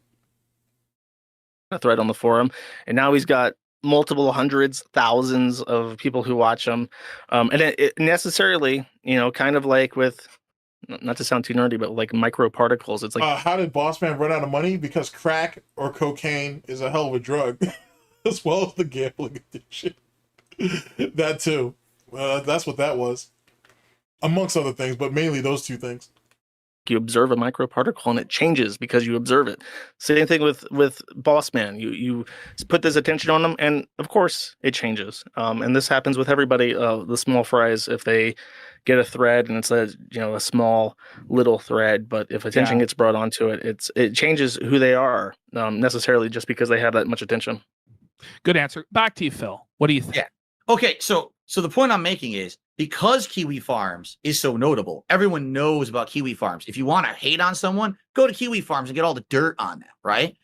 If you were to shut down a thread about me right now, those people absolutely would scramble and go. Hey, now that I think about it, isn't Steve Camden of like Truth Seekers like kind of dealing with a situation like that? Like there was a guy that he was reporting on for a while, and that guy decided to remove himself from the census. Like, do we blame Steve for that? And so, and yes, you're right. They're in a bad mental space. You bring attention to them, and well, what? Like, I can't throw all that on them and say, well, you were the death nail that basically threw them off of it. I see the optics of it, though. I see what you mean by that. But I can't put that on them like that. Like, who knows what other... You don't understand... I wouldn't say that. Let's reword it. You don't really have an understanding of what else is in play. Like, you know what I'm saying? Like, there's a lot of shit. Like, here, I'll give you an example. Actually, I can't. Because that was told to me in confidence. I'll give you another example. Actually, I'll give you a whole nother example and a whole nother... Yeah, I can give you another example. In another lolcow community, there was 3 separate factions working on the same op, but not knowing that the 3 were working on the same damn op. They all came up with the same idea. They just all had 3 different ways of doing it. And the op got executed. And what happened is what happened. Now, obviously, no one died or whatever, but the person that ended up getting it, the lolcow in question, got proper fucked. Like, they're in jail. They're in prison, actually. They're in prison now because of that bullshit. How do I distinguish who's at fault in all 3 of, like, or who should take the most blame in that situation? You had 3 separate entities in the same community, but weren't talking to each other about these ops. They literally kept this shit to themselves, right? But they all came to the same conclusion on how the op was what they were trying to execute, and then it happened. And it all happened to correlate, where literally someone dropped their op on Monday, another one dropped theirs on Wednesday, someone dropped them on that Saturday. Dude got arrested like the following weekend. Like, you know what I'm saying? Like, how do you distinguish who's at fault and who isn't? And then more importantly than that, that's just the 3 that I know of. Who's to say who else was running around doing some bullshit on top of that? You see what I'm saying? Like, it's really silly. Well, yeah, that's how well, Jesus Christ. The way the fucking SOK ran shit, that's literally, dude, like, small-scale CIA shit. Like, any cabal or group of people that would make up a cabal, I should say, could be running any type of bullshit. There is gay ops that go on in this community right now, and whatnot. One of them is linked to a Detractor, by the way, and whatnot. And who knows what other bullshit that's going to end up turning into. If shit goes south, are we going to run over to that Detractor and blame him for it? Or is everybody just going to chalk it up to the game and keep it pushing? You know what I'm saying? Well, but that's on a much smaller scale. I find it very difficult, just because you do a stream laughing at somebody, is that you are solely responsible if that person kills themselves. Especially with, being that this is the internet, who knows what other groups are also working around doing their shit too. Like, you know what I'm saying? It's very hard to just square the blame on just one person. You know what I'm saying? Like, if DSP he's too much of a coward to do this, but let's say DSP decided to remove himself from the census tomorrow. Let's say he finally went ahead and took the rope and took the plunge and shit. Who do you blame for that? Do you blame me? I do content consistently on him. Do I get the blame for that? Do we give it to Tevin? Do you give it to That Being Said? Like, who gets dragged into court first? Who gets life in prison, and who is it that gets off on probation? You can't convict everybody, so someone's got to go down. So how much responsibility do I get compared to someone else? For example, you can't. How do you spread equal blame? Like, how do you do that? Like, how do you determine the amount of influence that I have compared to someone like SnortBucks? Or how do you? Or I'll go even further with it. Let's go deep into my bag. How do you determine how much responsibility I have to take compared to someone like James the Lesser? Big ups to James the Lesser. By the way, I hear he's recovering well, so big ups to him. I wish him a speedy recovery. How do you do that? Like, this is a big ass community, bro. And when I say stuff like detractors, trolls, haters, and critics, you may not like hearing that, but that should give you an idea of the scope of how big this thing is. Yes, it's a niche little community or whatever, but there's a lot of moving parts. There's a lot of people that do a lot of shit. There's a lot of things moving. You know what I'm saying? And there's a lot of crossover in one way or another. It's very hard to distinguish blame on a single person. You can't do that. That's why DSP wants everybody to take the blame. But yet again, that doesn't work. Like, no rational person is going to look at it like that. That's like, for example, when Britney Spears was going through it, you know, all them years ago and shit, and all those people were dogpiling on her, and they were trying to, well, there was actually a board that was not on the farms. It was on some other drama site one of my sisters used to fucking be on, where they were like trying to actually come up with ways to try to get that chick to commit to kill herself and shit. And obviously it didn't happen, thank God. But like, how do you distinguish who gets more responsibility than others? Like, you know what I'm saying? It's really hard to kind of shift all that. You know what I'm saying? It's really hard to put the blame on someone. But DSP is not even trying to do all that. He just wants it gone completely. And you just, you can't do that.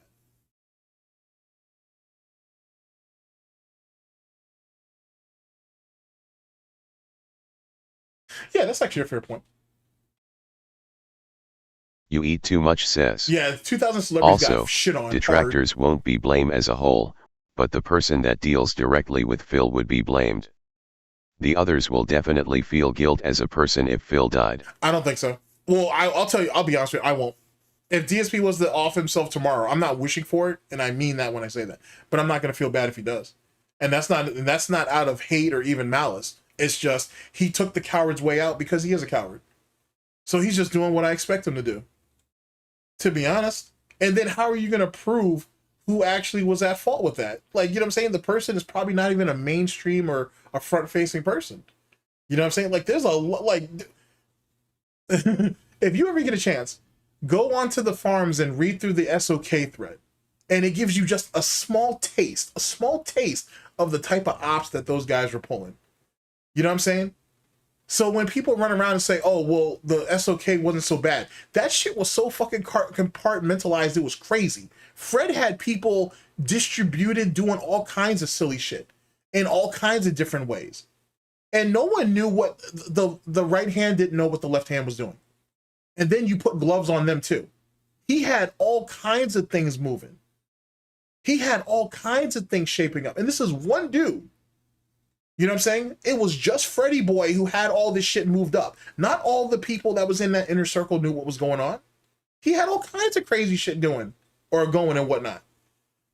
If one person can do that who's motivated and has the time to do it, just imagine what someone else does. But would Fred take the blame for that if fucking something went south with DSP?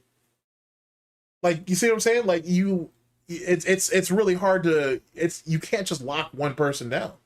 And I don't think people would feel as bad as you think. And not because people are immoral or anything like that. The reality is DSP has dug himself into such a hole. He's dug himself into such a hole, or his circumstances is so damn bad that how can you blame someone for laughing at that? How do you blame someone for making a video about it? How do you make someone for having a live stream about it? Like, I can't condemn one person for the mistakes that someone else has made over almost 2 decades. Like, you know what I'm saying? Like, I can't bring myself to do that. That's not fair. You know what I'm saying? No one told Darksydephil to make the decisions he did. He made them. He's a grown-ass man. The problem is he doesn't want to deal with the results. So, for example, if DSP died from a stroke on stream, that's his own fault. That's his fault that he wasn't man enough to just deal with the consequences. That's what it was. Everybody talks about accountability, which is fine. But no one really wants to deal with the consequences. That's what people's scared of. And that's what DSP's scared of. You know what I'm saying? Like, if I come on stream, if I come on stream, pause. If I end up doing a stream, for example, and you eat too much, and I just blow up at you out of nowhere for no damn reason, I just do that for whatever. Yeah, I can come back on stream later and say, hey, man, I was going through some shit, or I had a bad time, or whatever excuse that I want to make. yeah, that's taking accountability for it, or accountability for that situation, because as an adult, that's what you do. But there's going to be consequences behind that too. And not everybody's willing to stand on business on that. You know what I'm saying? Like that's at least that's the way that I'm coming to terms with that.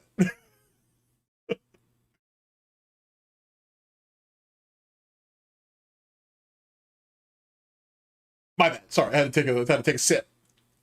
Hope sip. Diapered Porcine says, we all follow any number of rules every day whether we want to or not. Why should Phil be any different? Fair question. Robert Napier 624 says, Big ups. Golden Triangle Gaming are detractors to blame for John and Howard and Panda for leaving Phil or cutting off contact with him. No, not at all. DSP pushed them away because he made an assumption. He made an assumption as it pertains to the. Let's reword that. He believed that they loved him and they were loyal to him, and he didn't respect the boundaries of that.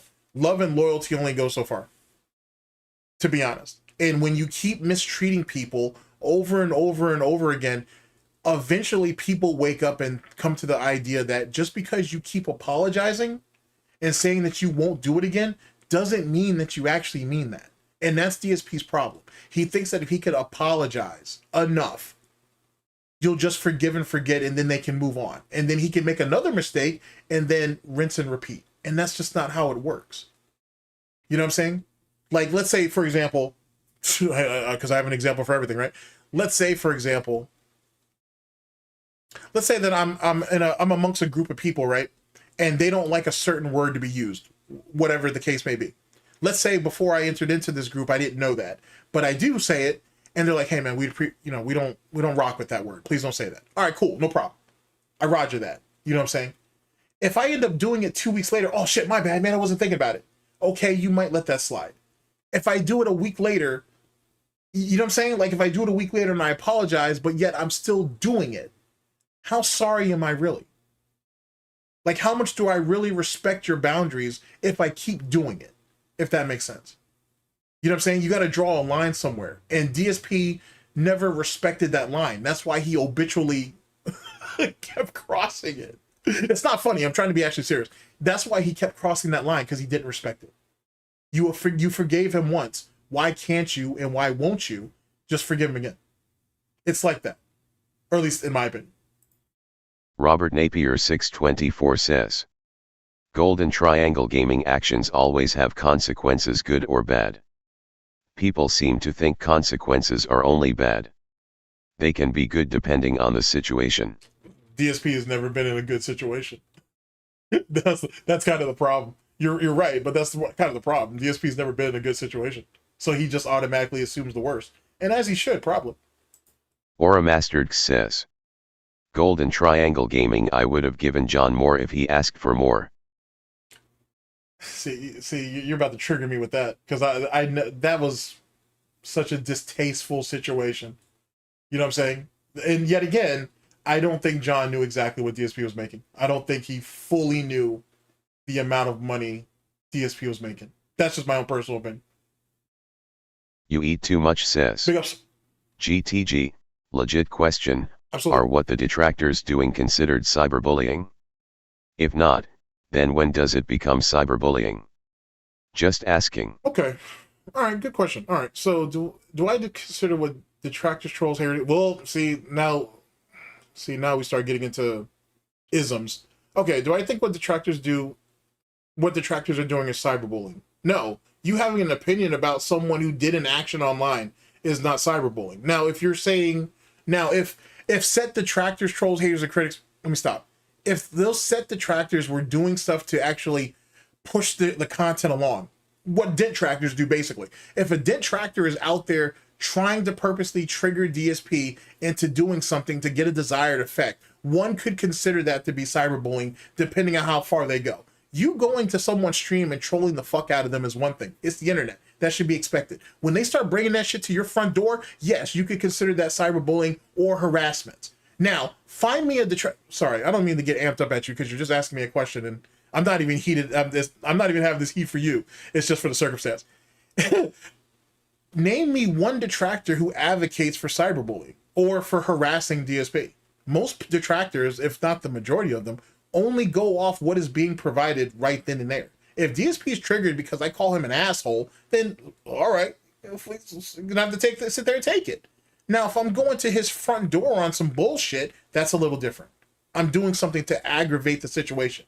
If he's a sensitive bitch online, I'm sorry. Go ahead and stick something up your hole to stop the bleeding, and let's keep it pushing. If you can't handle that, that's a problem on your front. Because the way he talks about other people and gives his quote-unquote opinion, he's basically saying, hey, that's my opinion. You don't like it, you don't like it. Okay, well, I'm just giving it to him that exact same way. I'm not encouraging, nor am I myself going out of my way to push the subject further. It wouldn't be hard to. Like, you know what I'm saying? Like, that's not a situation. Where his front door is, there's the fuck going through the front gate. Go off to that side/back gate, hop that gate, 2 houses down, he's there. That's how easy it is to reach out and touch him. You don't think there isn't someone... I don't want to blow nobody's spot up. Do you think it's hard to track what DSP's day-to-day movements are? And whatnot? You don't think there isn't someone that isn't already like sitting there watching to see what days he actually leaves the house and what he don't? When the house is empty? When Kat allegedly, in air quotes, goes to work and when she don't? Like, you don't think people ain't figure that shit out? I don't advocate for that bullshit. It's out there. But I don't advocate for that. I don't get anything out of that. I'd rather speculate. I don't need proof. Fuck proof. I'll be right in the end anyway, more often than not. And if not, then I'll take the L. I'm good with that. So, no, so to answer your question, no, I don't think that what detractors do is cyberbullying. Are there people, but I do acknowledge that there are people who take that shit too far. But should we all get blamed for that? Should all of us take responsibility over what a few people do? I don't advocate for that. I didn't advocate for the bank leaks. I didn't advocate for the fucking, the Comcast shit. I didn't advocate for the dude who fucked Jenna. I didn't do any of that bullshit. That's not on me. I shouldn't have to take responsibility for it. In every community, you're gonna have someone that takes something a little too far. You know what I'm saying? I'm not discounting it or dismissing it, I should say. But like, I didn't advocate for it. I can't stop that. You know what I'm saying? Like, I can't really control any of this. It's the internet. You know what I'm saying? Like, at large. You know what I'm saying? I can't do anything against that. Now, are you saying, well, the content that I make, could that be used as cyberbullying or as a trigger for DSP to get cyberbullied? It could. I don't advocate it, nor do I put it out there for that. But yes, it's very possible that someone could take something that I say and be like, you know what? Golden has a good point, man. Yeah, I may need the rundown on that fool. May have to go see him. It's very possible someone could do that, but I very likely doubt anybody would. It's not worth it. I'm one of the first people that'll tell you that. And I don't do that to absolve me. I do that in the hopes that you just don't do it. He's not worth your time. You know what I mean? Especially as someone as myself, admittedly, I've gotten mad at this dumb shit. And I'm a fucking retard for doing that. You know what I'm saying? Like, when I started off doing this shit, it was all shits and giggles, bro.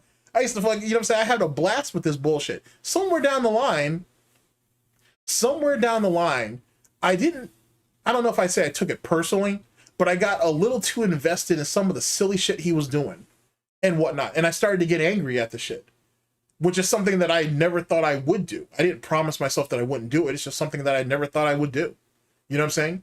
And in that, and by doing that, it changes the content. Like, if you go, but you don't have to do this, but if you go back and there's an era in the period of content that I've made where I'm really angry and I shouldn't be. This shit didn't affect my life and shit. You know what I'm saying? It was just a dumb shit. There's a dumb hobby that I did on the side that I had a lot of fun with. And then somewhere down the line, I got mad at it. So when I got mad at it, I stepped away from it. You know what I'm saying? I took a break from that shit. And then slowly but surely it became fun again. But I had to kind of reevaluate what I was doing. And more importantly, I had to come to an acceptance to it. Am I going to sit here and try to play, you know what I'm saying, try to play the good guy and all this bullshit? Or am I going to run around and say what the fuck I want to say and I'll take what comes with that? You know what I'm saying? Like, that's the reason why I can't, that's the reason why me and Alt will probably never have a conversation. I'm way too abrasive. You know what I'm saying? Like, I'm way too free flowing with my shit.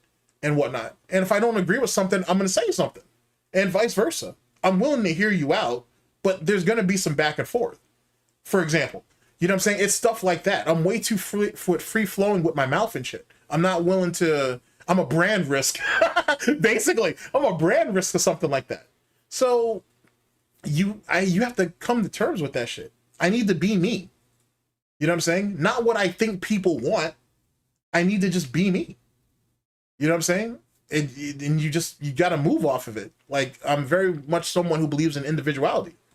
So, but at the same time though too, I was getting angry at this dumb shit for no fucking reason. But I never advocated for anybody to do anything, nor would I want them to. I'm not going to send another man or woman out to do something that I wouldn't do myself. So that's my thoughts on that. Like, you know what I'm saying? Like I said, do people take this shit too far? Yeah, but that's based on the individual. Like, name one detractor, troll, hater, or critic that you've heard say someone needs to go out there and do something. That's just, it's not a thing. I'm not saying that it couldn't happen, but it's not a thing, you know? Sorry about that. Sorry about that. I went way off the handle with that shit. Sorry about that, chat. I apologize. I didn't need to do all that. You eat too much, says Big ups. GTG. There is a case here, a popular son of a politician who offed herself because she got trolled on the internet and they blame the bashers and trolls for it. What do you think of it? Okay. Politicians, celebrities, anybody who's a public figure killing themselves or offing themselves or removing themselves from the census because of online trolling or whatever. I mean, that really kind of varies on to the person. Like, when you're a public figure, you take everything that kind of comes with. Let me be very clear. There is no justification to drive someone to suicide just because they disagree with your opinion or something on something. That's not a thing. It should never be a thing, right? That is also the risk of doing what you're doing. You know what I'm saying? Like, I've made, I'll use myself as the example. I've made quite a few enemies doing this shit because people don't like it or this, that, and the third or whatever. I've been told some fucking heinous shit. Ending my life was never a thing. Now, granted, me doing fucking videos on the internet and a politician being publicly criticized for the actions that they have taken are two separate things, obviously. It really kind of falls down to the person. If you can't handle what your circumstances are, then you need to remove yourself from that situation. The internet itself has become this people think they have this carte blanche to go ahead and do what the fuck they want. You can't really stop that. You can only regulate what affects you. And if something like that is happening, you have to remove yourself from the situation, not actually remove yourself from the situation, if that makes sense. Like, suicide is always just it's the easy way out. It's a short-term solution to a long-term problem. It's far harder to sit there and have to deal with the shit, you know what I'm saying, than just removing yourself from it altogether like that. In that way, I should say. You know what I'm saying? Like, life is hard for a reason. And you have to understand, no matter where you're positioned at in life, there's always going to be someone that has something to say about you. The trolling's always going to go, what turns off as just being criticism can become trolling, and that shit can go way too far. You can still remove yourself from the situation without going to the worst and the most drastic part of it. Committing suicide is the most selfish way to handle a situation because you're not thinking about those around you. You're just concerned with yourself. And that right there is a problem in itself. You know what I'm saying? So do the people who did the trolling, should there be something that should be done about that? Sure, certainly. But how do you determine who takes the shit for it? Like, you're going to blanket everybody with the same sentence, or you're going to actually go after the person who actually organized it, planned it, and then executed it? You start getting into situations like that. First things first, I'm sorry what happened to them. That's a tragedy no matter what the situation is. Even though, well, I wouldn't say what the situation is. It depends on what they did. Like, this person's not a pedophile or nothing, right? Like, if that's not a thing and they were just criticizing them for whatever they were doing in politics, then that is what that is. But like I said, I honestly look at it as that's an individual type thing. There are other ways of rectifying that situation than offing yourself. You know what I'm saying? Life is hard for a reason, and there is no easy way out. Not with long-term consequences. And then what? So now so not only you've X'd yourself out of the situation, but now the very people who did it now know, well, hey, we've got the blueprint. Now, if we push people far enough, we can get a desired effect. So now the very, I guess, pain and suffering that you've dealt with, you're now basically helping to formulate the plan that can be done to other people. You know what I mean? So yet again, that kind of becomes a person thing. You know what I'm saying? That falls on you. No one put the gun in your hand, or however it was. No one put the gun in your hand. You chose to pick up that gun. You know what I'm saying? For example. And somewhere down the line, personal accountability is a factor in that equation.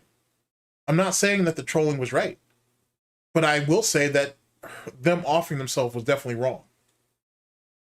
I'm not blaming the victim here, but that was wrong. That was the wrong way to go about it.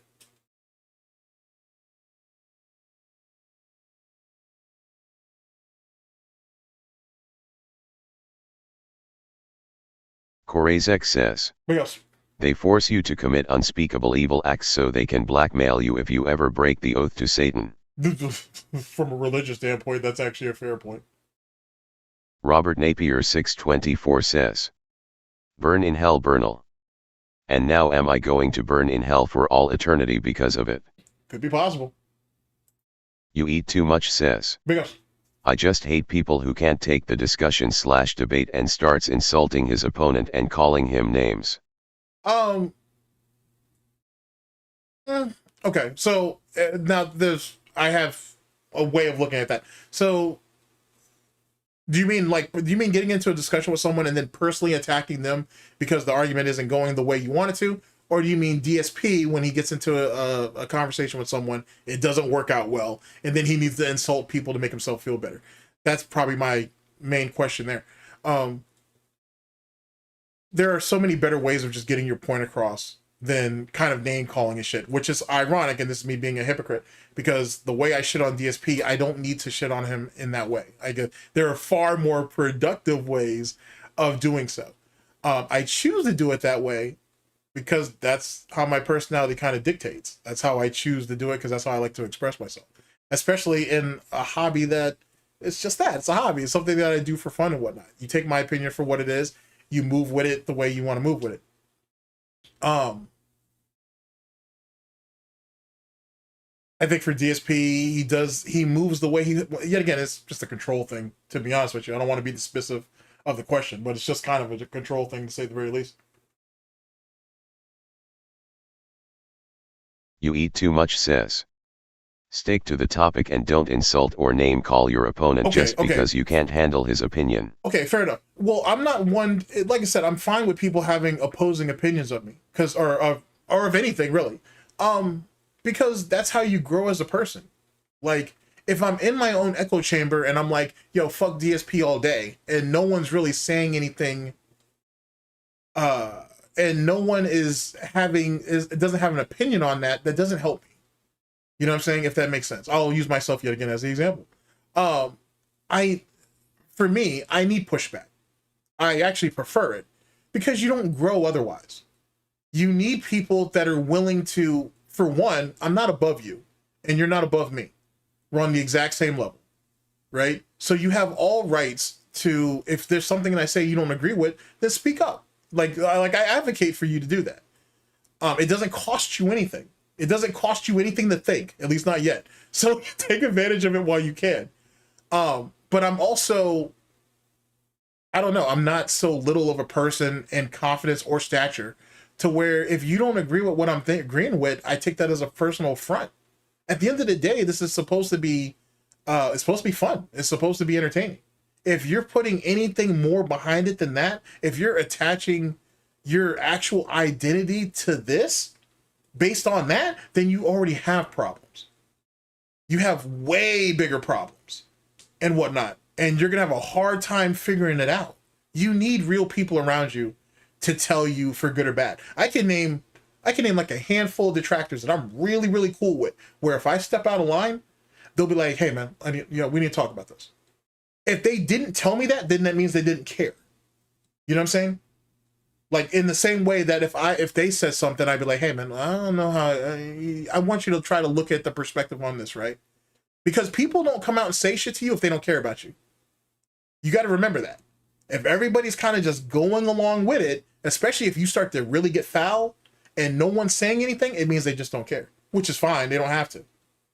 You know what I mean? But no, I've never seen a need to belittle somebody because they don't agree with me. That just doesn't make a whole lot of sense to me, to be honest. It's just a really convenient way to box us both in. Ramza675 says, thing is Phil streams almost every day and is negative, begging all of the time. He opens himself up to criticism, there's tons of clips of him being a POS, he just kinda opens it up to himself. Agreed. And that's what makes him such a convenient... it makes him an easy target, but it makes him a very convenient target too. Because no matter what... Because DSP says this, no matter what I do, you're always going to find fault in it. Well, yeah, because every time you do something, you're doing it wrong. Like, you know what I'm saying? Like, how many people do you know in your life that almost everything they say, but certainly everything they do is fundamentally wrong?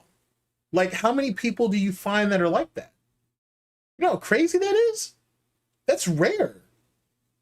You know what I'm saying? Like, that's really, really rare. It's almost unique, to be honest with you, to find someone who's fundamentally bad at everything they do. It's not something that you come across often. It's really, I think that's what makes it so fascinating, to be honest. But that's just me.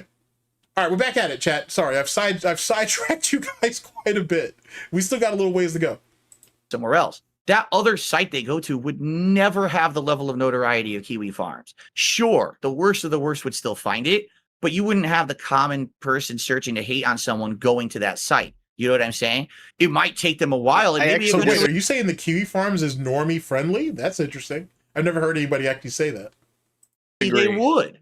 Okay, well, let me finish my statement. Okay. I definitely want to hear what you have to counter. It might take time. And maybe so what are you going to do in between that time, Phil? Like, time is not your friend. Like, I'm almost astounded by this. Time is not your friend. You keep saying it would take time. It would take time. It would take time. No, what you're hoping for is people will lose interest. People have been on you for over a decade, Phil. And more and more keep coming through the door every day. It doesn't work like that, Phil. It doesn't. For whatever reason... You're kind of unique in that way, actually. It doesn't stop like that. For every person who takes a break or even decides to retire their jersey, there's always going to be like 3 or 4 more to pop up. Like, it's like the zombie virus problem, if you will, right? It just keeps multiplying. New Detractor forum would grow to the notoriety size of Kiwi Farms. Very well it could, but it would still take time. You understand, that would actually be a time where, like, people on your forum, because this isn't just about me, this is about everyone who has a thread on your forum who's had the same level of harassment as me. Oh, you're trying to protect everybody. They would have you're the man of the people, huh, Phil? Is that what this is? You're the man of the people? Okay, I like this. I like where this is going.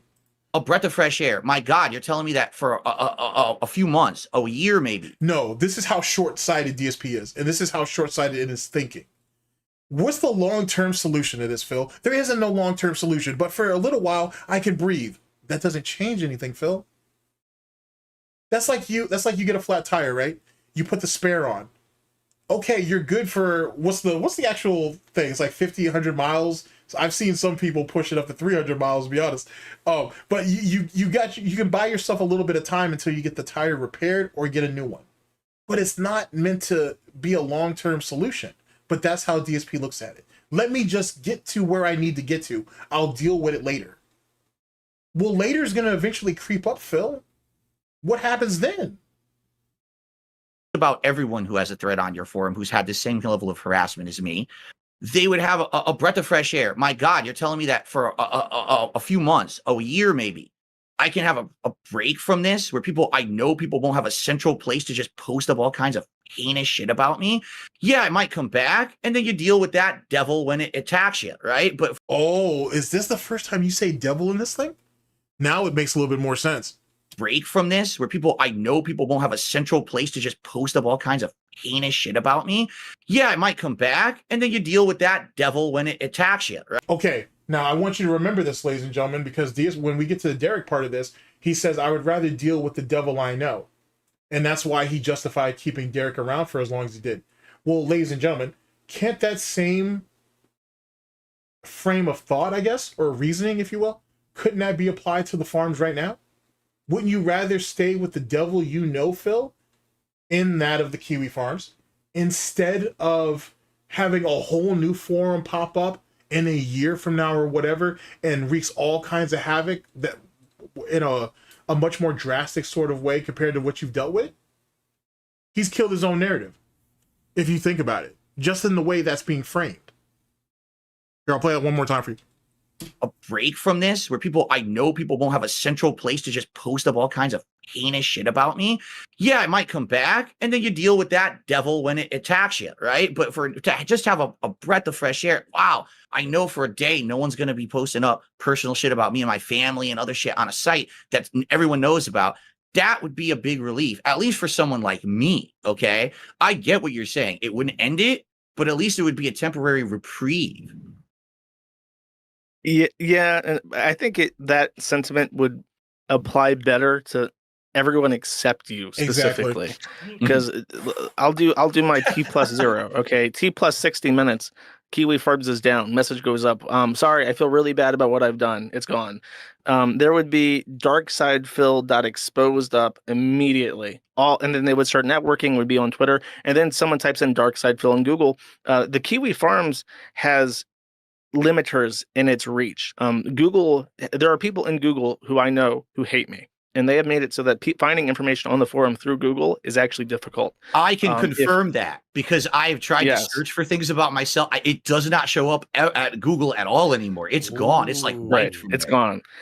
But DSP or Darksydephil.exposed, well, your name's right in the URL. Wait, you said you don't go to the farms, people direct you over there.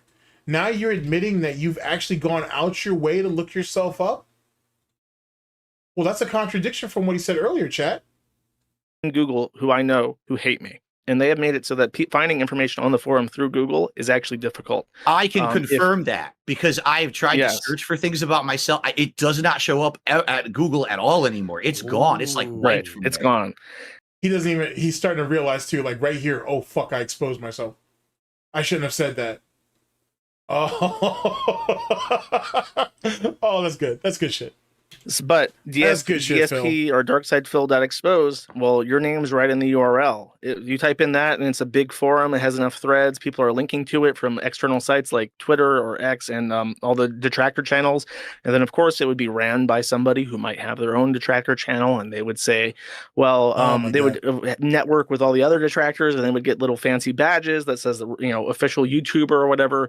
And that site would not only be would have fewer checks and balances and would have less accountability. It would also have greater reach in search engines, and it would also have better network. Because like I said, the Detractors don't like me. A lot of the channels don't like me. They would like this guy. They would like to network with him and get fancy badges and stuff on the site and promote it. So with you specifically, you don't get a break. So wait. So then if you admit that the people who made this other site, he's talking about Proper, do like him, then wouldn't it be beneficial to you to have him on your side, on your site, to help regulate the situation instead of just pushing all of them off? All right, that's just me. Sorry, I'm still in Vietnam mode. Sorry. So you're saying you think that other people on the site would get a break, that they don't have as bad of a Detractor community as I do, and they would actually. I mean, almost everyone except you would get a good deal from the site going down, at least for a while. Wow. That's interesting because I don't really look at the other people on the site, but that's an interesting perspective. No, let that shit sit in. He basically tried to use other people as a shield for why he should have his thread taken down, and quote unquote by proxy other people should have it down too. Josh counters that by saying, "Oh no, other people would benefit, but you wouldn't." No. It's just going to get a whole lot worse for you. Now your shield's gone, and now DSP don't have nothing else to fight on. So he's just like, "Oh, okay." You're not smart, Phil. You're really not. You yell at people all day, but you don't know how to debate with people. That's kind of crazy. Is it, Josh, about Phil and about the Detractors that make them so much different than everybody else? because like we've just been interacting with Phil a little bit, like did a game stream with him, did an interview, did some React stuff, and like the reaction is like, you need to fucking die for talking to Phil. Like, Yeah. it's crazy. What is it? What, Josh, like, what is it that makes it like this? I don't know, and I feel like they try to justify it. And for instance, this is one thing that was brought up to me, and I'd like to hear your perspective. Do you know a guy named Derek? Mm-hmm. Yeah. Yeah. Okay. He's get he's to like this. he's like a supporter, moderator, and like thumbnail maker for your stream, right? Wrong on all three counts. He's not a supporter, he's not a moderator, and he's never made a thumbnail for me whatsoever. All wrong, all detractor bullshit. He's just a viewer. Okay. And he made a tier maker for me once or twice. What Detractor said that he was a moderator though. He had a lot of influence amongst the other moderators. He used to get them, like, he used to actually reach out to other people, not only stream chatters, but moderators on Twitch to have them donate on his behalf. But no one, I don't remember anybody ever calling Derek a moderator. That's not a thing. Okay, tier maker. Yeah. Okay. Now, Josh, do you have like receipts on that? Or is this what you've heard, or is this what's in his thread, or what? Well, his response is there's definitely a relationship, or when I say relationship, I mean there's definitely like a connection. But his response is actually, it falls through a crack. I don't know how to respond to that, because the guy is definitely like a fucking weirdo. Yeah, and he definitely has like playlists of like little girls and stuff on his YouTube. Like that's archived independently of the forum. But what do you think? I think I remember seeing like his badge in chat though, that he had a supporter, like a mod sword or something. No, that you're seeing someone gifted him a membership. That's what you're seeing. It's just a gifted membership. Anyone can get that on YouTube. That says he has no power whatsoever on my streams whatsoever. But he's allowed in your streams though. Yes, he is. But he has, and he's contributed to your streams. Has playlists of little kids on his YouTube channel. Yeah. Okay. Shall we publicly address this formally? This is good. We can address finally do this. Let's talk about this. Real. Yeah. Like, Sure. Why is he All right. allowed to be a member of your community when he's such a creep? That's the one thing that's really fucked. Yeah. Here's my philosophy. You guys can completely disagree as streamers yourselves, and everyone out there watching, you may also disagree as well. All right, but allow me to lay down my methodology here. Sure. Okay. I'm a content creator. Every day I put on a stream. I'm trying to entertain an audience. I'm trying to make a living. I got a chat. People come in, people come out. I see people from all walks of life, people from here, there, and everywhere who attend my streams. And I don't judge anyone for anything but what's going on in my stream. Okay. If I see someone in this stream doing something disgusting, having awful things said, or they're breaking the rules, they're out of it. I have rules laid out. Actually, my stream, I think, is a little bit more lax than others, because I used to be known as like the moderator heavy guy, and now The fact that he said that with a straight face is crazy. That's so crazy. Judge anyone for anything but what's going on in my stream. Okay. If I see someone in this stream doing something disgusting, having awful things said, or they're breaking the rules, they're out of it. I have rules laid out. Actually, my stream, I think, is a little bit more lax than others, because I used to be known as like the moderator heavy guy, and now I almost don't have any moderators anymore. I kind of handle it all myself. But anyway, my philosophy is what goes on in my stream is the extent of my responsibility as a streamer to take care of. Now, anyone out there who makes content, do you personally know every single person who's on your stream? See, that's a lie. See, okay, I don't know if fucking A, man. There's a really, really, really good video that Mr. Huff Stuff did back in the day.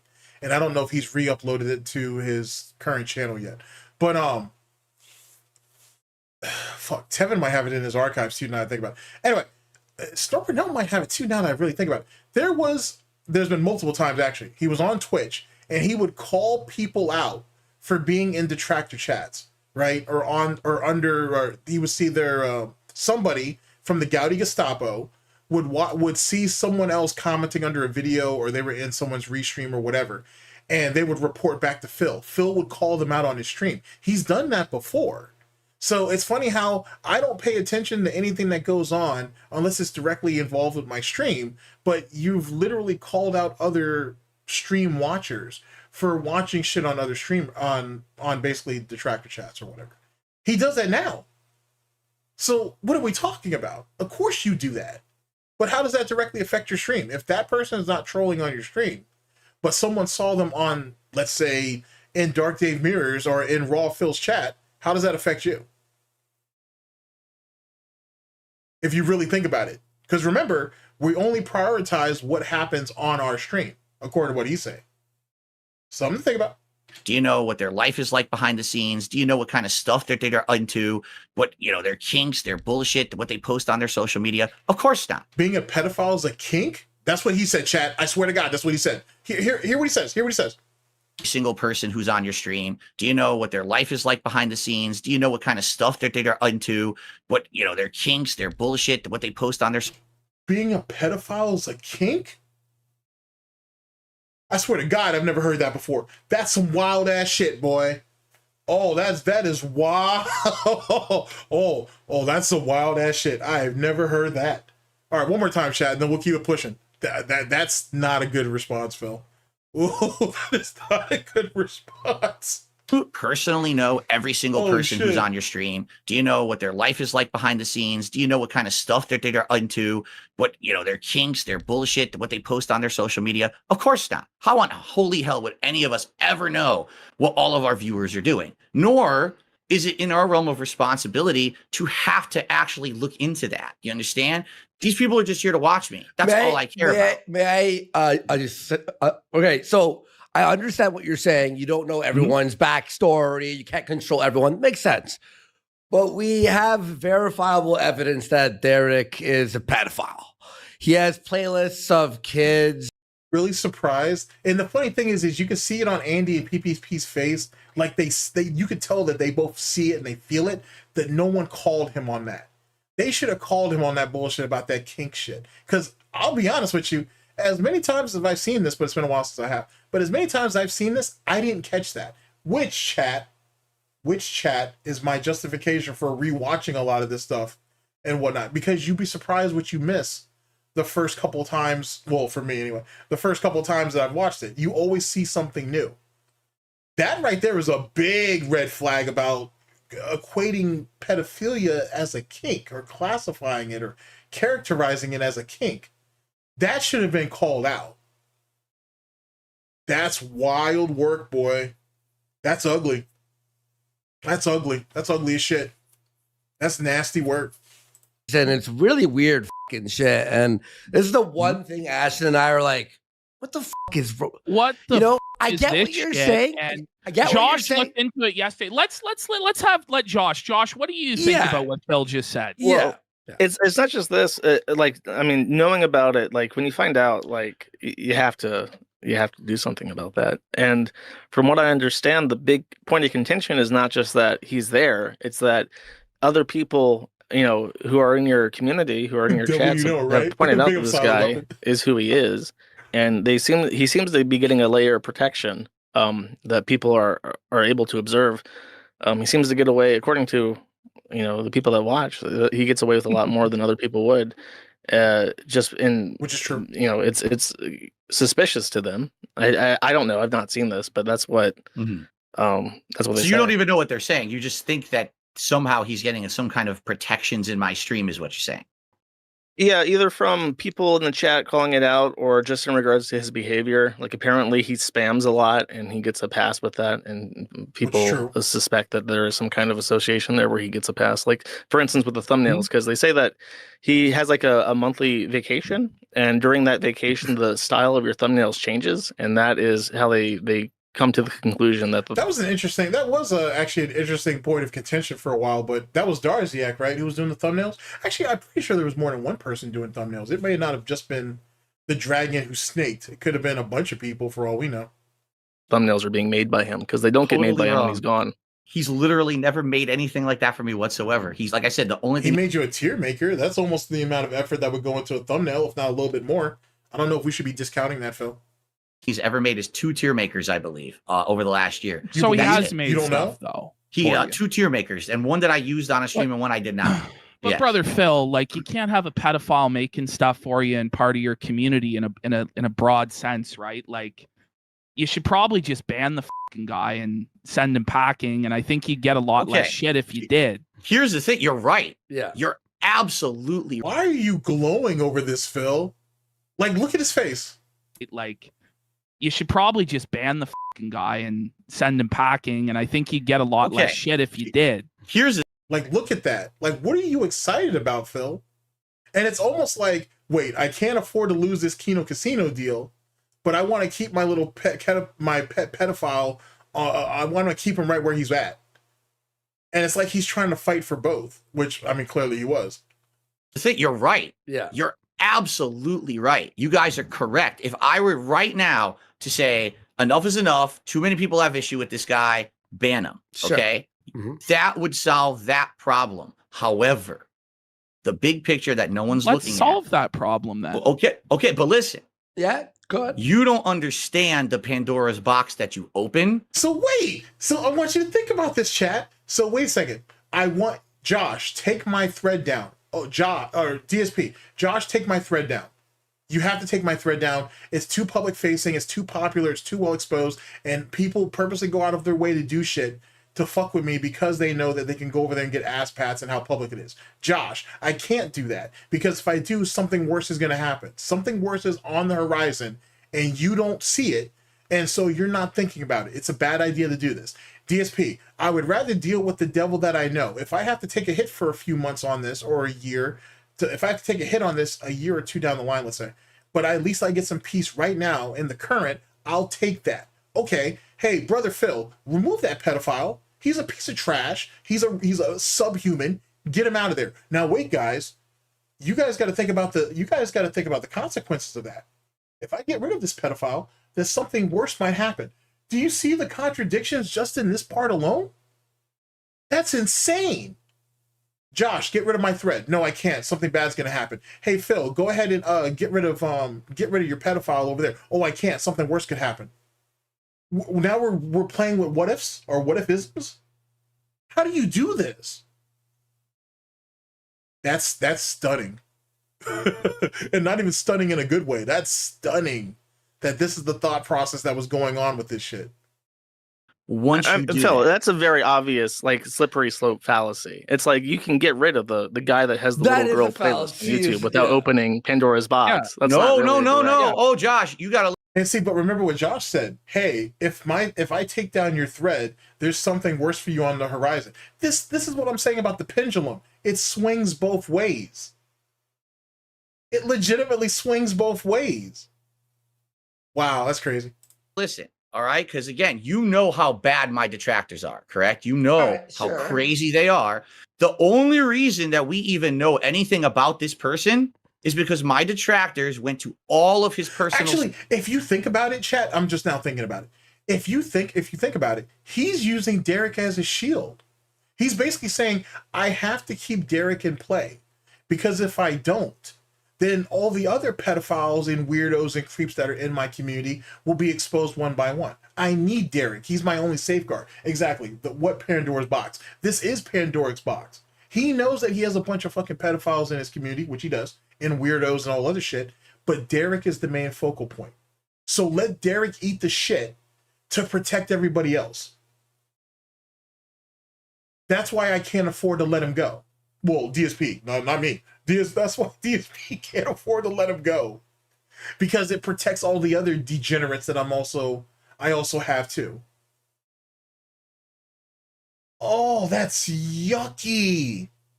Ew, that's nasty. That is nasty. And that's my own fault, chat. I apologize. That's my fault because I always looked at it as he was protecting Derek as he was protecting Derek for the sake of protecting Derek because he didn't want to do what other people tell him to do. But it's deeper than that. Jesus Christ, bro. socials and dug into them deep. But he's a went to his- But they pedophile. got him. They It's right. dug They into got him him deep. though. Okay, now hold on. he's a I know. pedophile, Listen. Yeah. I'm not. Just because Derek's been exposed doesn't mean he's still not useful to me. That's crazy thinking, Phil. disputing what you guys are saying, but please let me finish what I'm Oh, saying. For sure. All right. Yikes. If the only reason that I know that this guy did something bad is because people went off of the realm of my streams and my content to find it, I'm sorry, but that's not my responsibility to be dealing with. Do you understand? Because so it doesn't matter that he's a pedophile or not. The way they found it, I'm not cool with. So I'm not going to move on that. I'm not going to move because other people want me to, because I don't like how they discovered it. Are you insane? Here's the thing. Now, please listen. No, shut the fuck up. Are you insane? What you guys are saying, but please let me finish what I'm saying. For sure. All right. If the only reason that I know that this guy did something bad is because people went off of the realm of my streams and my content to find it, I'm sorry, but that's not my responsibility to be dealing with. Do you understand? Because here's the thing. Now, please listen. If I ban Derek right now, I call him Derek because that's what I thought his name was. I guess it actually is Darish or whatever. But if I ban Derek right now, here's what will happen. Because here's what Josh just said about Kiwi Farms. If he deletes my thread on Kiwi Farms right now, the detractors go somewhere else to do something worse, correct? If I ban Derek right now, the detractors won because they say, look what we did.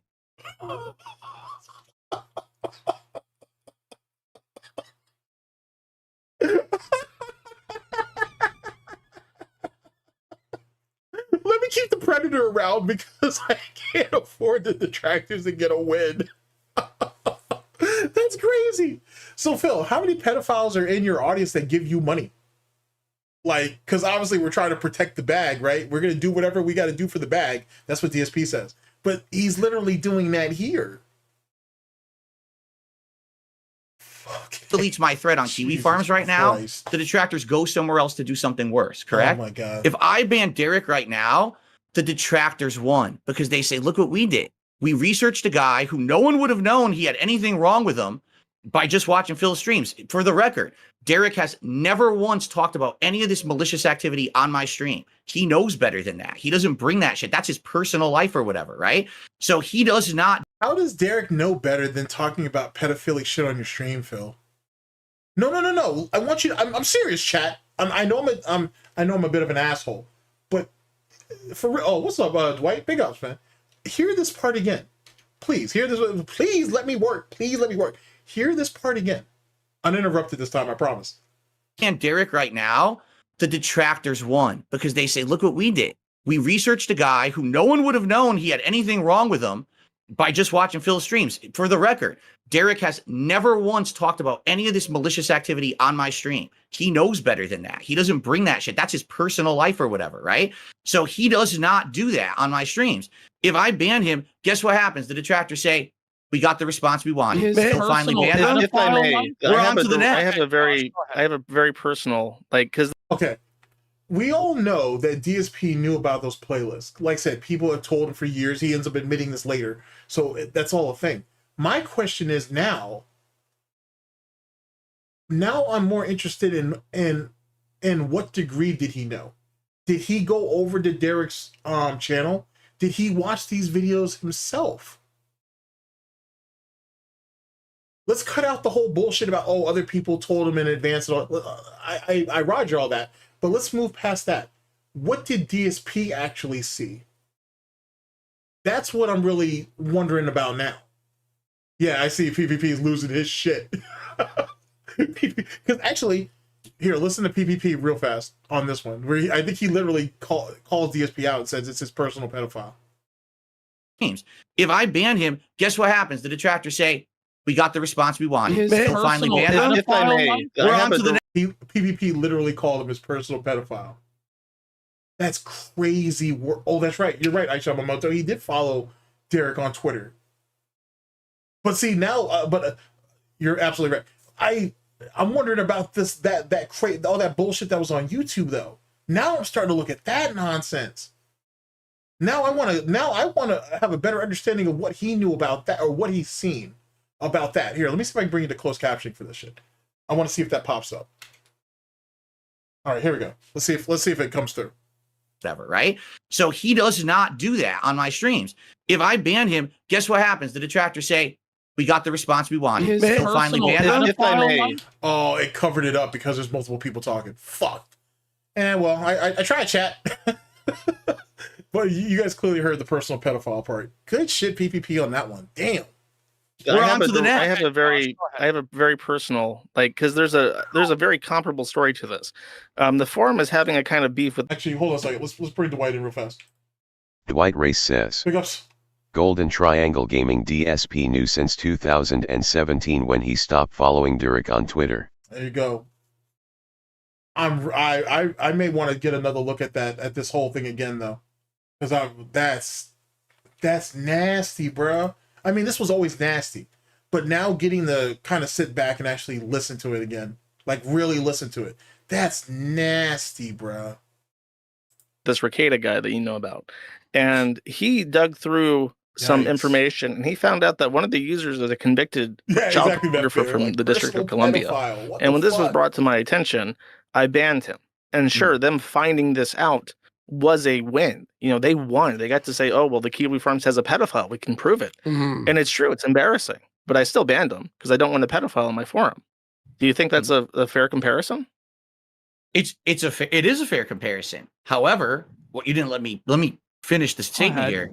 The moment I ban Derek and these detractors say we won, guess what happens? You just gave them exactly what they wanted. You gave them the attention they're craving, and then they move on to someone else. They move on. So that means you're admitting that you know that there's somebody else to go on to.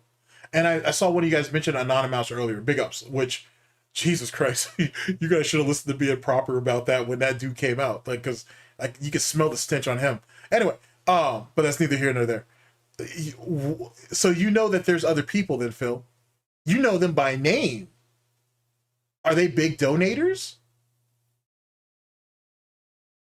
How much do we know about Darksydephil now that I think about it? I don't mean to put that on Darksydephil, but how much do we know about the dragon that snakes? He's not on some weird shit, is he? Interesting. On to someone else. Phil, and then they move on to someone else until it's done. But sometimes in life you have to hold the L. And sometimes bad people are going to get a win, but that's just the reality. You can't have I'm a bad person because I call him a pedophile? I understand what PPP's going with that, but I had to say something. I'm a bad person for calling out a pedophile. That's wild, man. Pedophile in your community. But I understand what PPP is saying. I don't see how that makes me a bad person. Like an open pedophile. And you're basically admitting he's a pedophile. Oh no, let me tell you this. It's okay. Okay, I will say this. I don't know anything about that because I make it a philosophy. Make sure you remember this. He says he didn't know anything about that. That's at 5203. But he's going to eventually admit I did know about it. And he knew about it for like 2 years or some crazy shit.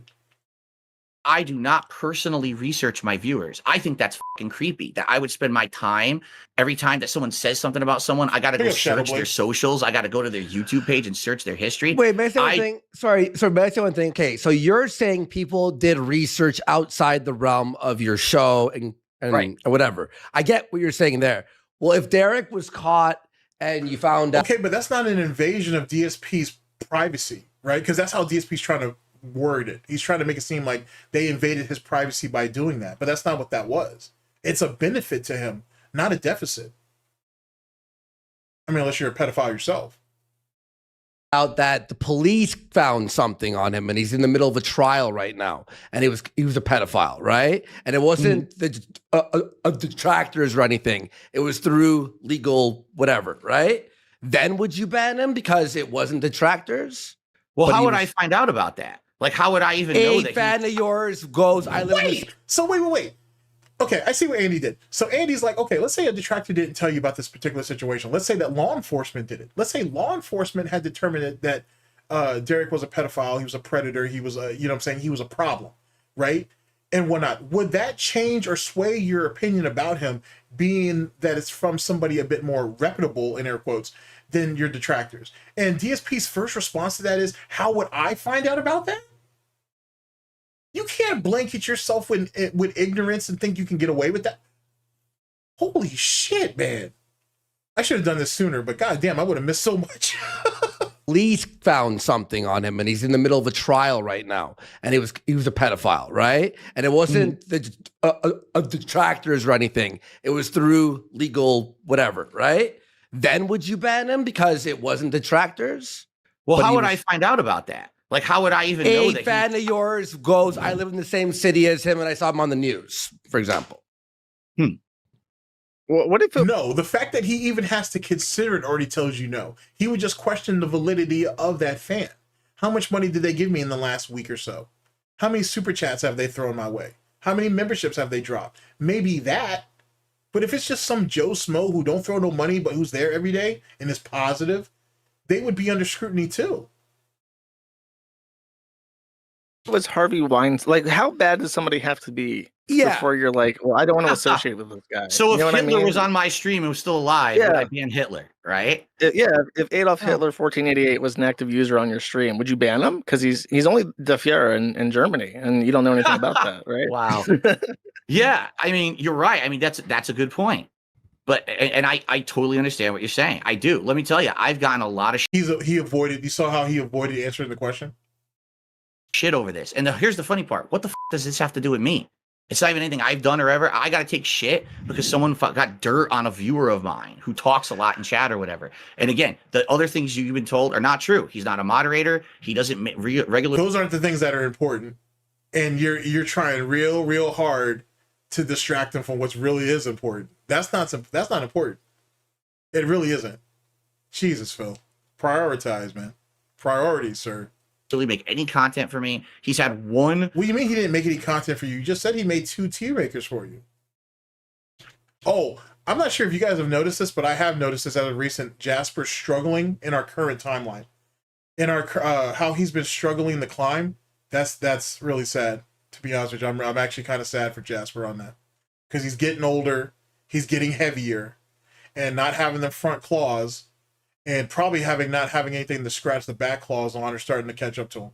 And I heard that he fell on DSP's head the other day, so there's that. That's unfortunate. Tier maker that I made. That's it. Like that's literally the extent of that. And then he talks. So if he does have playlists of little girls on his channel, he's creeping on little girls. Do you disavow that behavior? Oh, absolutely, I do. Absolutely, So you disavow Derek then? Yeah, I don't condone any of that. But at the same time, I'm not going to go out of my way to find out who everyone is or what they do outside of the realm of my going stream. out of your way, We're though, bringing like, it to you. Me and Josh have both looked at it as of yesterday, saw that it was foul and disgusting, and now we're bringing it to you. We're credible. Like, I'm trying to help you. Yeah. If Let you- me phrase it like this. I know, but I totally understand where you guys are going with it. You are I do. totally correct. I don't know if everybody forgets that that Derek stole money from his mom to give to DSP. I mean, DSP definitely doesn't want people to know that. That's for sure. It's for sure. DSP don't want nobody to remember that. But I think most detractors remember. I would hope that a lot of detractors remember that, because that's crucial. That's very, very crucial. But that's also something that's not widely known when you think about Derek or Derek himself. You know what I'm saying? Like, hitting him for the pedophilia shit is far more prominent, I think. Or begging other people to donate on his behalf. Those, they probably just, they force it to get, lost in the shuffle. That if you ban this guy, the detractors will start looking into your viewers harder. You are totally correct. That is a completely accurate assessment. But wouldn't you still not want this guy to be in your community or your audience and openly known as this guy? Because if I'll swing it the other way, if you it's a no-win situation. That's correct. If you don't ban him, if you ban him, then the detractors will look into your other viewers, and you're completely accurate about that. But if you don't ban him, if you do nothing, then they will just continue to bring this up with an accurate line from the point A to point B, and it will always be there, and it will always haunt you, and people will always ask, well, why the doesn't he just ban this guy? Because the devil you know. That's why. He's okay with Derek being thrown with the pedo jacket, and he's okay with putting him in front of the firing squad over and over and over again if it protects the other pedophiles who might actually give him money. That's why. Or the other ones that might actually contribute, or the ones that help inflate his numbers. Derek was always a shield. He wasn't protecting DSP wasn't just protecting him to get a win on detractors. He needed Derek to be that shield. I never gave it enough credence. I never gave that enough thought. Interesting. if he knows about it. Mm-hmm. It's a no-win situation. I agree. You're right. But I think that So- one option is better than the other. So, I'll see you in a to minute. answer that, at least in my experience, and I'm 42 years old. Big I ups, don't know Kenny. how old you are, Josh, but I'm 42 years old. He told you early on he was 30, but anyway, that's why I told you guys to put a pin in this early on, like 3 or 4 hours ago, because you know me, I talk too damn much. But that's why I told you guys to put a pin in that. Josh told him what his age was, and DSP already forgot, and that was only 40 minutes maybe in real time. That's crazy. I've learned in my 42 years on this planet that I would much rather deal with the devil I know than the devil I don't. And what I mean by that is, Well, I know what you mean by that. Deal with the well-known pedophile instead of dealing with all the other guys that might be pedophiles and creeps too, that actually give you money, that could actually hurt you if they got ousted. That's crazy work. That is crazy work. Josh, but I'm 42 years old. I've learned in my 42 years on this planet that I would much rather deal with the devil I know than the devil I don't. You've learned to defend the pedophile that's already widely known and ignore the ones that haven't been ousted yet. Think about what he's saying, chat. Facts. He's evil as shit. Here, actually, Dwight Race says. Evil. evil as fuck. Here, I'm gonna put that right there next to Andy. Sorry, Andy, you're gonna have to bite the bullet on this. That's crazy work. That's a crazy thing to say. Hey, protect the predators by all means, just in case I have other predators around and I don't want them to get ousted. No normal person thinks like this. And what I mean by That's crazy work. It's a no-win situation. I agree. You're right. But I think that So- one option is better than the other. so to answer that, at least in my experience, and I'm 42 years old. I don't know how old you are, Josh, but I'm 42 years old. I've learned in my 42 years on this planet that I would much rather deal with the devil I know than the devil I don't. And what I mean by that is, I know who Derek is. I can't confirm or deny what you guys are saying because I've literally never How looked can you into say it. you know who he is when you won't look into it? I know who he is in my chat. I know who he is as This part is of flat of out chatting on the delusional, community. though. Like, if you look at his Twitter account, it's just straight up. Okay, I Like- believe you. You're telling me this now as a neutral third party, correct? You're neutral. Yeah, and But they're not neutral because you're trying to align yourselves with them. So no, they're not really neutral, theoretically. Like, they have an active interest in wanting you to get rid of him because their audiences wouldn't tolerate him being around. Do we not know what neutral means? Let me stop. Okay, let me stop. and we think it's very foul. Like Phil, this is not like, oh, someone's kind of like an Holy incel shit. or weird or whatever. And or Three playlists. this This is like- hundreds of videos of just little girls Yeah, this doing is like innocuous things. actually- It's Okay. genuinely fucking creepy. Well, if this is what you guys are telling me, then yeah, I'm going to ban him. let's All right, hold on. Let's see what Hate Army has to say. Big ups, man. Hate Army says. That's Josh is so dented. The win for DSP is doing the right thing. Also, detractors have been looking into his fans before Derek. They looked into fans after Derek. It never mattered what DSP did with Der. agreed. That's wild work. I mean, but then again, that also shows you like how low the bar is for Darksydephil. Like how low the bar is set by everybody else for Darksydephil to give him a win. That's Jesus Christ, man, that's tough. This is way more uncomfortable than I remembered it. Yikes. Oh yeah, honestly, you should hold ban on, it. You hold should. on. The devil, that was the devil I knew. You understand? Yeah, So yeah. I could deal with that. I know how to deal with this guy. He talks a lot in the chat and whatever, and it's annoying to certain people. And I got to hear people talk about what he does in his personal life. But now when I ban him, now I got to deal with the devil I don't know. What's the next person who's now going to get harassed by my detractors? And I don't want this to be like Phil's viewer hunt. I You know what I'm saying? understand that, but I think regardless, That's really weird because that means he's acknowledging that he has other creeps around and he just doesn't want them to get ousted. Camfeed Tractor says. Big ups. Phil felt like Derek was a cut above the rest for going so far as to steal his mom's CC to tip. I can kind of see him saying something crazy like that. I can see DSP probably thinking about that shit. Fucking A. Sheer King says. Big ups. But. Moral says. Big ups. Phil up at 3 a.m. on X stalking Asmon and drunk tweeting but never looked at Derek's X suer. See, that makes me want to look into that even further, bro. That's some scary ass shit. Hate Army says. Golden Triangle Gaming, you should take a look at the Tolomeo interview as well. If you haven't seen it, it's brutal. Yeah, I haven't seen I don't think I've watched any of those things fully. Like, I'm sure I've listened to it in the background, but I've never actually sat down and actually listened to it, which is why it took me so long to make videos on it. I will do that. I'll put them all on the list. Why not? Make a stream. We can make a stream out of all of them, if you will. Well, a few streams. The way my mouth goes, I'll talk you guys ears off for hours. Big ups. Dwight Race says. Golden Triangle Gaming, it's because you now see the evil and it makes you feel gross. Agreed. I mean, I always thought that he was never smart enough to be evil, but fucking A, bruh. That's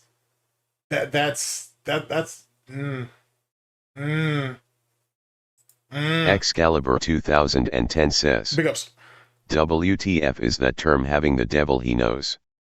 It sounds made up by Phil. It could be. Well, I mean, I'm sure the devil you know is definitely something that's archaic. I'm sure. I'll take a look at that. And maybe, I mean, I don't know if they would say that in Catholic school or whatever, but yeah, because Phil's Roman Catholic, right? Or at least he was, but I wouldn't be surprised. Hate Army says. Big ups. There's an epic quote where DSP goes, the Kino Casino convinced me to ban a fan who was a pedophile, and Tolo goes, wait, what? You had to be convinced to ban him. Yeah, I'm gonna check that out. I want to see that. Oh, I gotta see the response off that shit. That shit must have been amazing. Joe18 says. Big ups. Listening to this again, it's actually more disgusting than I remember. Phil going to bat for Derek, this hard, is really creepy and makes me wonder if some of his whales pay him for a safe space. That's kind of the mindset that I'm of, at least at the moment anyway. It's hard to say. It's hard to say.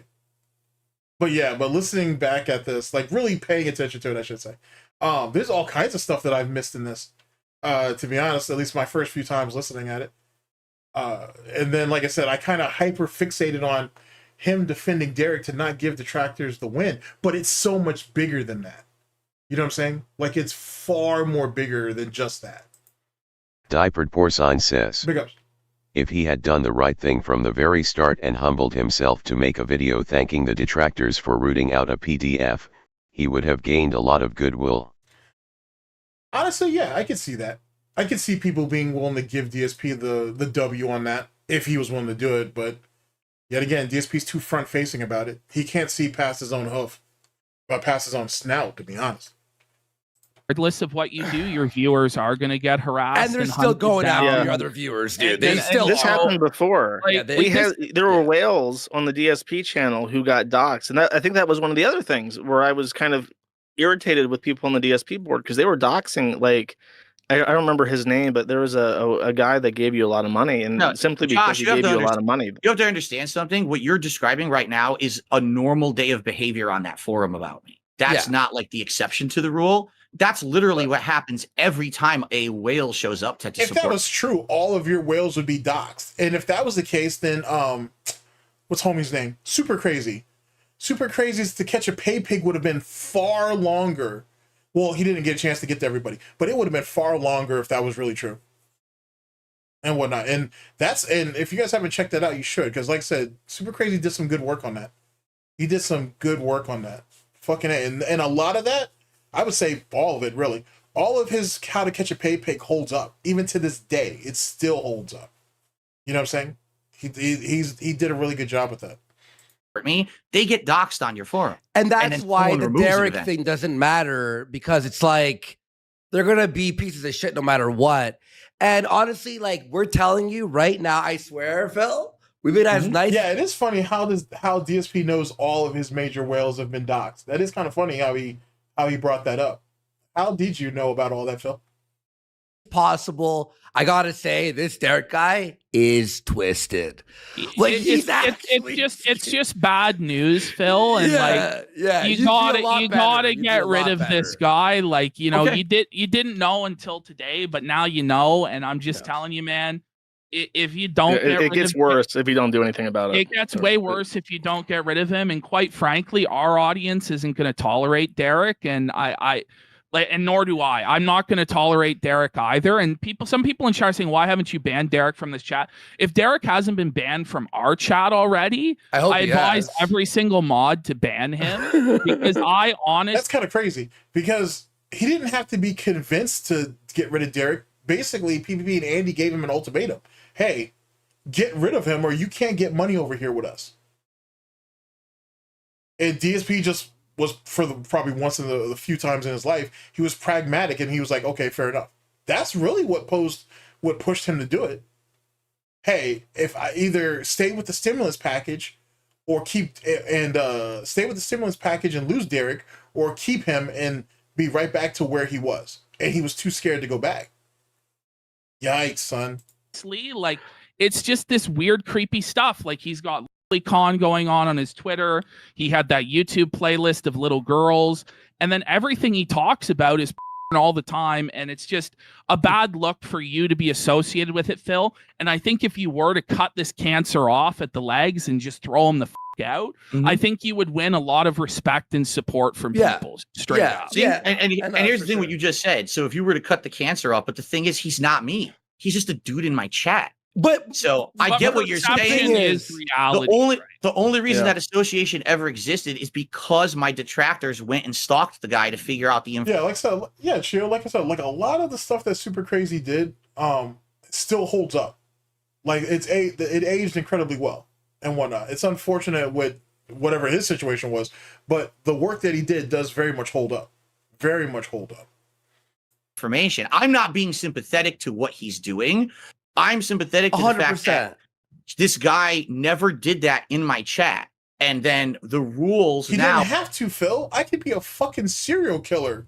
But if the word gets out that I'm a serial killer and I show up in Almighty Tevis chat or Propers or anybody else, they gotta cut me loose. They gotta cut me loose. It doesn't matter what I did over there. Once the shit gets out, it gets out. You gotta close ranks. It's so surreal seeing him fight for Derek this hard. It's worse than I remembered. Are going to become, oh, well, now if you ever do anything that's deemed immoral, Phil might ban you from his chat. And I don't want sort of people to think that. Surpasses a lot of immoral stuff, in my opinion. And also, you know, we have a lot of viewers here. If someone went and found something on one of the viewers and it was like they're, pedophile, this, that, the other, we'd surely ban them without even a thought, right? Yeah. Especially if it came out to be true. And you're like, okay, this guy, and it's not like... Well, there is that Medicare masochist thing. That's an iffy situation for those of you who know, you know. That was a bit... but... I mean, eventually they got it worked out, but that was a bit of a rough patch for sure. It's like a rumor. It's this guy on his main channel. You click view channel, and he's got it open. Like he's like, here it is, guys.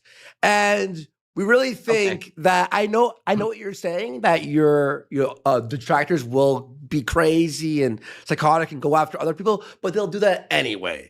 And I'd respect you a lot if you just got rid of him. And it sort of puts a precedent to I will not let people who believe in the shit in my chat. I'm just saying the proof is like overwhelming. Like it's undeniable when you look at it. It's just too overwhelming to deny. So done. All right. So I mean, I'll be honest. Here's my final statement on it. It makes me sad for two reasons. Number one, it makes me sad. You're sad for a pedophile? The fuck you mean you're sad? Overwhelming to deny. So done. All right. So I mean, I'll be honest. Here's my final statement on it. It makes me sad for two reasons. Number one, it makes me sad to know that this guy does all that shit because I heard it for like 2 years now, and I'm just like, it's just wait. I thought you said you were just now hearing about it. Now you're saying you heard it for 2 years. So you're sad that your pet pedophile is getting ousted. And then you've heard it for 2 years, but good God, I couldn't give the detractors a win. But didn't he say that he was just now hearing about this now that they were telling him? But now he admits that he's known for 2 fucking years. Oh, that's tough. Phil, that's tough. Burn in hell, Burnell. like God damn, overwhelming. son. Like Yeah. it's undeniable when you look at it. It's just too overwhelming to deny. So Okay, done. All right. So I mean, I'll be honest. Here's my final statement on it. Uh-huh. It makes me sad for two reasons. Number one, it makes me sad to know that this guy does all that shit because I heard it for like 2 years now. And I'm just like, it's just the detractors, right? Maybe they're exaggerating. They're making it up. And I made a philosophy. I'm not going to do this. I'm not going to look into it because if I do, I've broken my own moral code of that. I'm not. You don't have a moral code. And then here's the thing, because I think he still admits it in this. He says that he's known about this for 2 years, but he thought it was the detractors and everybody exaggerating. So that means people in your audience either brought this to you and or you actually were watching detractor content, which we know he does, and you heard it there. And yet you never thought about checking yourself, or you did know, and you just didn't want to give us the win. Either way, don't bring morals into this shit. That boat has already sailed. That's scary. That's fucking that's Nightmare on Elm Street shit. Hey, now I think about Freddy Krueger was a pedophile too, wasn't he? Damn, that's crazy. That's crazy that I ended up bringing that up. But yeah, that's crazy work. Gonna look and stalk and harass my own viewers. So that's why I haven't done it until today. But now that you guys have said this to me, I believe you. I don't think you have anything to gain by lying to me. So I will be banning him when he shows up because undoubtedly he's going to show up in my chat this week and I will ban him on all of my channels. So wait, DSP said like yesterday or the day before that he's given out good advice to detractors before. No one will believe him and they'll never believe him. So there's no point saying anything. But he's admitting here that he's heard this for 2 straight fucking years. And you completely ignored it too. So why the fuck should I take you seriously on anything if you won't take me seriously? For example. That's what, man. Okay, that's a righteous decision, King. Off with his head. Here's why I'm sad, all right? Yeah. To be honest with you Why are you still sad? From what I know of the guy in my chat, he actually was like a good person. You're literally sad for him. You are one sick monkey. King. Well, Here's why I'm sad, all right? Yeah. To be honest with you guys, from what I know of the guy in my chat, he actually was like a good person in the chat. He seemed nice. Yeah. He's a nice guy. He adds nice comments. I mean, he's needy. He always asks, "Hey, talk to me. Why is he not talking to me?" Right? But he has very nice positive comments. What? You know, Can you explain that? What does that mean? But Phil, well, he needs attention. let's You know what I'm just saying? try not to talk positive about the pedophile, right, Phil? No, I'm not. No, I just understand. If you separate that, because that was been my philosophy. He's caught candy for the kids. When this guy showed up to the chat, he came with this That is- entire. Look at him. He's getting fucking hazed right now. He is getting hazed. Van full of candy. It was so nice. Everyone got their favorites. This is like you know someone for a while, and you only know, like, so let's say you're at work, and someone at work is someone you're friendly with, right? And you're like, wow, they're a nice guy. You mean a co-worker, Phil? Do you not know what that? You don't even know what you don't even know what the descriptive of that is. It's a co-worker, Phil. That's well, you haven't had one in forever, but Jesus Christ. Right. Then you find out 2 years later that this guy's a scumbag, like something like this. That's the feeling I have about it. But you guys are absolutely correct. So did you say you worked in the food business, Phil? That happens a lot. That happens a lot. It doesn't happen as much as I'm trying to make it seem and whatnot. But like, you know what I'm saying? Like some of my first jobs, dude, like I said, I worked in the food business and shit. I've worked in retail and whatnot. I'm sure we all have. Yo, I've known some people, bro, who were on some bullshit. Now, not pedophiles, but there was one dude, bro, he was moving weight. Like the dude was a dishwasher. The dude was a fucking dishwasher. Cool dude though. He was mad cool people. But like you know what I'm saying, he was always wanting to smoke us out and all that bullshit. Cool dude. But this dude was a fucking dishwasher. He was moving weight. He was moving like crazy weight. Like, you know what I'm saying? And he was doing the dishwasher thing as cover. Like just so he had like a legitimate source of income. You know what I'm saying? Like the fuck? Like, you know what I'm saying? And then they didn't even catch him. Like, he had offloaded the rest of his shit. Someone ratted him out. And then when they went, like, he was gone. Like, all of his shit was cleared out. It was almost, it was like he was never there and shit. Holy fuck, bro. Like, that's a thing. Like, you'd be surprised who you meet who work in, like I said, the fast food business, retail, in the restaurant business in general, bro, you'd be surprised at what people do on their spare time, bro, and what kind of wild ass shit they were in, bro. Fucking A, bro. That's crazy work. There was here, I'll give you even another one. I won't put her name out there though. I won't put her name out there. I won't put her name out there though. Holy fuck. I won't put her name out there. My youngest sibling, I can't say the grade. One of her grade school teachers was fucking on OnlyFans and shit. She was like in the top 100 like females on OnlyFans and shit. Like in the, like, I don't know how they categorize OnlyFans or whatever, but like she was like in their top section, like for like their MILF category for like 2 straight years or some shit. Like she was getting it in and everybody knew and no one said nothing. Like nobody said nothing. And like, don't be wrong, like she was yummy. Oh boy, she was yummy in all kinds of ways. I didn't think she was that yummy where she was putting the cakes out and everybody could see it. But fucking A, bro, like she was a teacher. Like what the fuck? Like, you know what I'm saying? Like, you don't know what... People are people. That's all I'm saying. People are people. You have no clue what someone does on their spare time, what they're capable of doing. It doesn't matter how nice they are to you, bro. Fucking Ted Bundy and John Wayne Gacy were fucking nice as shit. Look at all the people they murked. Matter of fact, to be honest, because I've been researching this for like the last like 6 months, there was a string of like shallow graves that were like discovered up there in like the Montana area. And basically migrating down right around the time that Ted Bundy was moving around some of those areas and shit. And now they're slowly but surely starting to link those bodies to Ted Bundy. So his body count's about to go up. You know what I'm saying? Like it's getting wild out here with that bullshit. Fucking A, bro. And then John Wayne Gacy, they think that he's got more bodies too. So like, it's ironic how now they're starting to like reevaluate shit on some of these cases where it's like, nah, there might have actually been more bodies than we initially gave credit to. That's crazy. That is crazy. Who knows what's going on with Jeffrey Dahmer's case and shit? Because like, I can't remember which parent it was. This is back when the documentary happened, but before the Netflix shit.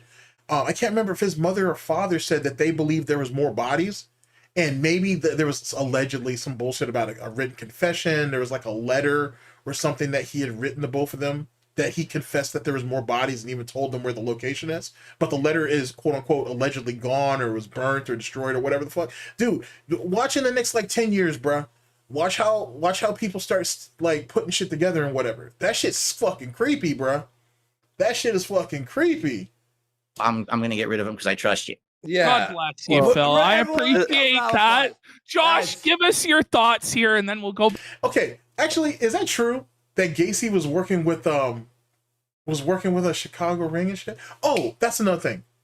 For anybody who's interested in any of that weird ass serial killer shit, there is a group called,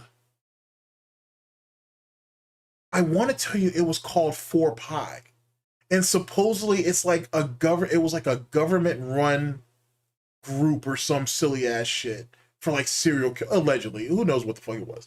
It was some crazy shit like that. It was some weird ass crazy shit like that.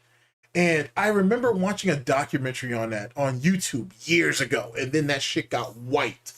And then there was a book that was written on it, and then that shit got pulled and whatever. I'll look into it further, but I'm pretty sure they were called like 4Pi or something weird, like, maybe not weird, but it was like called 4Pi or something like that. Now that I've thought about it, I might actually go in and take a look. But it was something weird like that. But it was like supposedly some weird government run type of nonsense. Like they were literally like sponsoring serial killers on some silly ass shit and whatnot. It can't be believable, but it doesn't seem like it is anyway. But they said that they thought Charles Manson was linked to it. Who else? Fucking there was this dude in Texas. He said that he was a mafia hitman. He said that he wasn't part of it, that he said he was associated. There was like another guy too who was part of the Cornbread Mafia. I can't think of that guy's name for the life of me right now and whatnot, because I just read a book that was written on him. They said that he was part of it too, amongst others. That's just some of the people I can name on top of my head. I'll look into that and whatnot, and maybe that might be that just to kind of refresh my memory. But wild shit, bro. It's just incredibly silly ass shit.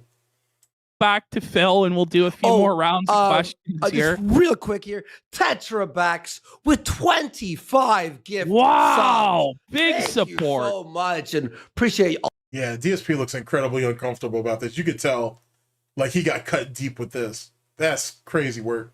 All you hear. All right, sorry, go ahead. It's not a unique problem because there's another person who has a large following called Chantal, and her top moderator for years was this guy who got outed as a convicted sex offender, and she finds out and she's like, well, that sucks. He's been a fast of the streams for 3 years now, but bye-bye. That's not necessarily true. He's talking about Karate Joe. I know exactly what that's about. That's if you know your girl world lore, you know about Karate Joe. She did demod him. Well, she didn't demod him right away, first off. Let me be very clear about that. And keep in mind, this was someone that she was calling her fucking streamer husband for a long ass time too.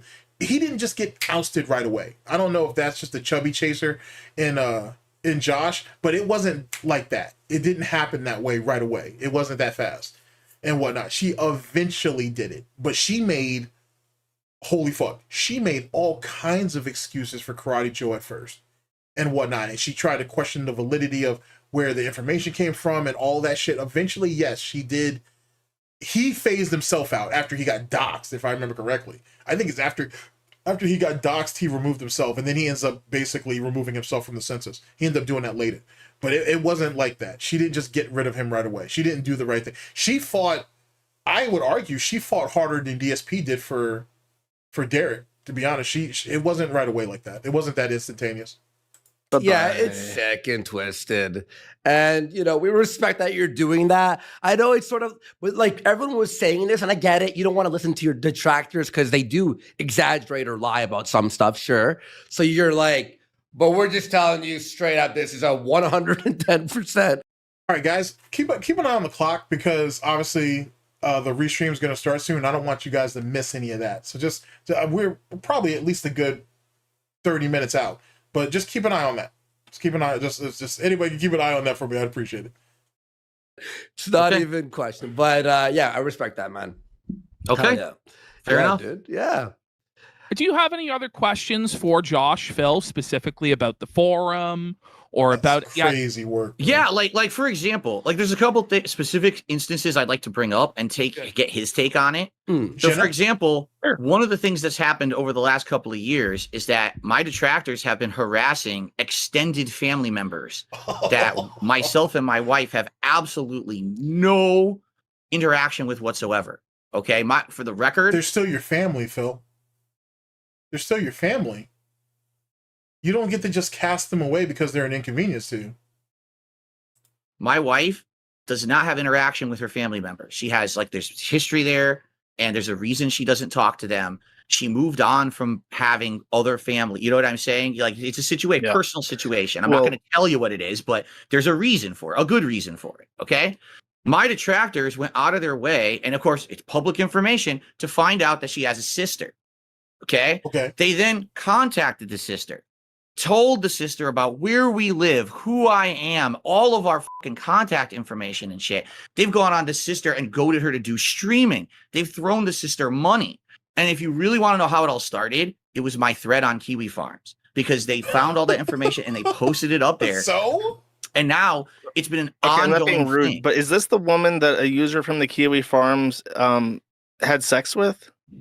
I have no idea. I don't know. There's a thread, and I want to say it's someone related to Cat that somebody hunted down and had sex with. Yeah, and there's pictures of it on the forum. So you see what I mean? This is the kind of shit that shows up on my forum. It's like, what does this have to do with anything with us? We have no association with this person. We don't talk with this person. To our knowledge, this person might have some issues. Oh, so she's dead weight because she has issues, but Derek wasn't.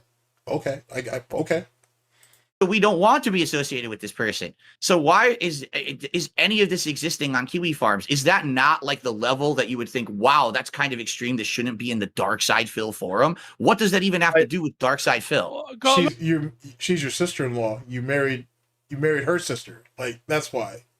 You don't get to just throw people away because they're an inconvenience or they're mentally ill or whatever. That was a package deal, Phil. If you don't want to associate with them, okay, fine, but you don't get to write them off like that. You don't get to just leave them on the corner somewhere and that's it. Yikes. Go ahead, Josh. Yikes. I mean, I did ban them, but Yeah. I can't like unfuck her sister, you know? Oh, that was funny. Hold on. Sorry, I was talking over that. What does that even have to do with Darksydephil? Go ahead, Josh.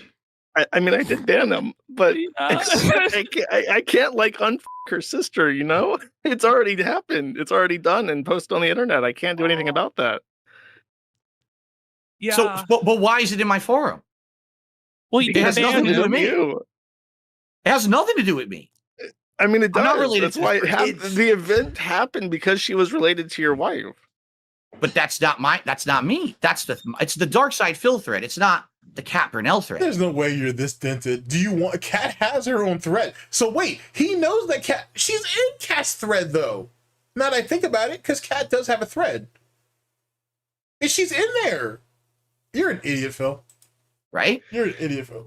Um, Now you wanted the thread taken down. Now you want the thread to be saturated. Now you want the thread to be protected from Jenna. That's crazy work. I mean, in some ways it is. She's married to you, Crazy and work. the Bible says that you become one spirit. So technically, she's That's so joined to the crazy. forum. I'm sorry, but no, that's where I got to draw the line, dude. So now you're saying just because I have a public persona that Tell literally him so. anyone who has ever had an association with me in my life needs to get drawn into this drama sphere, that's bullshit.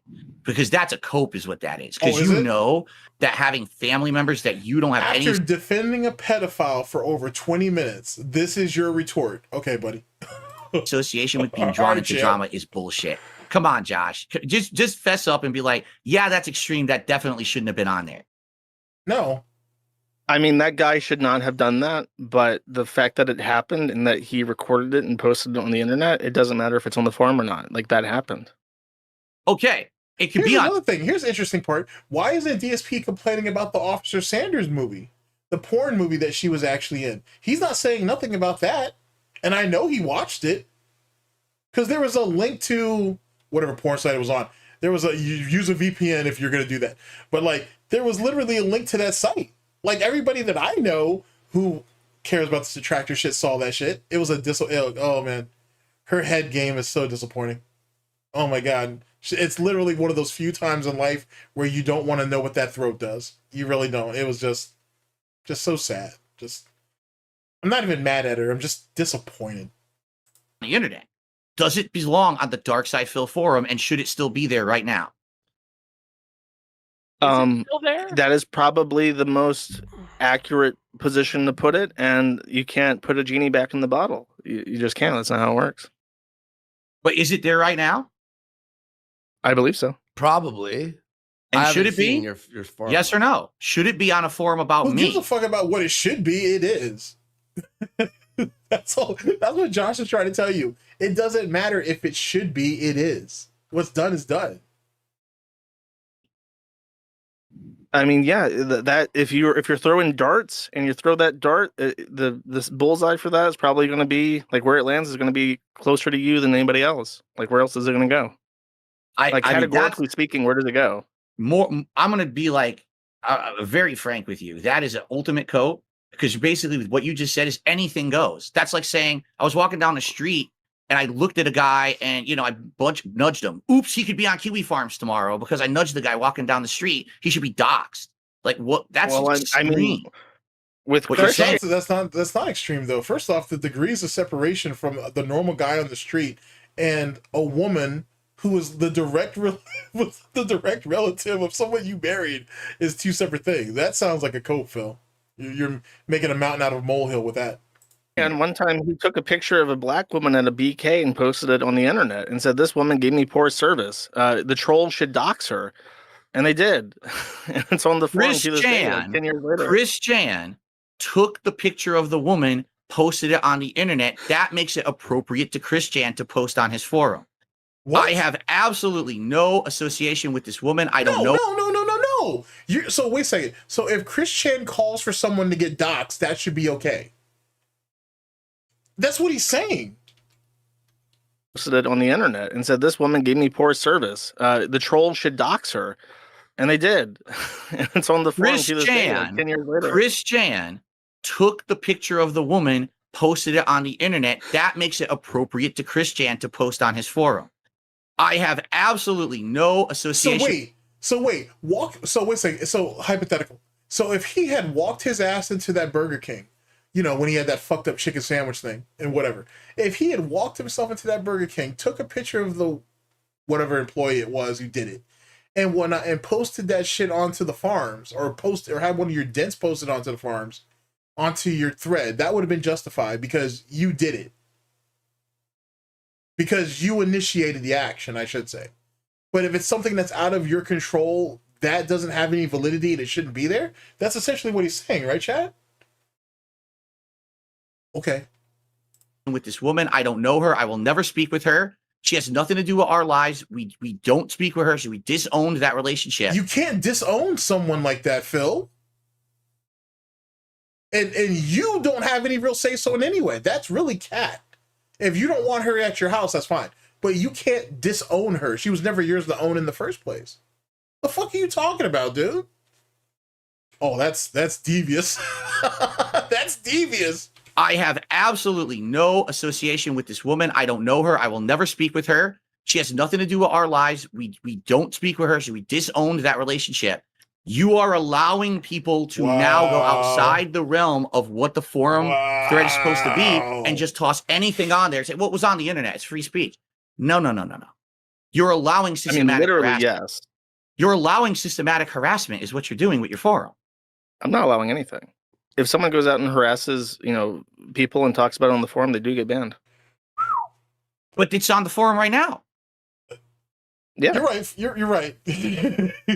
You're right, Dwight. He's evil as fuck. Holy shit, he's evil as fuck. That's yikes, bro. I don't even know what to say to that. I don't even know what to... Here, actually, let me put this up here for a minute. Dwight Race says, say the word GTG, evil. Evil as fuck.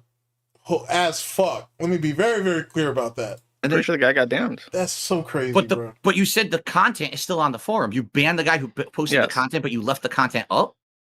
I mean, yeah. What am I going to do with it? Pretend it didn't happen? Oh, so this is interesting because I didn't even know this. So what you're saying is if someone violates the forum rules, you will ban them, but you do not remove the infringing or the bad content. You leave it there? No. Why were you saying infringing, Phil? You should have stayed with that. All right, whatever. It depends on a concept of harm reduction. If it is, for instance, I'll give you two adjacent perspectives.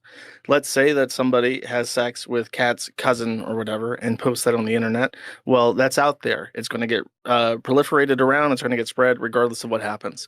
If someone posts nude images of their own girlfriend randomly in the forum, that would be against the forum rules, and it would then be prudent to delete them because it's just a harmful use of the site without any connection or purpose. But when it comes specifically to content about high profile people, there is literally no reason. There's no good being done there.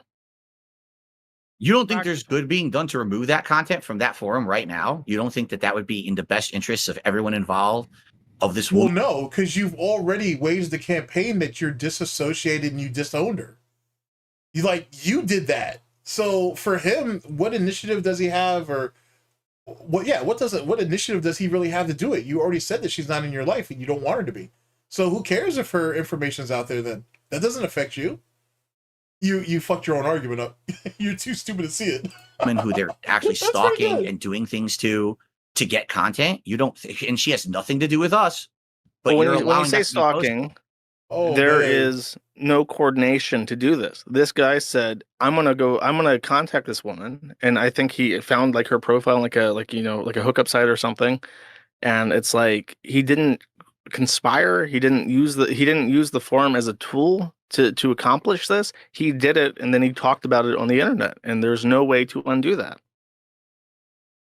I don't know. To me, okay. Is it revenge porn, though? It could be, but in revenge porn as a crime does not exist. Maybe in some states, but at a federal level, there exists a tort of non-consensual pornography.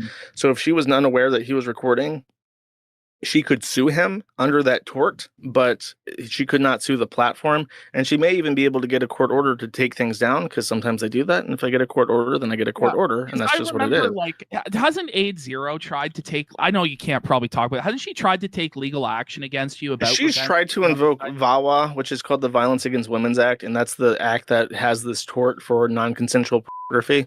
But as I explained, it's a tort between two parties that doesn't involve the platform, and it may result in a court order to remove content. Yeah. But as the tricky thing with revenge pornography in particular is that the person photographed does not own the copyright. The pornographer does. So unless the pornographer wants it down, it's a copyright issue. I own the it is literally a copyright issue usually. And there's famous cases where people have bought the rights to their pornography so that they could use copyright to take it down. But if there's no cooperation there, then isn't that what Mia Khalifa did against what was that? Was it Banga Bros or Bang Bros? It's still around. I don't know why I'm talking about it like it's in past tense. But isn't that what Mia Khalifa did? Or what she was attempting to do? Like, she was trying to buy the rights to her pornography, so like either she got a cut of the proceeds or she could get certain shit taken down. I swore I thought I read about that somewhere. Can't happen. But in generally speaking, if it's pure malice and no association with anything tangentially related to the forum, then it will get taken down. But if it's a high profile person, there's nothing I can do about it. Like, it's out there. Well, first of all, that statement's false. There is something you could do about it. You could remove it from your forum right now, and then people would have to seek it out elsewhere. Again, it's the notoriety of Kiwi farms that. But we discussed find that stuff. There would, if I started censoring things, people would go to an alternative site. I don't censor things, so they stay on the forum where there's a moderating spirit. I mean, most gooners are actually weird enough to actually pay for porn, which I've never understood that concept. That's really, really wild stuff to be doing, bro. Like, you know what I'm saying? That's like participating in prostitution, which. Why are you doing that? You should never be doing that. To it. That's correct. So basically what you're saying is because it's on your site, you feel you're the best person on this planet to be moderating this kind of content. You're the best man for the job. No one else could do better than you, and therefore that's why you feel you have this obligation. That's a deep philosophical question that was raised by Christopher Hitchens. Who among you would you select as your censor? I select myself. I don't think that there's another person on the forum who's better capable of doing what I do than I do. I'm not saying your forum. I'm saying in general. Do you think there's anyone better who could do a better job? If there's more capable, go ahead. Censor. If there's a more capable person, I don't know him. Okay. Because this leads to a question like, why do you continue to own and operate Kiwi farms? To my knowledge, you have been through the ringer with this thing. People are really coming after you legally. They're trying to take this site down because of stuff that's been on it. Okay. And you just keep going. You've gone from host to host, getting kicked off, going here, going there. Why do you keep maintaining this site if it's causing you so much pain and problems? That's kind of weird that he would ask that question, being allegedly all the crucifixions that he's been going through. Seems kind of stupid, to be honest with you. You kind of answered your own question, but all right. Because I love it. It's the best site on the internet. So you just love drama and gossip so much that DSP can't intimidate shit. He might be able to intimidate a dent, but like at least semi-functional people, no. This tough guy act don't work. He's not as smart as he thinks he is. Obviously, that's how he got in trouble with the Derek situation between these guys already. He fell into an obvious trap and couldn't talk his way out of a paper bag. That's fucking crazy. Feel like that's your thing and you just want to keep it going? I think the site is one of the most entertaining sites that has ever existed. I use it every single day. I post about like 3 to 5 times a day, depending. I keep up to date with a lot of the stuff, not everything, but I do keep abreast. I do a podcast about stuff that happens on the forum. Sometimes you've said that it hasn't made you the happiest in life, right? Like sometimes it's cost you a lot of opportunities in life, and sometimes you've been sad about the state of it, right? I mean, yeah. I mean, sometimes it's like there are days like during Drop Kiwi Farms, there was a time where it was like 3 a.m. where I was at, and I was literally just sitting with my hand in my head staring at a terminal that couldn't connect to the IP address. I'm just thinking, what the f is the next step? But I continue to work at it because I enjoy my site. And during that time where my site was down. Hold on a second. Weston Evans says, yes. Why does he keep streaming despite all the persecution, banning and takedowns, and he can say he loves it, but he has no conviction in that. Because he can't do anything else, to be honest. He can't do anything else. And when you get people like that, the only thing that they can do is try to outlast you. That's it. And that's literally his final hope. No pun intended. That's his final hope, is to basically hope that he can outlast everybody. And that's why he takes so much solace. And when you see bigger content creators who announce on Twitter, hey, I've had a good run on YouTube or streaming in general, whatever the case may be, I'm hanging it up and I'm moving on to my next chapter in life. He's envious because of that, but he also takes solace, or he feels empowered or emboldened by, oh, well, I'm still here. You weren't cut out for this anyway. Your viewership should have been my viewership. Just like with Kino Casino. Oh, they're on vacation for 2 weeks. Oh, well, see, they don't give a fuck about you. It's all about the money. And now they're going to go off and spend it while laughing at you and this, that, and the third. Who thinks like that? Well, DSP does. You know what I'm saying? But no one realistically thinks like that. That makes no goddamn sense. That's crazy. Like, I want my favorite content creators to be well rested when they do it. And when they need to take breaks, I expect it. It's not something that I'm surprised by. I expect it to happen. That's a healthy thing that's a healthy thing to do. Too much of anything is a bad thing, or it can be anyway. I tried to use other sites out of necessity. Like, okay, I want to talk to people. I want to socialize a bit. So I went to Discords. I went to Reddit. And I realized, see what God, that is. all these places suck ass. And I hate them. And my forum is the best site on the internet. So I got to bring it back up no matter what. Okay. All right, back to you, Phil. What do you think about what Josh is saying here? Yeah. Here's the thing. We're never going to come to any kind of an agreement, because it sounds to me like Josh and I come from different places of morality. This isn't a legal issue. It's not. I know for a fact that most of the stuff that's been put on the forum about me is legal. There is some stuff that has been illegal. All right, let's be clear here. There actually has been information that people broke laws to get, and that should never have been put on there. Okay. But as for the legality of most of it, legally, I don't know how much they could really ever come after you, Josh. And, that's not really what my issue is. My issue is morality. That I don't know if these guys will agree with me, but I can tell you from my own personal perspective, that site, your website, Kiwi Farms, I am telling you here 100% has hurt me and my family. 100%. It's hurt my business as well. And where is he supposed to care about that, Phil? What personal accountability are you expecting him to take in that? That's not his problem. It's really not. Like you said, if he don't host it, someone else will. So what's the point, Phil? This is not me trying to get any sympathy from you, Josh. I'm telling you, your website has outright definitively hurt myself, my family, and my business. And it continues. So you're going to put that on him, but also say, I'm not trying to blame you? What? All right, bro. To do so, because it's the focal point for when people want to hurt us. That's the first place they go. Okay. So I'm going to give you. That's not really true. The first place they go is YouTube. And then they go to Detractor Twitter. And then they go to the farms. The farms isn't just the go-to like that. It's really not like that. And that's not just over in the DSP side of the forum, or the side of the fence, sorry. But anywhere. Like, it's not everybody just runs to the farms first. You know what I'm saying? You can pull a lot of stuff off YouTube and Twitter before you go to the farms for verification and then the deep dive into it even further. An analogy that I've been talking about on my streams recently. Maybe you can kind of understand my perspective. Okay. So let's say that I was rich and famous and I wanted to be like a philanthropist. Okay.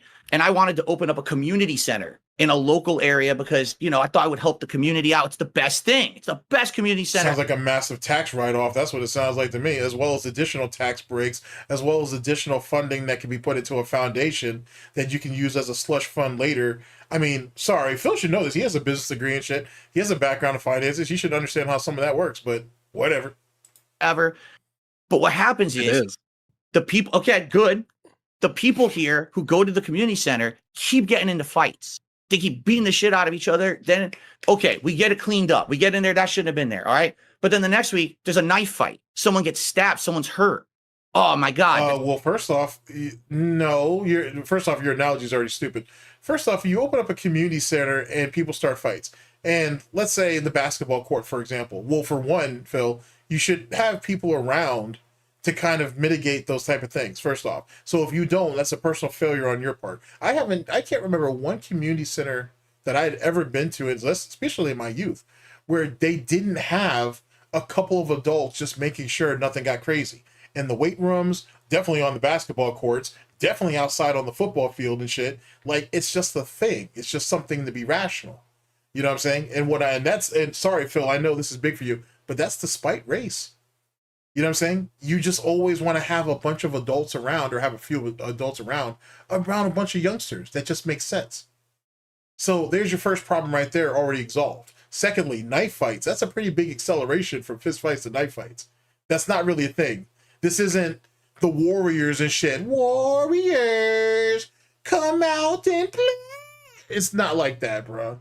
You know what I'm saying? It's not like that at all, bro. For real, for real. Like, you know what I'm saying? I mean, maybe back in your day, but it wasn't like that in my day. That's not how boys are going. If a guy got beat up over a basketball game, he'd be quick to go and run and get his gun and whatnot and just wait for you to be caught slipping. He wouldn't shoot you at the community center or whatever, or the rec center or whatnot. He'd catch you somewhere else. Or they would just jump you, like, outside somewhere else. It's knife fights. What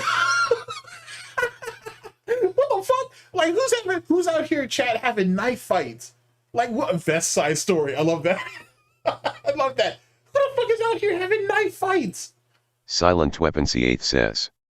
Vest Side Story. Bet. Big ups, dude. Like, who the fuck is out here having knife fights in this day and age, Phil? God, dog, dude, you need to get outside. You need to actually get around people. Knife fights. Like, you know what I'm saying? Fucking A, dude. I've been to Mexico. They don't even have knife fights out there like that. Well, you can go to professional knife fights. Semi-professional, let me say it that way. And I saw some really neat shit. I learned some really cool shit while I was out there. All right, let me leave it at that. I learned some really cool shit out there. But, like, knife fights, Phil? Really? Really? Fucking dumb knife Sucks. fights. Let's clean it up. Knife fights So it's and not shit. 1 time, 2 times. This happens hundreds Knife of times. fights. Holy People shit, are man. actually getting hurt at this community center. And despite all of your efforts over the years to keep this community center a clean place, a fun place, a place where people are actually getting meaningful stuff out of it, God damn it, it's out of control and you know it. Do you keep that community center open and people continue to get hurt, or do you close the community center? What would you do? That's such a dumb analogy. That's such a stupid analogy. So you're gonna up and quit. That's what the solution is, Phil. You're just gonna up and quit. All right, bro. That's yeah. Didn't he say he grew up in the hood? I don't know, man. That's kind of weird. There's a lot of community centers in the hood, and there's a lot of nonsense that happens in the hood.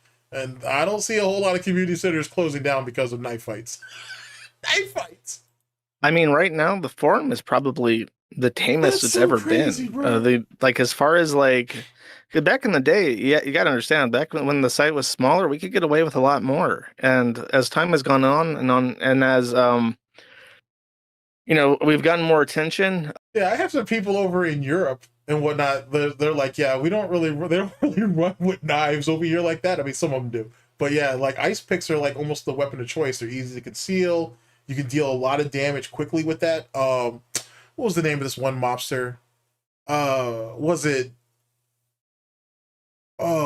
Pennsylvania? Was it Phil? No, was it not Pennsylvania? Was it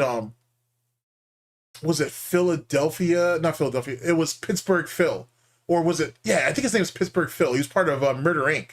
I want to say his name was Pittsburgh Phil. And that was like his weapon of choice was an ice pick. And right into the ear, like straight in, like all the way to the hilt and whatnot. Quick, quiet, and then he could literally just sit you back down and walk away like nothing ever happened. Or was it Pittsburgh Phil maybe? It might not have been Philadelphia. It might have been like Pittsburgh Phil or something. But he was notorious. Like, boy, oh boy. He got away with it for a long time too. Jesus Christ. And I'll show you guys a video one day on that shit. Like, I really like the old mobster shit, especially about these hitmen guys. I can show you some shit on YouTube that, boy, oh boy, like interesting stuff. Yeah, but I want to say his name was like Pittsburgh. It was like Phil Strauss, maybe? Something like that. It was something wild like that. I've had to stick closer to the rules. Oh, and Richard Kuklinski, the Iceman, He's known to use an ice picker too, and he liked to get busy with that. You know, and be more careful about what I say and more careful about what I let people say on the forum. You're saying like, oh, Surprisingly enough, a lot of female serial killers, at least in the U.S., they used to, especially back in the 80s, in the 70s and 80s, they favored the ice pick too. They favored, actually, a few women in the 40s actually also killed their husbands straight into the heart and whatnot, and then bloop, and then cover their head until they suffocated and shit. Like wild stuff, bro. Just diabolical fucking shit, man. well, this community center sounds like a coliseum where you're just letting in the lions to tear at people, and you're just, when you know people get mangled, they just sweep the bodies away and bring in the next gladiators or whatever. Really, over time, the site has gotten. I like how he called him out on the extremist of it. That was a pretty good analogy, saying it sounds like a coliseum you got there, Phil. Bigger, but also a lot more tame, and even your board is a lot more tame. So I would disagree. Now, You did say we can get away with more. What do you mean by that? You used to be able to get away with more. Could get away. Oh yeah, sure. I mean, during the day, the site used to have people who were much more actively engaged in trolling, and I would turn a blind eye to it. But that hasn't been the case for like 8+ years now. We've really had to be more careful about what we do. Okay. DJ Academics, when he used to do like his fucking Chirac series, there was a cat. I can't think of what the guy's name is now. I want to say it was Rondo 9, to be honest with you, but don't hold me to that, because I ain't trying to put nothing on nobody's name and shit. But there was a guy in Chicago. He got his hands on like an RPG or some shit. And the plan was, I guess, is he was gonna shoot that shit into the front door of a police station, and he ended up getting caught up on some other shit before he could. But there's literally pictures online of this dude with this fucking RPG and shit. He's sitting in a chair, leaned back, and he has the shit pointed, and like a legit military grade. Like he I can't remember how much money he paid for it at that time, because this was some years ago. This was like in 2017, maybe 2018, when DJ Academics reported the story. But like, you can still find the pictures of it online though, with this dude holding this RPG in a chair, like, you know what I'm saying, like mock, and it was empty.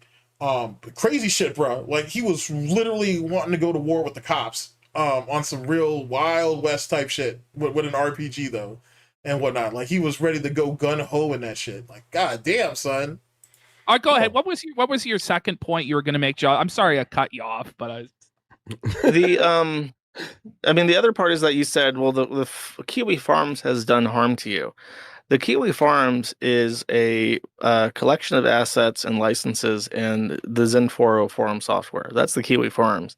But there are people on it who I completely believe you, have done harm to you, especially, like I said, people who choose to go after your supporters. You know, I think OIC was the guy that they say they all hate them. Wait a second, hold up. No, wait a second. I gotta hear this part. What is that? You eat too much, sis. Big ups. In the southern part of our country we call the Call of Duty server, a hitman fired an RPG to the politician's SUV while it was running away. That's why. That sounds like some Man on Fire shit, like on some Denzel Washington shit. That's crazy. That's wild. Big ups. Like, that's. Why did I play no games where y'all are at, huh? By any means necessary. God damn. Most. And I do believe that causes harm to you when people go after you. But I think if you were to name your top detractors and the people who are actively doing the most harm to you, you would find that most of them probably don't even have a presence on the forum. Now, maybe, over time, the most damaging information and stuff has happened on the forum, but it's not the forum. It's people on the forum. And yeah, that's the argument that it's not the gun that committed the crime. It's the person who shot the weapon that committed absolutely the crime. Correct. Mm-hmm. I want to say something, because you've expressed in the past, Josh, that you might want to move on from the Kiwi Farms one day, that it holds you back potentially from having a family, from having a normal life. Is that still your plan, to eventually move away from the forum, or? Well, right now, I mean, it depends on how things go. Right now, things are looking up, and there's a potential that Josh sounds a lot like DSP here. He sounds a lot like DSP here. from the forum, or? Well, right now, I mean, it depends on how things go. Right now, things are looking up, and there's a potential that I can make. If Amazon is selling RPGs, I haven't seen it yet. I would assume you would find a PDW or an AR or something like that before you find an RPG on Amazon at the very least. Temu maybe. Things work, every day seems a little bit brighter, and there's ups and downs, but overall the trend from early this year to now, and from that time last year to then, has been an upwards trend. Everything seems to be turning around. And yeah, I mean, if there ever came a point where it's like the forum is the reason I cannot progress in life, then I would have to move on from it. But right now, I don't think you can. I don't think we can legally own an RPG in the United States. I don't think so. I don't think so. You'd be surprised what you can get away with, bro. Like I've purchased. Okay, not the power level. I have purchased weapons that were like in the box, like what I'm saying, like disassembled and shit and whatever like that. Like you'd be surprised what you can get away with on that front. But an RPG, nah, I don't think so. I mean, that doesn't mean you. It doesn't mean you couldn't get one. Like here, like what I'm saying, like if I made a couple of phone calls and if I was willing to put the money up, I could probably get one and whatnot. It wouldn't be right away and whatnot, but like a brand new one, like a brand spanking new RPG, I could probably pull that. I think anybody could, to be honest with you. If there's a will, there's a way. You know what I'm saying? You go to your local, for example, you go to your local weapon shop or whatnot, you get cool with them or whatever. I'm sure someone could pull strings to get you something. I'll tell you that for sure.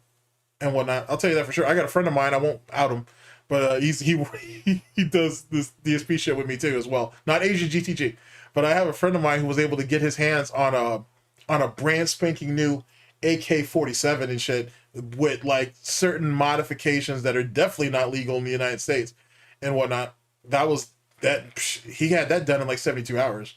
So you know what I'm saying, like shit like that. You'd be surprised how easy it is to get weapons, but an RPG. I don't even know anybody who would want one, but I'm sure one could be had if you really wanted to. I'm sure it is. I mean, I don't know if I'd say, yeah, the United States is a gun culture and whatnot for sure. I'm not a gun fanatic like that. I own a couple pieces just like anybody else, but I wouldn't say I'm a gun fanatic or anything like that. To be honest with you, it's not that serious. But yeah, we're readily accessible. The ability to get a weapon legally, I should say, is easy. Unfortunately, being able to get a weapon illegally here is even easier, which is kind of wild, to be honest. But it's neither here nor there. Yeah, basically, some assembly required. So, I'm just being honest. You know what I'm saying? I'm just being honest. You know what I'm saying? You know what I'm saying? Fucking A. But you'd be surprised where you could find one. I wouldn't know. It was Rondo, right? All right, bet. I knew someone would know what I was talking about with that. Ed Tun says, Rondo number 9 had an RPG. Yeah, that was Rondo. Rondo number 9. Yo, that young cat, dude, he was sitting there with that fucking that RPG and shit while he was leaning back in that fucking that long back chair. I was like, the fuck? What a wild ass shit is that? Yeah, he was a Chicago rapper. Yeah, he was cool with wasn't he like in that clique with like Chief Keef and what's that one guy's name? They called him the Grim Reaper. And like he had that tattoo on that tattoo he had on his arm was tough. But he had that shit. He was like in that group. He was like in that wild bunch group of guys and shit. Yeah, I remember that. I distinctly remember that shit. And fucking DJ Academics gave them all those crazy ass nicknames and shit. Like at first, I gotta be honest. At first, when I first got put onto that Chirac series, I thought it was funny. Like initially, like the way he presented in a funny ass way. And then one of my older siblings came by the crib and he was watching it with me. And he's like, "Nah." He's like, "I need to show you something." So he called up one of his peoples and shit, and we met up with them. And dude started like breaking that shit down, and I was like, "Oh shit!" Like it was completely. It was like, yeah, like what I'm saying. Like they called that shit Chirac for a reason. Like it was wild what was going on. It was really, really wild what was going on out there and shit. Like that was nothing to play with. And that's what ended up leading to Academics allegedly having the debate on whether they were going to put a bounty on Academics' head. And I guess eventually that got taken off. I don't know what the detail. I don't even want to know what that was. but it was alleged that they wanted to put a bounty on his head over some of that shit, because a lot of those guys lost peoples, like a lot of their friends were dead, and so they were like, yo, academics need to pay for that.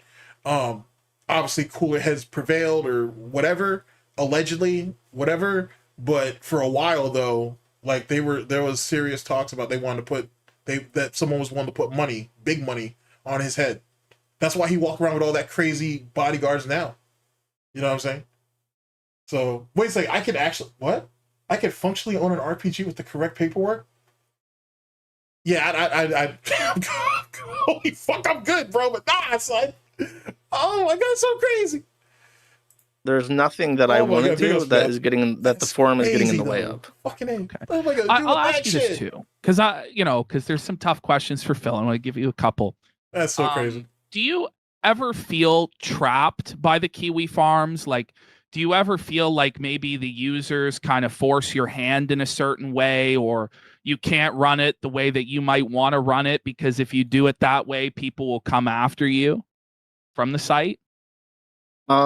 As a whole, no. I don't feel like that. I feel that most people have a very, very, very high level of trust in me. And if I make certain decisions, even if it's unpopular, the majority. Oh shit, what's up, See the Guy? Yeah, See the Guy, sorry. Is DSP stream on? Because if it is, man, I won't hold y'all. And whatnot. We can always pick this up later. Yeah, because it would be almost yeah, actually, now I think about it. Well, how much do I got left? I can still finish this out if you guys want to finish it out. We're not that far off. Yeah, we're not that far off. Say a little less than 40 minutes. We can still make it through. You know what I'm saying? The overwhelming majority of people would understand. There are certain pockets. But if anybody decides to bow out, I do appreciate you popping up and whatnot. For real. It meant a lot. People are less cooperative. But yeah, I'll finish it that's out. the DSP Why board, not? basically. Right. And maybe also the article, the political area of the site. But you never feel like you're a hostage king, like they're putting in, like you're being forced to keep running the site, or else these. I can get down at any time and disappear in an instant. People never know what country I'm in, what my name is. I could disappear in a second. Okay. I don't feel it's the other way. You're stuck with me. We're stuck with you. Nobody else can run this shit heap. All right. All right. Anything else, Phil, that you have for Josh, or you want to confront him about, or anything? I mean, like that? again, this wasn't really about being a hostile confrontation. I wanted him to understand that his site is the facilitation of a lot of hateful content towards myself, my family members. You're not just on the farms, though. There's a lot of other sites that you're on, too, Phil. It's not just there. It's not just there, bro. I know he's trying to clean it up. I will agree with him. I did check the forums before this discussion, and it did look a lot cleaner than it had previously. Okay. But for me, I've now been through this so many years. It's like, what's the next thing? Oh yeah, it's been a minute, man. Right now, that's my fault though. Like I kind of had this run a little longer than I was expecting, but I always had I have a good time with it, so it works out. It works out. Like, you know what I'm saying? I don't want to hold anybody from anything else, but I'm having a great time though. Someone and you know me, I'm pretty long in the teeth anyway, so you know what I'm saying? Me doing 6.5 hours is nothing really. It's another day in the life, bro. Hack one of my accounts. The first place you would find out about it is Kiwi Farms, because they'd be like, look at all the information I got from Phil's accounts. I know I probably shouldn't put it on the internet, but it's on Kiwi Farms. It's allowed, right? Yeah. So, but I don't think he's ever going to, I did not think our conversation was going to lead that, like, Josh, I'm going to close this forum today. That's not even what I was going for. I don't know. The way that sounds like projection. That sounds like wishful thinking, if you ask me. I gotta say, so shit, is what's up, Phil's bank leak still up on Kiwi Farms? Like, are all of his transactions laid out on there, or what was the moderation decision on that? They are still up. I mean, it's another thing where it's like, if I delete it, it gets reposted to Twitter. It gets shared around by the detractors. It probably ends up on a different website. That was one of the things where I got angry with people in the forum. It's like, it's not okay to hack someone's bank account. And it's like, I don't care if they're playing fucking WWE on mobile or whatever whatever justification you have for trying to prove that he's putting, all this money into some fucking gacha game. It does not justify a federal, computer fraud act violation. You know what I mean? Here's the thing. Here, actually, hold on a second. Let me check this comment real fast, and then I got something to counter that. Ascuro says, Golden Triangle Gaming. Important detail is that all that week before Josh Moon had said that he was going to nuke the DSP forum, because it was more trouble than it was worth. That was the false pretext. Ah, you're right. He did make that threat, didn't he? You're actually absolutely right. Funny enough, so Josh says that, hey, it's bullshit to sit there and break federal laws to go ahead and prove that DSP did whatever. Keep in mind, ladies and gentlemen, that right before the side-scroller interview, not side-scrollers, I'm sorry, right before the Stuttering Craig interview, DSP literally tried to, allegedly, in air quotes, tried to backdoor that same WWE Champions account that he allegedly sold to somebody else to prove that he didn't own the account. Keep that in mind. And then the fact that this idiot thought that the credentials, the sign-in credentials would still be the same that would allow him to do it is crazy in itself. That, whatever. None of that never made no sense either. But it just goes to show where this fucking numbskull's head was at. Well, it's psychotic though, isn't it? Like, where does it end? Like, where does it end? Because isn't there some guy also, I want to bring this to get this in as well. Isn't there some guy who was fucking with Phil's internet? Like turning it on and off and shit? And he posted it on Kiwi Farms, the evidence that it was him. Yeah, that's another thing where it's like you're a fucking employee with Comcast. They have logs. They can see in the fucking logs that you're doing this. Why are you doing? Okay, what fucking gain is there in doing this? And we caught him. The tech and I went into my modem during it. He didn't catch shit. The guy outed himself. Almighty Gookie says, Big ups. GTG with the casual 24-hour stream. Hey, you never know. One day that might actually happen. You know what I'm saying? If I got over 2 weeks off, you never know. You might one day that might just happen. You just casually pop up and be like, wait, this guy's been streaming for 10 fucking hours? Yeah, could be. Big ups. Holy shit. And anyway, the guy outed himself. They didn't catch him. He got outed. Or he outed himself, basically.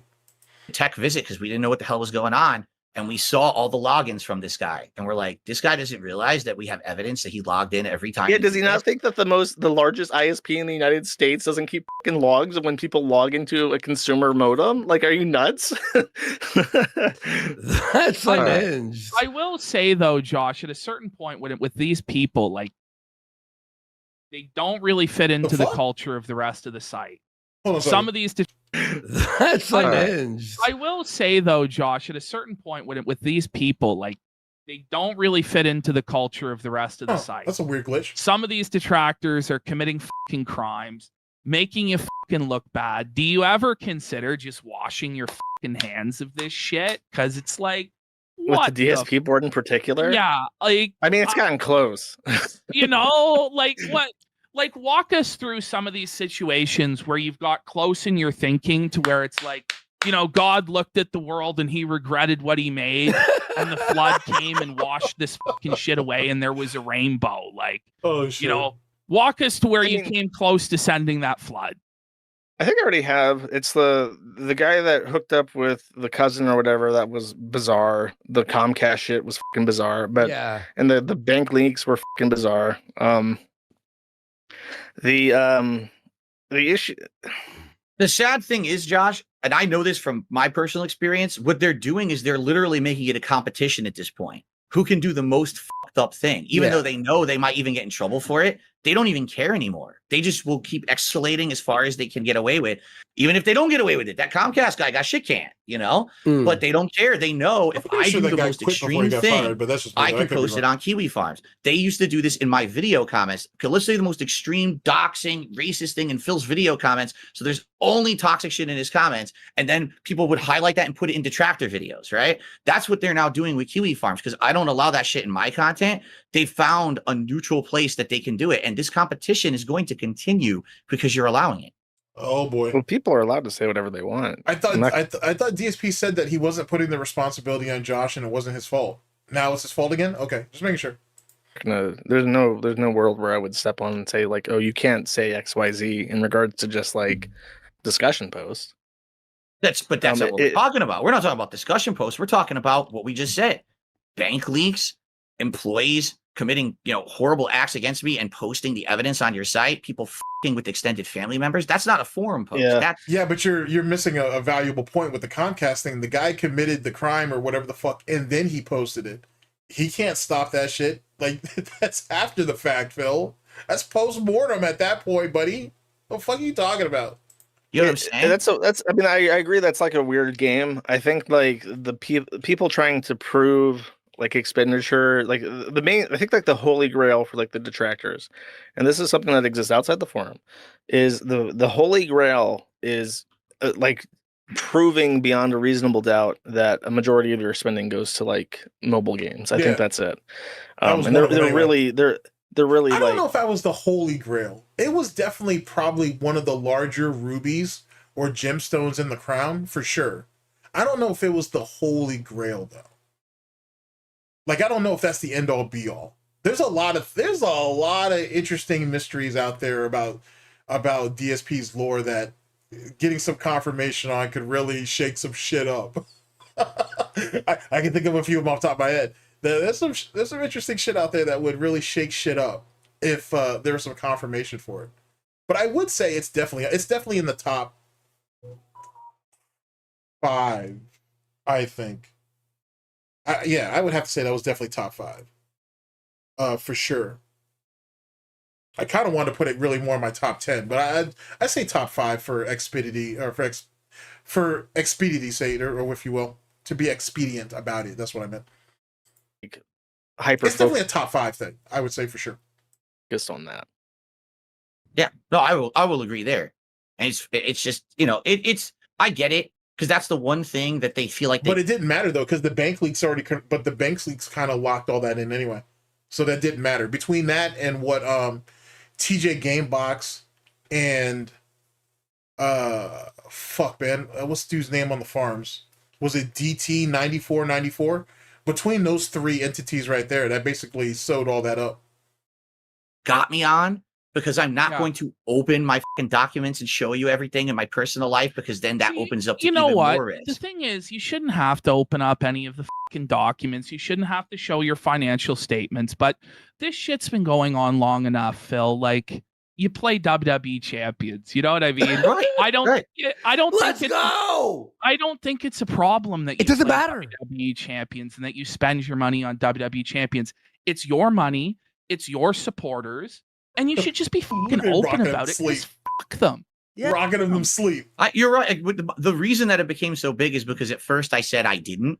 And so, again, with these people, it's the absolute. It's either you black or white. So because at one point I said I didn't, I always said I didn't. You lied. You legitimately lied.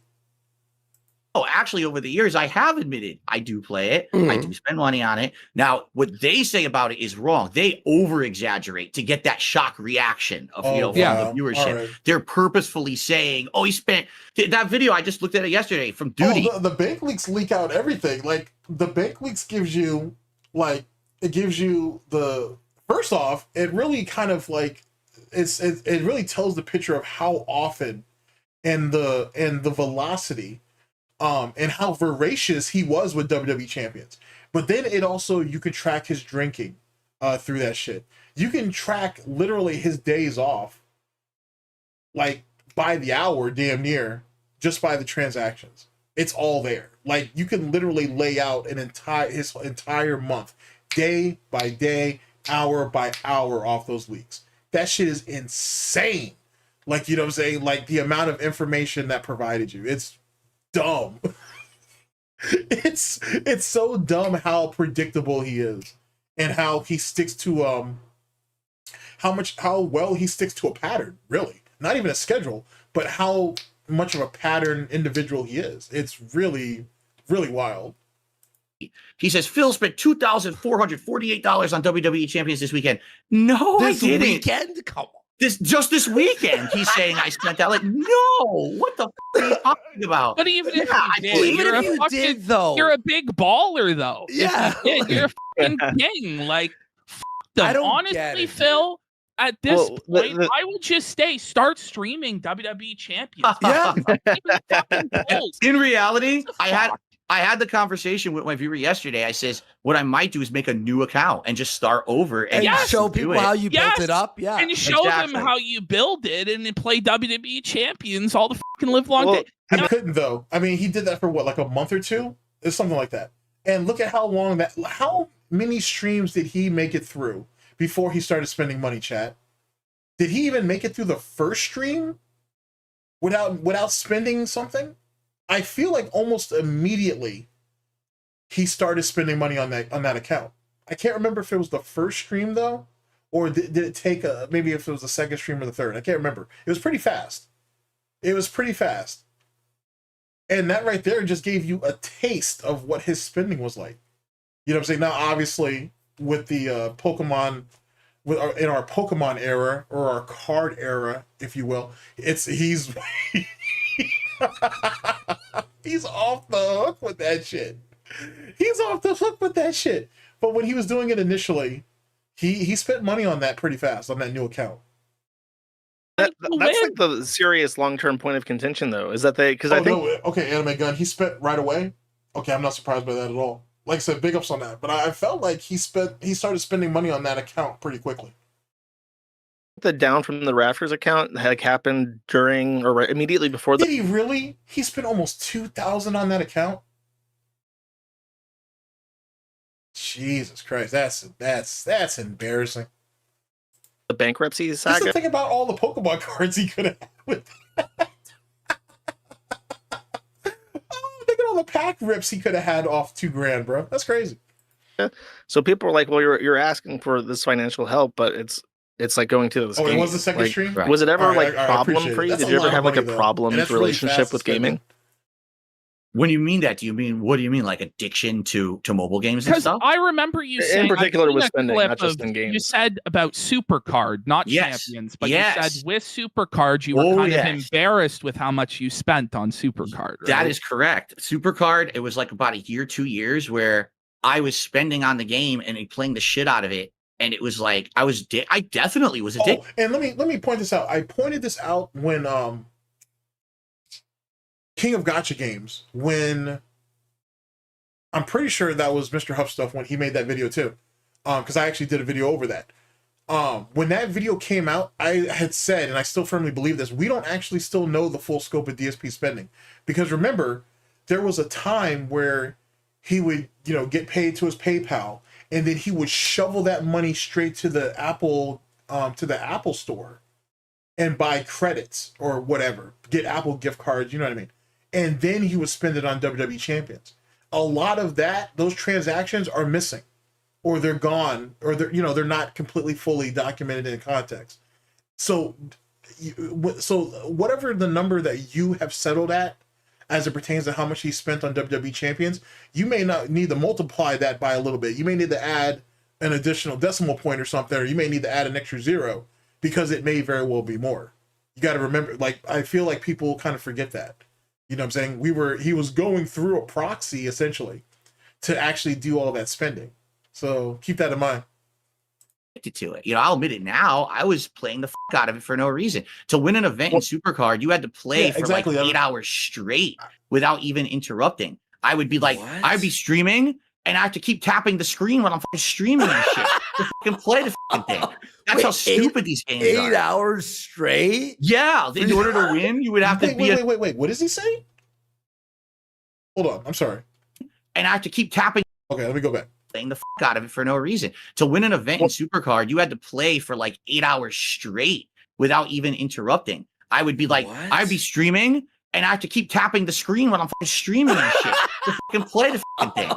That's how stupid these games 8 are. hours straight? Yeah, in order to win, you would have to be a nut job basically to get it. Dude, And guess what? Being a Guess what the junkie on best card I stream. ever got was? What? What? Hogan. Let's go. Let's get those Hogans, brother. The greatest wrestler of all time, who's helping make America great again, brother. Right. Yeah. But here's the thing. I've made a lot of bad financial decisions along the way. Yeah. Many. I stupid things. Racked up credit cards when I moved out here. I furnished the house way too expensive. I did dumb things. My plan was to move across the country, charge everything to a credit card, and continuously balance the credit cards by doing balance transfers for 2-3 years at 0% interest until I paid them all off. I remember that shit because I remember calling him out on that because he said, "Oh, the government changed the interest rates, and that's why I couldn't keep up with my credit card payments." I was like, "No, retard! The fucking the period of time." How do I word this? Yes, Meth Bear. Here, let me get this thought out. Real fast. No, let's do this first. Let's fuck it in. MethBear2450 has donated $10 and says Big except ups. Phil would play 8 hours gay. I'm not surprised by any of that. Fucking A. I had said that, fuck, I lost my train of thought. What was I saying?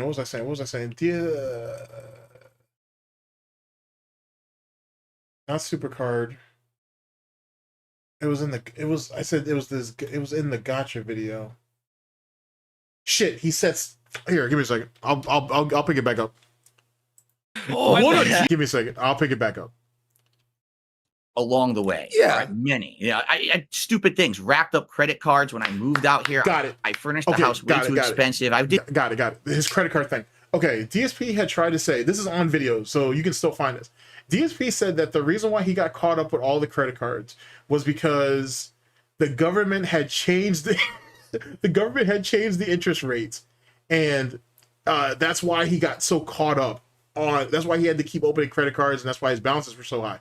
No, that's not what happened. What happened is this idiot will sign up for a new credit card, get the balance transfer. It would be good for like 12 months, 16 months, or 18 months, I guess, or 24 months, and he would never pay the damn thing off. He would just wait until he's either maxed the card out or he got to the end of the balance transfer grace period without any interest, and then he would just open up another credit card and transfer it all over there. And he just kept doing that over and over and over again. That's how he got all those credit cards.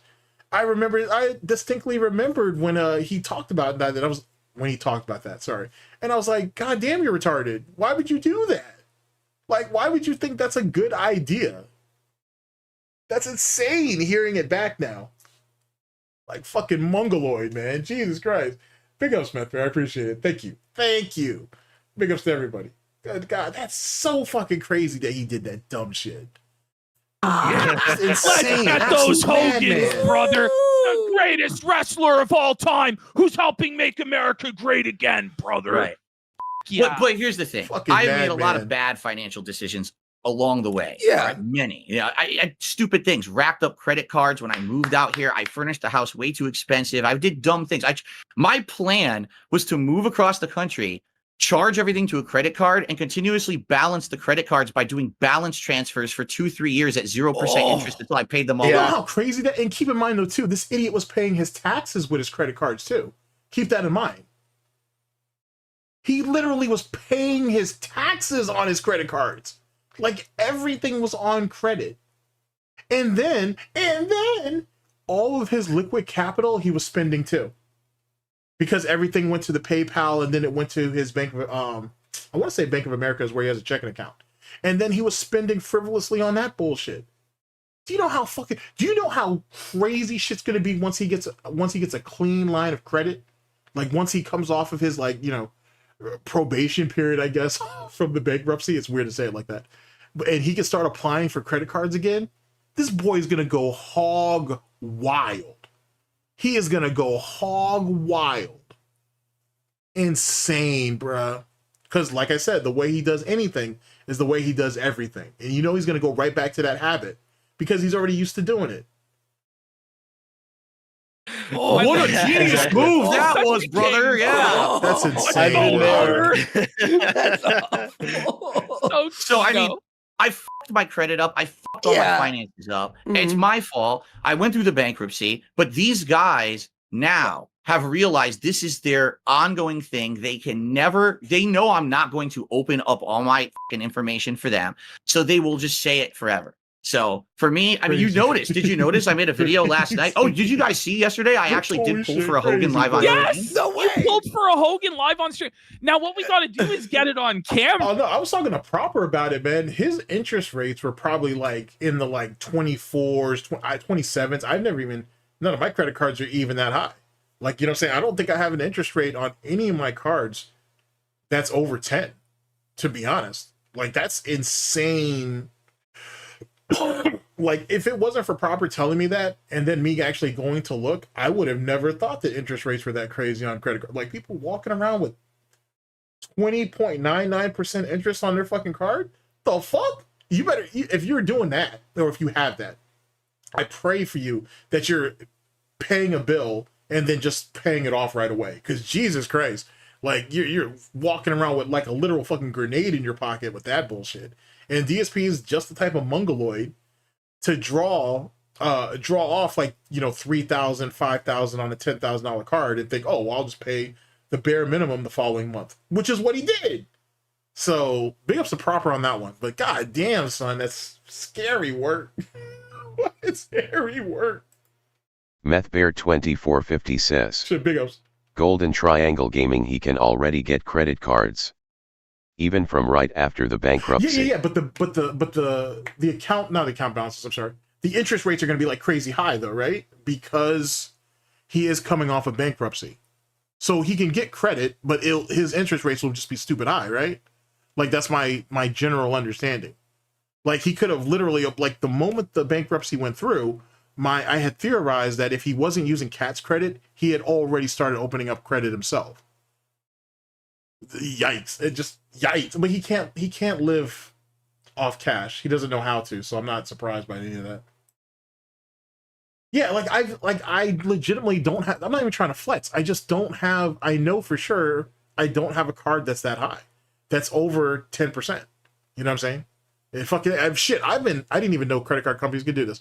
I actually got penalized for my American Express card because I hadn't used it in, like, I think the lady said like 11 months or some shit. I can't remember what it was, but she was like, she's like, just go ahead, pay for something for like $20 or whatever. So it shows that you're like using your card and whatnot, and then just pay it off and then you're fine. And I was like, okay. So then I went out, I don't know, I got like, I don't know, I probably went to like an Italian spot or some shit. I don't know sure where I went. I went out there, bought something quick, right? And then just jumped on the app and just paid off after that. Because I'm petty. Because I'm so goddamn petty. You know what I'm saying? I was like, what, you want me to sit on that until the closing of the period? Nah, fuck all that. There, you can have your money back. There, we're happy now? We good? I'm so damn petty. I'm so damn petty. For this time. Yeah. Right. Well, like we I gotta said, go the full way. Let's Because get I've always looked at it as, and we were raised to always use credit cards for emergencies, right? Like, if you have cash or if you have your debit card or whatever, you do that. So I don't look at my credit card as my go-to. You know what I'm saying? Like, I just, you know what I'm saying? Like, that's like in case shit happens, basically, right? So, you know, I mean, and I do believe very much in making a big purchase and then paying it off over like 3 months because that helps raise your credit. It can help raise your credit fast. I believe in that 100%. But, like, you know what I'm saying? Like, I don't just grab for it just, you know, for like a $5 purchase or something. It's not something that I do. You know what I'm saying? I don't know anybody else that's really like that either. You know what I'm saying? I'm still one of the few people that carry cash, or at least a little bit. Like, I feel like if you can keep $50 on you, you should, because you never know. You never know what could happen, bruh. You know what I'm saying? But, you know, if you always have like $50 in cash on you, you know, who's not taking cash? a new account, fresh account, and just start playing it. And I guarantee you, people will support with contributions like never before to get you the best Hogans. Yeah, like Bossman Jack, how they pay him to and listen, to keep Phil, doing it. you are going to be the best in the world at WWE Champions. Which I don't even it's care. Hogan time. I really don't care that much about the game anymore. You know, years ago I did. I don't really care about it that much. Just say you love it, Phil. You love it. I love it. I play WWE Champions. I take the viewers' money. I do Hogan pulls. Not only do I do Hogan pulls with your money, viewers, I want you to understand, I take your money and I recklessly bet it on football all the time. Like, I am a gambler through and through. That's why this show is called The Keno Casino. The Keno Casino. I buy video games. If Phil is genuinely a gambling addict and he's losing all his money, it's something that's actually. I'll tell you this: the people who lost money on that Spurs Knicks series for the NBA Finals, yikes, son. Yikes. Like, yeah. I know some people in San Antonio, they were big mad. They were big mad when they lost that series. I mean, truth be told, the Spurs should have lost against the Thunder anyway. But, like, boy, they were big mad when they lost that series against the Knicks. And whoever it was who bet on the Knicks to win, oh, man, they made crazy bread. Oh, my God, they made crazy money. They made stupid money on that betting. Kind of sad. Like if you Crazy, bro. it's something where and the Knicks haven't won an NBA championship in what, over 50 years? You know what I'm saying? You know what the payout must have been on that shit? Fuck. these games are designed, and gambling in general and casinos are designed to fucking rewire your brain's dopamine system. That's Like right. Josh knows with Bossman Jack, like what the depths of this gambling can be. Like, you know, Phil isn't at that level. You know, he still has a roof over his head. He still has food on his plate. But I don't know if it's really like the most evil moral failing, because at the end of the day, the only person he's hurting with that is himself. Yeah. That's it. Even Like- if that, by the way, so when you I am legitimately happy that the Knicks won, to be honest with you. I'm actually pretty happy about that situation, to be honest with you. I am a bit surprised that they made it as far as they did. I gotta say that. And they're a fun team to watch. I think Toronto's a fun team to watch too, so is Cleveland. But like like I said, big ups. You know what I'm saying? Big ups. But you gotta admit, like, that series, well, really the series between the San Antonio versus OKC. That series was kind of weird with the refs and their calls and shit. That was kind of like a lot of that shit looks stupid suspect, obviously. And then the guy, that one ref who like blew the whole cap off and everything all those years ago, he had commented and said that if a team is down by 2 in a series, the refs will start the call to help make the series more competitive because it's all about ratings. He I think his name is Donahue or something. But he basically said that it doesn't matter who wins. It's a matter of keeping it entertaining, keeping it going for ratings and all that bullshit. And I was like, Jesus Christ. It's like, you know what I'm saying? Like, when's the last time that someone got blown out in like 4 games? You know what I'm saying? It's been a little while. Not that long, but it's been a while. buy games, like I buy games on Steam and PS5 or whatever, right? Like, sure, I'm wasting money, but I have fun. I'm enjoying, you know? Like, you buy things that might be a waste of money for enjoyment. Well, You know, but otherwise, how why many buy of- anything? But how many detractors smoke cigarettes? Exactly. How many Or drink weed beer? or whatever, you know? How many get scratch tickets from the corner store? Like, people in this world. 45 years, bro. Yeah, 45 years. That's wild work. Silent Weapon C8 says, Big ups. been waiting over 45 years of misery and failure for my Knicks to finally win the chip Golden Triangle Gaming. Yikes, son. That's wild, bro. When's the Bills gonna win a Super Bowl? Fucking A. That's what needs to be the next thing that New York needs to focus on, man. Buffalo needs to win a fucking Super Bowl. For real, for real. Shit. Big ups. Have a lot of vices, and this is where like us and Josh, like, we're talking about people that are actual like pedophiles or like degenerate, like bestiality scumbags and shit like this. So it's hard for us And to, like, Ralph. crack down on a guy who allegedly has a gambling addiction and like with the WWE champions. Like, I don't know how you feel about that, Josh, but that's kind of my piece on it. I don't know if you want to chime in. Yeah, I mean, especially because he doesn't like stream it. I don't know. Phil, have you ever seen Bossman Jack? Do you know who that is? No, I don't. No, he's like proper into gambling, like proper gambling, like house games and stuff. And it's actually shocking to see like what a toll it's taken on him physically and mentally over like just 1 year. And all he does is like play like cryptocurrency slots and stuff. And the sad thing about like the mobile games is that you walk into a casino and you hear the coins clanking and the slot machines and shit, and you know that you're in a game of chance. But with the mobile games, they dress it up like you're just playing a game for fun, but it's all psychologically manipulative to get you to spend money. And when you spend money, of course, Oh shit! When will the Grizzlies win an NBA championship? I don't know. I don't want to say never because you should never say never, but I don't know. The Mets have a much better chance of winning before the Bills do. I think Buffalo needs that win. I think Buffalo needs that championship before the Mets. That's just me, though. I'm just saying. I think the Bills need that before the Mets do. I'm just saying. it's not like going up to a teller and putting up $200 and having $200 of chips to play with. It's like every 10 minutes, hey, do you want to buy one chest for 5 or 10 chests for 10? It's like, yeah, DSP like that shit it's really fucking evil. The saddest thing and the most evil thing about it is that if you're in a casino and you're gambling money, if you win, you actually have a chance to win more money that you can use in your life.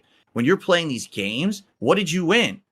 The chance to play the game some more. Yeah, it's all endless sinking money into the game. There's no outcome that could benefit you. You're stuck in the endless loop that you can't escape. And that's what I think a lot of people, that's what happens to them. It's that, I don't know if it's called the sunken cost fallacy. Yeah, sunk cost fallacy. I was going to say that. It's like you get anchored to this game just because you've already spent, like, I've already spent $1,000 on it. I guess I might as well keep going. Just keep going because you got to get. You can honestly say that's why DSP that's one of the reasons I should say that DSP keeps streaming and shit. It's sunken cost fallacy. He's put too much time into the shit. He's lost too much to it that he can't really afford to give it up. If you think about it, I mean, really think about this, ladies and gentlemen, especially since we're closing in. You know what I'm saying? We don't have too much long left. But so I won't nag you guys too much longer. But DSP has lost friendships over this shit. He's lost relationships. He probably has gotten into it with some of his family members over some, dumb shit. He's become one of the most hated and or disliked and or ridiculed or mocked people on the internet. You know what I'm saying? Like, he's lost a lot to this shit. Hence the reason why I say this was the worst thing that ever happened to DSP. The internet at large. But YouTube for sure. YouTube was the worst thing that ever happened to him. He thought it was going to be a free lunch. He thought it was going to be, another chance at internet relevancy, and he fucked it up arguably almost as quickly as he did in the FGC. So, it's kind of one of those situations there, boy. Gotta tell you. Something, get that dopamine hit. You need it because you already spent so much. It's messed up. It really is. It's I can't believe that it's kind of allowed to be like that, but that's the world we live in. Okay. So was that down from the Raptors account yours? No, it's not. No? It's really not mine. I do have another account and I do spend money on it, but that is not my account. And they've been whatever who this guy is, because people have asked me over the years. If it is you, you're the best in the world. Like, I know. Why do they think it's you? You Why are do the they greatest WWE Champions player to have ever lived. May I ask, why do they think it's him? The origin story. This is all I know is the origin story, because they have so many crazy conspiracies after that. I'm sure they have other. The origin story was originally the account was actually called They Call Me DSP, which happened to be my Twitter handle. All right. I don't go by that anywhere else. It's just my Twitter account was called They Call Me DSP. Yeah. And apparently that account existed for like a couple of years. And then my detractors found it. And they're like, we got him. We got him now. Right. Because I remember this because the point of contention was that you can't change your name on that game. So it had to be changed manually by support. And they figured that after it had been found, you would ask that, and they changed it on their end. But it even had like weird artifacts in the game where it didn't change everywhere. So it was a very suspicious looking name change. I actually remember this for some reason. At least being a player of the game, I can confirm you cannot change your name in the game. Like, I don't know how that's possible. I've tried wait a second. I don't know how that's possible. I've tried. Tried what? Tried what?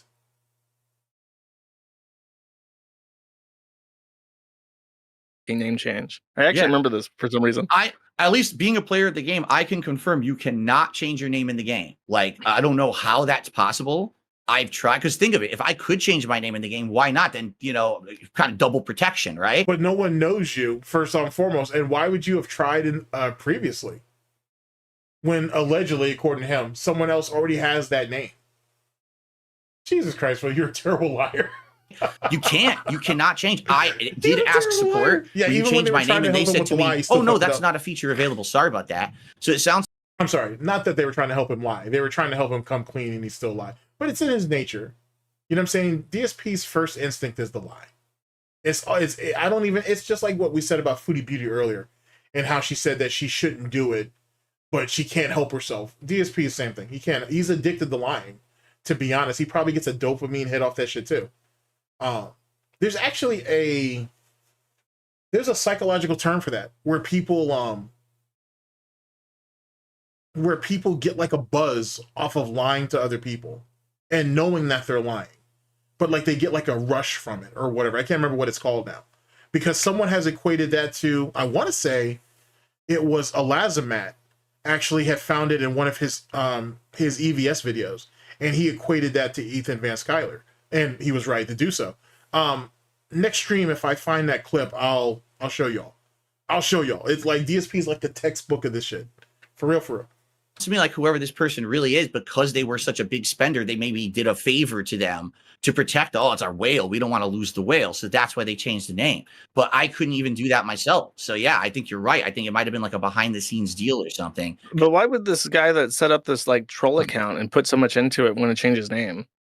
I don't know, because here's the thing. That's actually what I was going to say. There's all these theories about who the guy really is. I honestly, at this point, I can't figure it out, and I don't care. Like, I don't know if it actually is a troll. It might be a guy who literally just has the worst fucking luck in the world to have the same name as my Twitter account. What would be the big deal is if you just lied and said you were down from the rafters. It's so dumb. It's just like lie and say you are, and then everybody can move on. No, then they're gonna want to see it, and I can't show you. No, you can't. Don't worry about Don't show anyone them. anything. Never show them it. No, King. show anyone any of your Never personal show them shit. shit. No, never. But you listen. At this point, just lie. Proclaim yourself the greatest WWE champion player that ever lived. Wow. There's no harm in it. No, I know. And there's also no point, because people are going to know it's a lie because we're talking about it now. So, you know. But just lie. Just say it's you. You played it. Who gives a f? But why would I lie and say I'll that? I'll tell it's you me? this because then we can all just move on. If you just say it's you, just lie. Nice. This is much like Hulk Hogan. He Nice. never lies, but he lies, and it's That's just right. the same thing. That's with right, brother. That's right, brother, dude. He slammed the 900-pound giant in front of 100,000 Hulkamaniacs at Silver City Field in Detroit, Michigan, brother. Listen, he tore every muscle out in his back as he did it. Phil, at the end of the day, there's not one person who will stop donating to you because you were down from the rafters. No, I mean, I know. Well, that's not necessarily true, but all right. That wasn't, holy shit, these people bug-eyed as fuck over there. That's not necessarily true. That he did lose some people over this WWE Champions nonsense.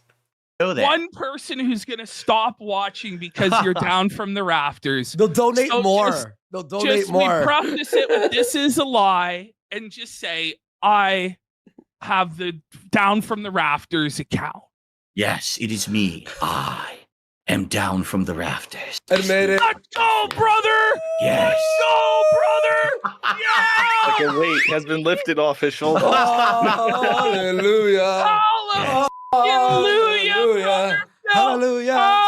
Hallelujah! Now what, duty? Everybody bow down to Bow the bow Oh my down to God. the king. You understand how stupid this thing is? It's just like Yeah, he was never gonna fit in their situation. They're way too high energy. Like, you know what I'm saying? Like they're really carefree about a lot of this bullshit. DSP was never gonna fit into that format. Not really. And he was only gonna be able to fake it for so long, as we saw. Yeah, he was never gonna that was never gonna be a permanent assignment for him. It really is. That's why it's like, no. they're like, Andy, you don't understand. He plays WWE champions. I'm like, is this game CP? Like, what the? What? You know, That's a What's weird going on? thing. Like, people are like, why don't It's worse. It's wrestling. It's worse. It's Wrestling is the best, brother Josh. We're gonna go to WrestleMania next year in Las Vegas, dude. Bill runs the Dark from the Rafters account. He lied, said he runs it. We have he's banning Derek from chat. And you know, a lot of people, why don't you run it like side scrollers, brother? Well, obviously that wasn't very good. It Side wasn't scrollers? What do you very mean? effective. The side scrollers interview, people ask, like, Why didn't you run it like that? Well, we can see that if you actually are just reasonable with Phil, that maybe Phil can work with you. Look, sometimes there's uncomfortable things you have to ask. Because Side Scrollers was being unreasonable. Okay. How many outs did Side Scrollers give him? I distinctly being angry at that interview because Craig gave him so many ways out. I mean, Jesus Christ. Every time DSP was almost caught up in that noose, like it was like Stuttering Craig was compelled in pulling him out and whatnot. Like, let him hang. Like, let him hang. But Craig couldn't do it until he just couldn't help, until he just couldn't help DSP anymore. People, or you make a joke about someone, but you have to understand, how to be reasonable in the end with anyone, because there is a way to talk to people, even if you don't like them or get along or have never talked to them and don't believe in their beliefs. But yeah, man. Do you have any other I like how Andy low-key admitted that they didn't believe him either. questions for Phil, Josh? Or Phil, do you have a question for Josh? Well, let Josh go first, and I'll say something. All right. Yeah. Oh man, I'm trying to think. I don't think so. Because I think a lot of the big questions are all about like the finances and stuff. And if he doesn't want to talk about it, he doesn't want to talk about it. So I don't really have any kind of angle for that. I will ask this though. You said that okay, actually, I do have a question. So you said that there's been kind of like a turnaround. What does that mean for you? Like you said that things are turning around. Is that just like in terms of perception and people's? I'll give Josh some credit on that because DSP dodged that question over an hour and 20 minutes ago. Video time, I should say. In our time, he dodged that a couple hours ago. But and Josh was willing to come back, circle the block on him, and be like, "Yeah, you need to answer this question." Amicability towards you, or is that like a financial thing, or is it both? I mean, I would be very, very disingenuous if I was going to say, oh, I haven't made any extra money these past couple of weeks. I mean, of course I have. I'm doubling, tripling in some cases what I would make on a normal stream. That's amazing. But for me, what's actually more important than that is to finally be treated with some level of human respect. Mm-hmm. I didn't ever get treated with dignity for about a decade. Like I'm going to have a discussion with Review Tech USA and he says he wants to have a real discussion. Come to find out I can't talk with him unless I'm trapping him and having a conversation about all this fucked up stuff. It's like, why can't I just have a normal human conversation with someone? What did I do that I can't be respected like a normal? Not even to defend Review Tech, because I'm not interested in doing that bullshit. You know what I'm saying? That's Duty's little in-house locale. He can go ahead and clean up the pig shit and cow shit on that. But I will say that before Rich got outed, overall his nonsense, and this was some years ago, Rich said he would be willing to talk to him. And DSP said that, yes, Rich had reached out to him, but he said he wants to talk about a bunch of drama stuff, and I don't want to speak about that. I only want to speak strictly about games. Well, Rich isn't going to pull nothing out of that. That's not interesting. No one cares to hear your opinion about games. So he could have had that Review Tech interview way before Duty even showed up in the picture. You know what I'm saying? Now, granted, Duty did sit there and gatekeep, you know what I'm saying? Because since Duty likes to use that word, Duty did gatekeep that first interview attempt with Review Tech USA. So it is what it is on that. But Rich would have ended up fucking that up anyway. So maybe he did him a favor. Person. Why can't I go on Side Scrollers and be a normal guest like everyone else? Why was I treated like some kind of a fucking criminal that needed a 5-hour interrogation instead? And that's what I feel like the turnaround is happening right now, where people are seeing me in a different light, a positive light, rather than this negative attacking light. Mm-hmm. And that feels amazing. It's a huge weight lifted off my shoulders because I have tried so hard in the last decade to change as a person and be a better person. Really? I feel like I've done that, but no one wanted to acknowledge it because they just wanted to continue them. Why do you need people to acknowledge it? Why can't you just, if you're allegedly doing this, of course, which he didn't, but if he was, but he didn't, but if he was, why don't you just do it? Why do you need ass pats for every little thing that you do? That benefits you more than anybody else. What a dummy. Meme of hate on Phil. So yeah, I would say that there's a turnaround in more ways than one. And actually, low key, if you think about it, he's basically saying my detractors wouldn't acknowledge that I changed, so I just stayed fucked up. What? Positive light rather than this negative attacking light. And that feels amazing. It's a huge weight lifted off my shoulders because I have tried so hard in the last decade to change as a person and be a better person. I feel like I've done that, but no one wanted to acknowledge it because they just wanted to continue the meme of hate on Phil. So yeah, I would say that there's a turnaround in more ways than one. And I'm really grateful to everyone. No one wanted to acknowledge I'm not a bad person anymore. Do you know how sick that sounds? Yikes, son. And there's the prayer hands. Well, that's really sad, Phil. That's really terrible. Everyone involved, you guys and all the viewers and everyone out there, my fans who've been Are you gonna along cry for them, these Phil? Are you 10 gonna tough cry? years. It's all because of everyone. It's not just me. It's not, you know, it's just everyone together. It's amazing, kind of the thing that's happening right now. I wonder what it would have been, what Andy and PPP would have said if DSP had squeezed out some tears. I wonder how they would have responded to that. They should just call him a pussy and keep it pushing, to be honest. I mean, you say that like you the way you kind of poach it, like this is at the end of 10 years. Do you feel like there's a light at the end of the tunnel that you're very close to at this point? I don't know if it's light, because here's the thing, and I've said this too. My life and my experience has gone like this. It's called, you get a big crest, a big wave of Most people popularity like and that, Roach, positivity, do and all of a follow the sudden, same type of boom, playbook. you go way down. Now you're at the bottom of the valley of shit, right? And that's how my life has been. Create like crests and valleys. Right now, it seems like I'm on the way up. Maybe that's good. Maybe it's not. Maybe things will change overall for the better. But I've been beat up a lot. And because of that, I do have this nagging feeling in the back of my head that things could turn for the worst. I don't know. Maybe it will. Maybe it won't. Well, right? I think it's a human thing. We had a question from Glib, and I'm just going to paraphrase it, but he essentially asked, like, do you feel like you've been living in isolation for a long time and kind of that you're, you know, interacting with very few people online and in real life? And since you've been interacting with us and other people now, how do you feel? Do you feel like there's been a opening up? Does it feel good? Yeah. Remember, when I started on YouTube, it was the complete polar opposite of what I've been through in the last 10 years. Everyone liked me. I was the ultimate underdog YouTuber who blew up, and I had tons of positive comments. And people wanted me to go to conventions so they could meet me and shake my hand, and I would sign autographs and shit.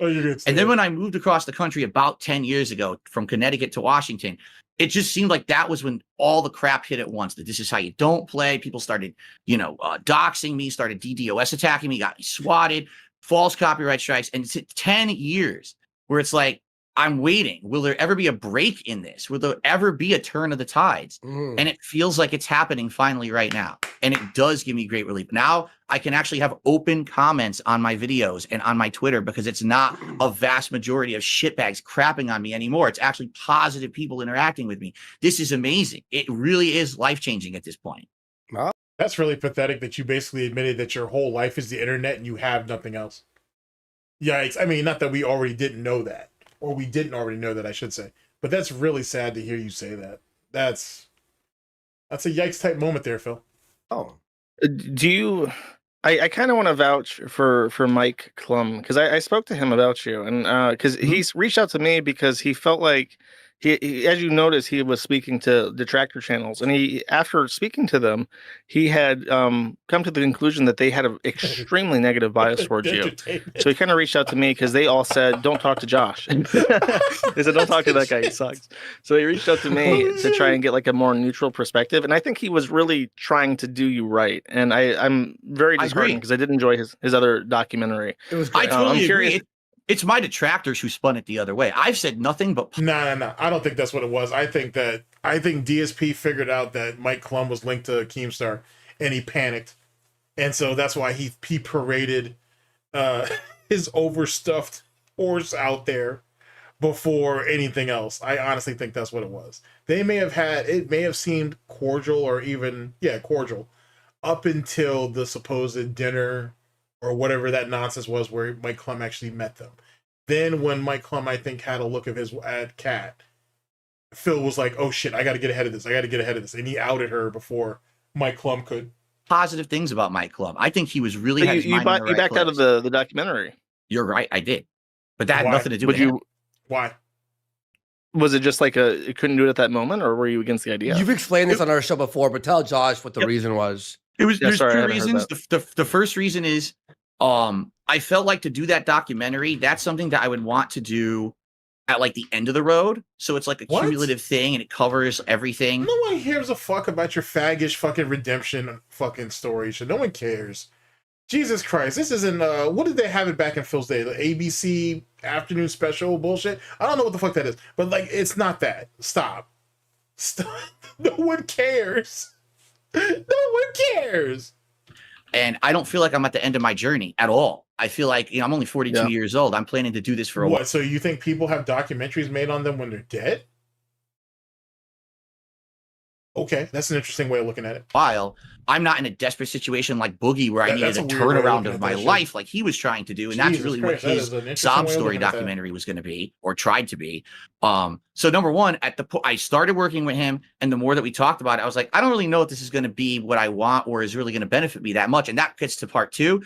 It was going to take a lot of time and work to do. It was going to be a lot of filming, a lot of different things. It was going to mess with my schedule. It was going to mess with my family life with my wife. And to be honest, I already overwork myself. I work 6 days a week full time on this. And now I'm going to have less time with my wife. So wait, so are you trying to say that you ditched Mike Klum so you could get in bed with Kino Casino because you thought it was going to be less work for you? And then ride that shit high and then eventually bring Mike Klum in on your own terms so you could dictate exactly what you wanted from him because you felt like you would have leverage? I feel like you're not smart enough to do that, but that's what it's kind of what he's trying to make it sound like. To be doing this is like, that's he gushed about how responsible you were with your schedule and how you would communicate with him about how, look, I stream for these hours and I will not interrupt these blocks of time for anything. So it has to be outside that. He was very right. He was very flattering about how hardworking you were, and he said that if you're not as successful as you would like to be, it has nothing to do with how much sweat you put into it. Because you do put in a ton of sweat equity in your work. That's a very nice thing for him to say. And I will just say this, like, the reason it really didn't happen is because with the insane amount of time and effort it was going to take to do that while also maintaining a business. Facts. It's definitely. I was afraid that the payout wasn't going to be there. Like, who knows how this documentary will be received by the internet, especially when wait. Let's call some shit out here. So you didn't want to do all this thing with Mike Klum because he basically didn't see himself getting all the advantages. He thought he was more worried about Mike Klum walking out with all the benefits and him not getting any. But then you worked with fucking June the King for all that time. You harassed June the King all that time, and you legitimately got nothing out of that.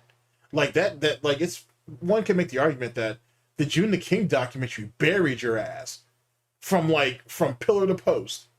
You got nothing out of that. But you didn't want to work with Mike Klum because it somehow inconvenienced you. But you didn't mind inconveniencing June. Hell, DSP even admitted that he tried to shift a portion of the June the King doc to making it strictly about his detractors. So basically, so he could get a hate piece out of it. On top of all the times he is alleged, actually, I think Knudsen actually did confirm this, that DSP was reaching out to Frederick Knudsen to get him to do a follow-up and, more importantly, to do a hit piece on his detractors there too. Yikes. That's crazy work. People just don't like me. No one had given me the chance yet to be seen in a different light. People could just focus on certain parts that are really negative, and that's the only thing anyone talks about. Wasn't convinced that at the end of the day, with the amount of effort and time I was going to put into it, that it was going to benefit me or my business or my image, and that's why I put the kibosh on it. So he basically admits to I was using him, and when I realized that this isn't going to work, and he probably found out that Gundam was going to be involved. Rich had inserted his ass into that, which is ironic because what Review Tech USA did and his blow up is what led to detractors turning against him. So that's kind of funny how that works. That's why you only had detractors around him at that time. So that nonsense ended up fucking coming about. He's a user. He's just a natural born user. He doesn't care about other people. He doesn't value other people. He only values what you can do for him. But we had actually stayed kind of amicable. And I said we could possibly talk about stuff in the future. I don't know what's going to happen now because no one's really heard from him for a while. I don't know if he's working on that EDP documentary or anything else. But at this point, oh yeah, and DSP said that he didn't even want to do the documentary because he said he didn't want to be in between Boogie and EDP. He said he didn't want nothing to do with that. He didn't want to be scrunched up between them, basically. So there's that. So, I mean, were you leading him on? Yikes. I'm not really interested in doing a documentary because I don't feel like it's time yet. Yeah, well, Well, I was going to Time to wait suggest for that everybody. since things are looking up, it doesn't have to be a comprehensive documentary, but if you're hoping to end yeah, the Boogie that King narrative Association, on I a think, is more what scared positive him, I note, think. if you're feeling good about where you're at right now and where you're going, that might be worth considering. I just thought I would throw it out there because I was interested in seeing Which this. is fair- what a fair he's point. waiting for. Yeah. He goes to Yeah. wait. Let's see where the journey goes, right? And if He it goes goes to wait. well, Holy shit. yeah, maybe we'll see. I want to go back. Yeah, go ahead, Josh. Sorry, but you said that how long do you want to be DSP? Like just in general, like do you see like a retirement age? Like you're gonna cash in an IRA at like a specific age, or He doesn't do you have have any like a retirement. plan for how He doesn't long have you're any gonna run it? retirement. The thing is, like, as much as I'd like to have a plan, it seems like every time that I've laid out a plan in my life, something just smashed the fucking plan to pieces, you know? And it's like, especially the job that I have is so unpredictable. You don't know what's going to happen. Am I even going to be able to be a YouTube streamer for another few years? Is YouTube going to change and I got to go to another format or whatever? The truth is, at least I know that I have a dedicated group of followers who've been with me for so long that I've been able to do it no matter what, whether I'm That's on not a Twitch or on plan, YouTube Phil. or whatever. I know I cannot be a gamer till I die. Right? I'm going to get carpal tunnel, man. I'm not going to have hand-eye coordination to be fucking playing the Street Fighter and Call of Duty. So we're going to transition But what to I'd like to do is branch out and do different things, which it looks like I'm actually doing right now, and have the ability to do different kinds of commentary on different things, whether it's the news, whether it's politics, whether it's whatever, just commenting over videos like you guys do, you know? And That's the worst and I think plan ever. that potential is there because I really So haven't the plan dabbled is in it we that have no much. I've just plan. been doing Just keep coasting gaming along for so and just long. hope something good happens. I don't Okay, I got want you. to be a full-time streamer Jesus forever, but I would Christ, like to at some point at least maintain some kind of a following on the internet because I love it so much. Absolute I fucking absolutely madman. love this job. I don't want to lose that connection that I have with my audience and be able to have meaningful conversations and hangout sessions. I just don't think I can do it full time forever. You know, it's gonna get to the point I'm too old. Who wants to see the 70-year-old crotchety dude trying to play Street Fighter and can't even push the buttons? So I mean, so there was have no- a 7-year-old guy playing RuneScape at a point.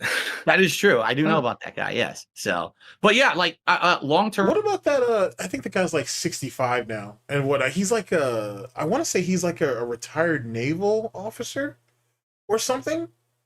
But the dude plays he plays Battlefield, and he's a sniper, and he's really, really, really good, and whatnot. Like hearing him like explain, like giving his reasoning and his thought process by like behind taking shots, positioning stuff like that. It's really fantastic. I can't think of what his name is at the moment, but that guy does good work. Like, you know, he was real big on or people had spread his content around, I should say. It was like all over TikTok in the Battlefield sector, if you will, or whatever, a sphere. He was real popular, or he still is actually, but you know what I mean? Like, he was real popular around those parts, especially earlier this year. Term, I want to keep doing it as long as I can. But then again, the guy's actually insightful. He's funny, very knowledgeable, like very knowledgeable. Like, holy shit. And then when I see signs I can't, maybe, you know, but the thing is, hopefully, if there's a turnaround and there's positivity and I have money and I can have savings and I can have retirement funds now, that thing can happen. You know, I can eventually say, okay, I don't have to do it till I die. But, you know, I haven't had that opportunity in many years. We're going through that bankruptcy and all this shit going on. Now it looks like things are turning around and maybe, that's what I said. When I say this is life changing, that's not an exaggeration. That's an actual statement of fact. Let me tell you my favorite videos that you've ever done. There are a couple that stand out, and none of them have anything to do with like. Well, I mean, the Street Fighter videos where you got angry are very funny. But my favorite video you have ever done is the unboxing of Final Fantasy 13. Everyone loves this video. Everyone loves this video. It's the best. That's great. That and the ultimate cooking frustration. videos. I miss the cooking with the king. No. When Poorly cooking with the king. You have to add that in there because that was the whole idea, is that it was me being a dunce trying to cook and, you know, making terrible food. yeah, I mean it was very funny because you had like a camera in one hand and we're trying to open like cans with the other, and it was just like a tragedy. Probably the reason I ran out and bought a tripod for the first time when I was trying to do that For the series. cooking streams. Yeah. Josh, you have to watch him cooking the noodles in the cup. He must have seen. The cup the noodles, ramen the shit. spoon. The cup noodles. Instead of boiling the water, he uses the hot water from the water Coffee cooler. maker, the Keurig, Water the cooler. And the spoon. He's like, And why is it so hard? Did you see the bacon grease one where he just flushes that shit? Right down the toilet. What were you thinking, Phil? Not my problem. I didn't know. I was an idiot. I didn't know what the hell I was doing. I was just a complete dunce. fun. Keep in mind, we were in our mid-late 20s when he was doing that dumb shit, bro. Mid-late 20s when some of these shenanigans were going on. When I started on YouTube, I was just fucking around. I didn't know what the I was doing. I didn't do anything and get views on it, right? Like, fucking stupidity. I Wow. want to say one other thing. Can we all just agree? The IRS. Them. Obvious. Um, The IRS. I know, Phil. You know, you would never ever scam the IRS. no, but you But know, if scam, you did, it fuck was 'em. fucking based. It's Fuck righteous. them. Tell them, Josh. 865 billion dollar a year budget with a return on investment of 1 to 6. 15% or more of every dollar you send to the IRS is used to tax you. 15% waste. Every dollar sent for the privilege of being taxed, so that the majority of that money can go to social welfare programs that do not do anything for our country. And then they take out loans, and it just sinks us deeper and deeper forever. As far as I'm concerned, anyone who gets away with not giving money to the IRS is enriching our entire planet for a better future. Tax free, bitch. Tax free. That's until those audits show up. The king. He's yeah. tax free, baby. Everybody's Let's fucking go. based about that shit until the I do audit have shows one up. final thing I'd like to say to Josh, because I know we're at the end of our time now. Hell yeah. Yeah, for sure. So, Josh, first of all, thanks for having the conversation. I know we're never going to agree on certain points, right? I have this morality. I think there's things there that you shouldn't have on the site. You're going to always have them there. But to be able to come together and have a civil conversation is meaningful, I think, to everyone. I think everyone who watched this probably learned something and got something out of it. And that's what it's really all about, right? Yep. But I will say this. I feel like I know there's another silly analogy. I like to make a lot of silly analogies. But in a lot of ways, I kind of see you like Dr. Frankenstein. Okay. And what I mean by that is with Kiwi Farms, you had a good intention. You want to figure out a way to create life from death. This is going to change humanity, What a- right? what a People will be stupid able to live reference. forever if I Jesus, can perfect Phil. this technology, if only. And then the lightning bolt came down. And when the dude got up, and he starts fucking destroying everything around him, and everything's getting smashed and fucked up. And Well, now you know how he's that story ends, right? everyone dies, right? The monster Yeah, dies. he Everyone kills the dies. creator. So if I get killed by my creation, you'll. That's be what I mean. seen as, So here's the thing. Whoa. So you You're don't right. even know how the This is story what's ends, what's Phil. scary is What we like, speak into existence. That's such cringe. Yeah. Jesus, Phil. yeah. Go ahead, I Phil. hope Jesus, Phil. that you're at a point in your life. Oh my like you God, said, shut the you're, fuck I up think and you read said a you were book, 30 Phil. years old. You're at a point in your life when you're going to realize, at least from my perspective, that it's just not worth it, and that you'll be able to put down the monster before the monster puts you So down. you wait. So you want him to give up his quote unquote life's work, but you're not willing to give up yours? I don't know, man. Seems a lot to ask another man to do something I'm not willing to do myself. Just saying. I really hope that, Seems because really it doesn't weird to seem ask to me like another you're a man to do bad something. guy from the conversation we've had today. I just think that we're at different planes of existence morally, and I would hate to see that site be the end of you or your happiness in life because you let it go too long or too far. Yeah. All right. I'm not going to be the guy who's going to come after you for anything. I'm not. I Oh don't no, isn't it the same shit we told Tevin? Isn't that the same thing we told Raw Phil? All right. go after my detractors. He said the same thing about Dark Dave Mirrors too. People forget that. He said the same thing about Dark Dave Mirrors. I think one of the first times Dark Dave Mirrors got struck and whatnot. He had said something along those lines too, because it's always like that. Oh, I'm not the one that's ever going to come after you. I'm not going to be the one to do that. Here, let me play it back for y'all. Really hope that, because it doesn't seem to me like you're a bad guy from the conversation we've had today. I just think that we're at different planes of existence morally, and I would hate to see that site be the end of you or your happiness in life because you let it go too long or too far. All right. I'm not going to be the guy who's going to come after you for anything. I'm not. I don't go after my detractors. You're never going to see a lawsuit from Darksydephil. I'm Really? Really? Really? You heard it here first, ladies and gentlemen. not a fucking asshole. All right. But I am worried from the shit that's been going on that that's going to be the end of you. And at some point in your life, you may have to draw that line and be like, it's not worth it anymore. You know, I got to stop. And it might be the best decision in your life to do that and to kill the monster before it gets too late. That literally sounds like a veiled threat. Like, you know what I'm saying? Like, if we were in the same room and there was a gun on the table and he was spitting that bullshit, boy, please believe Use your imagination. please believe. You know what I'm saying? You're losing that one, Phil. Because that sounds like a threat. That sounds like straight the fuck up like a threat, bro. I think you should think about that. I'm not saying you have to do it today or tomorrow, but I think it's something you should seriously soul search and think about because it might be best for you and for a lot of other people as well.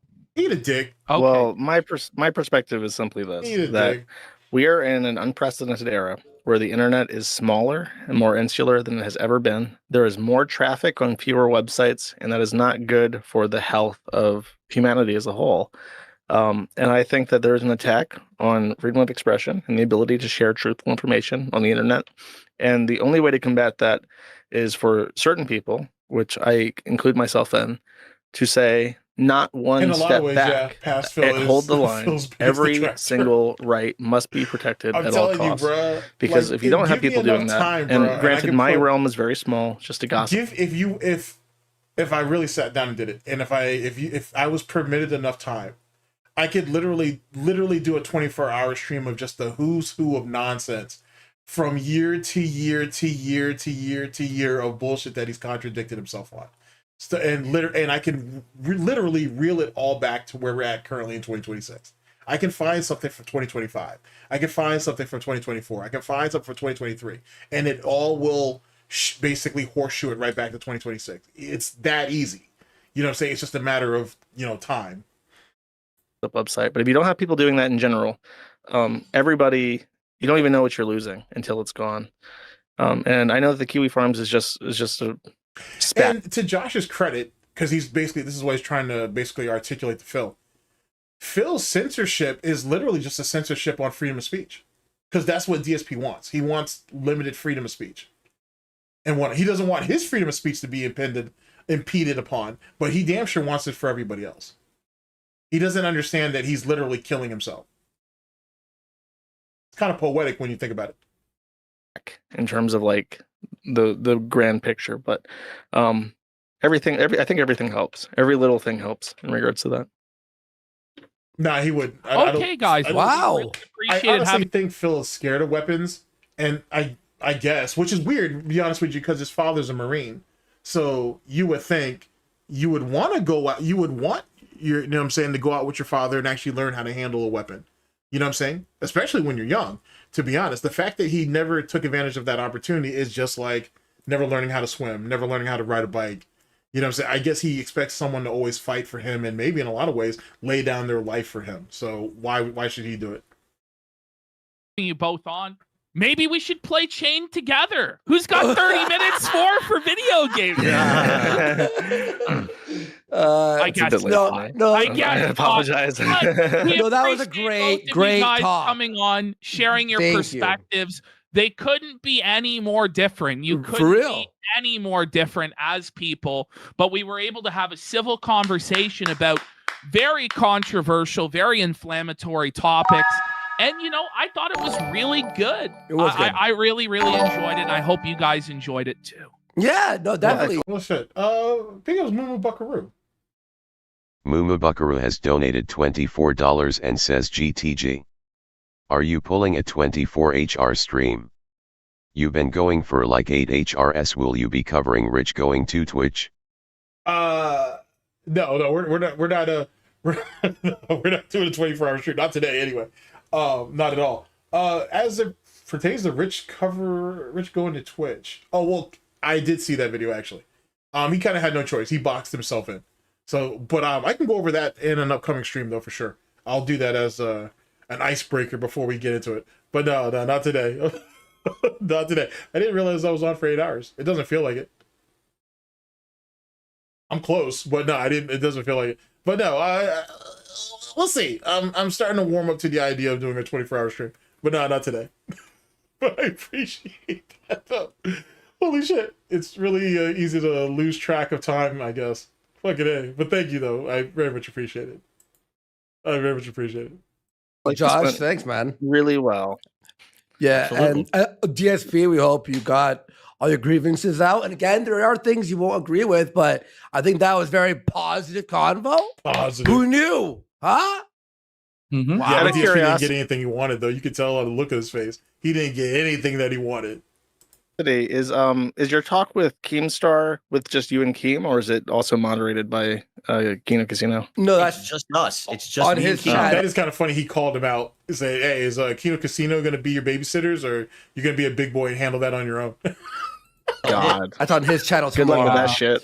You know what? I think you'd be surprised. I think Keem's turning the corner on Phil. We have his segment after Don't let him this, talk you into being on actually. Locale Live. No. Don't let him You do don't- it. No, see, the thing is though, too, in an alternate timeline, an alternate timeline, if DSP under Kino Casino's direction had joined LCU, do you know what kind of content they could have pulled out of that shit?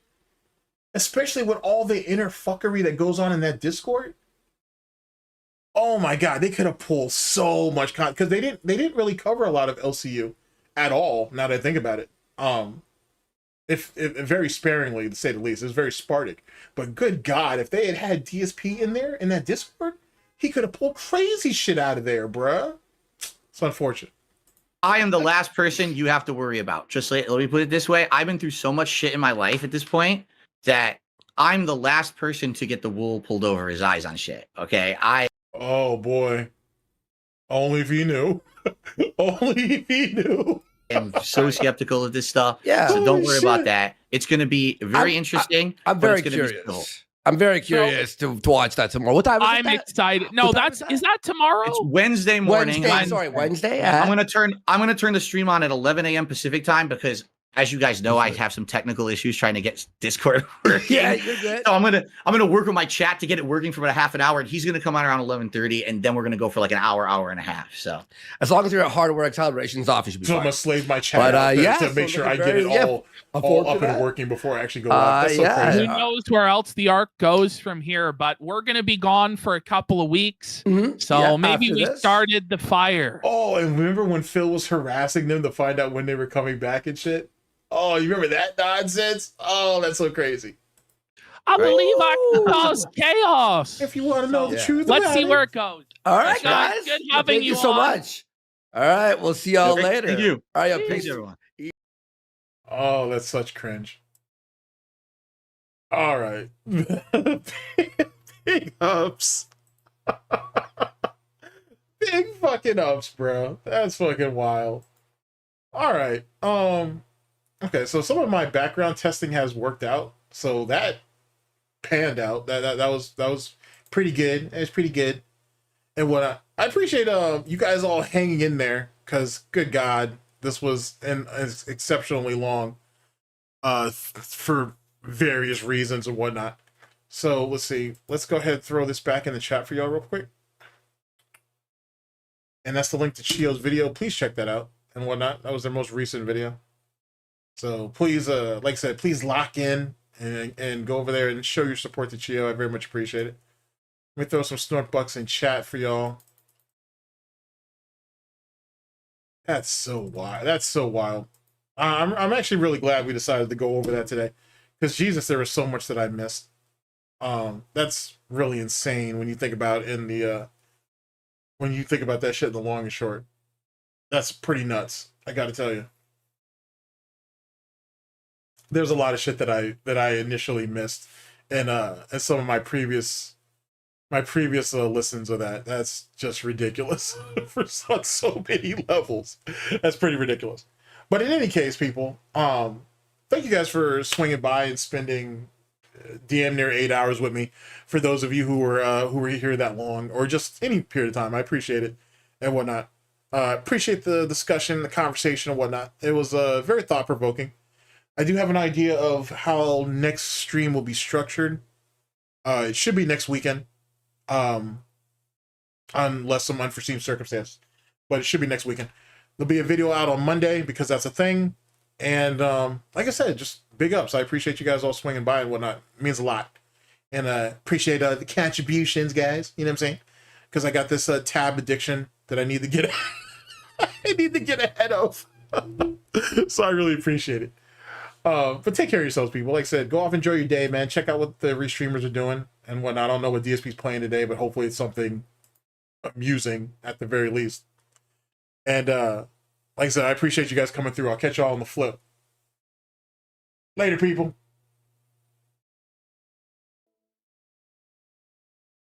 Oh, no, wait. I'm pop star Zara the Larsson, fuck? or should I say, the pop star. Hold on a second, chat. The hell? Wait, the fuck is this?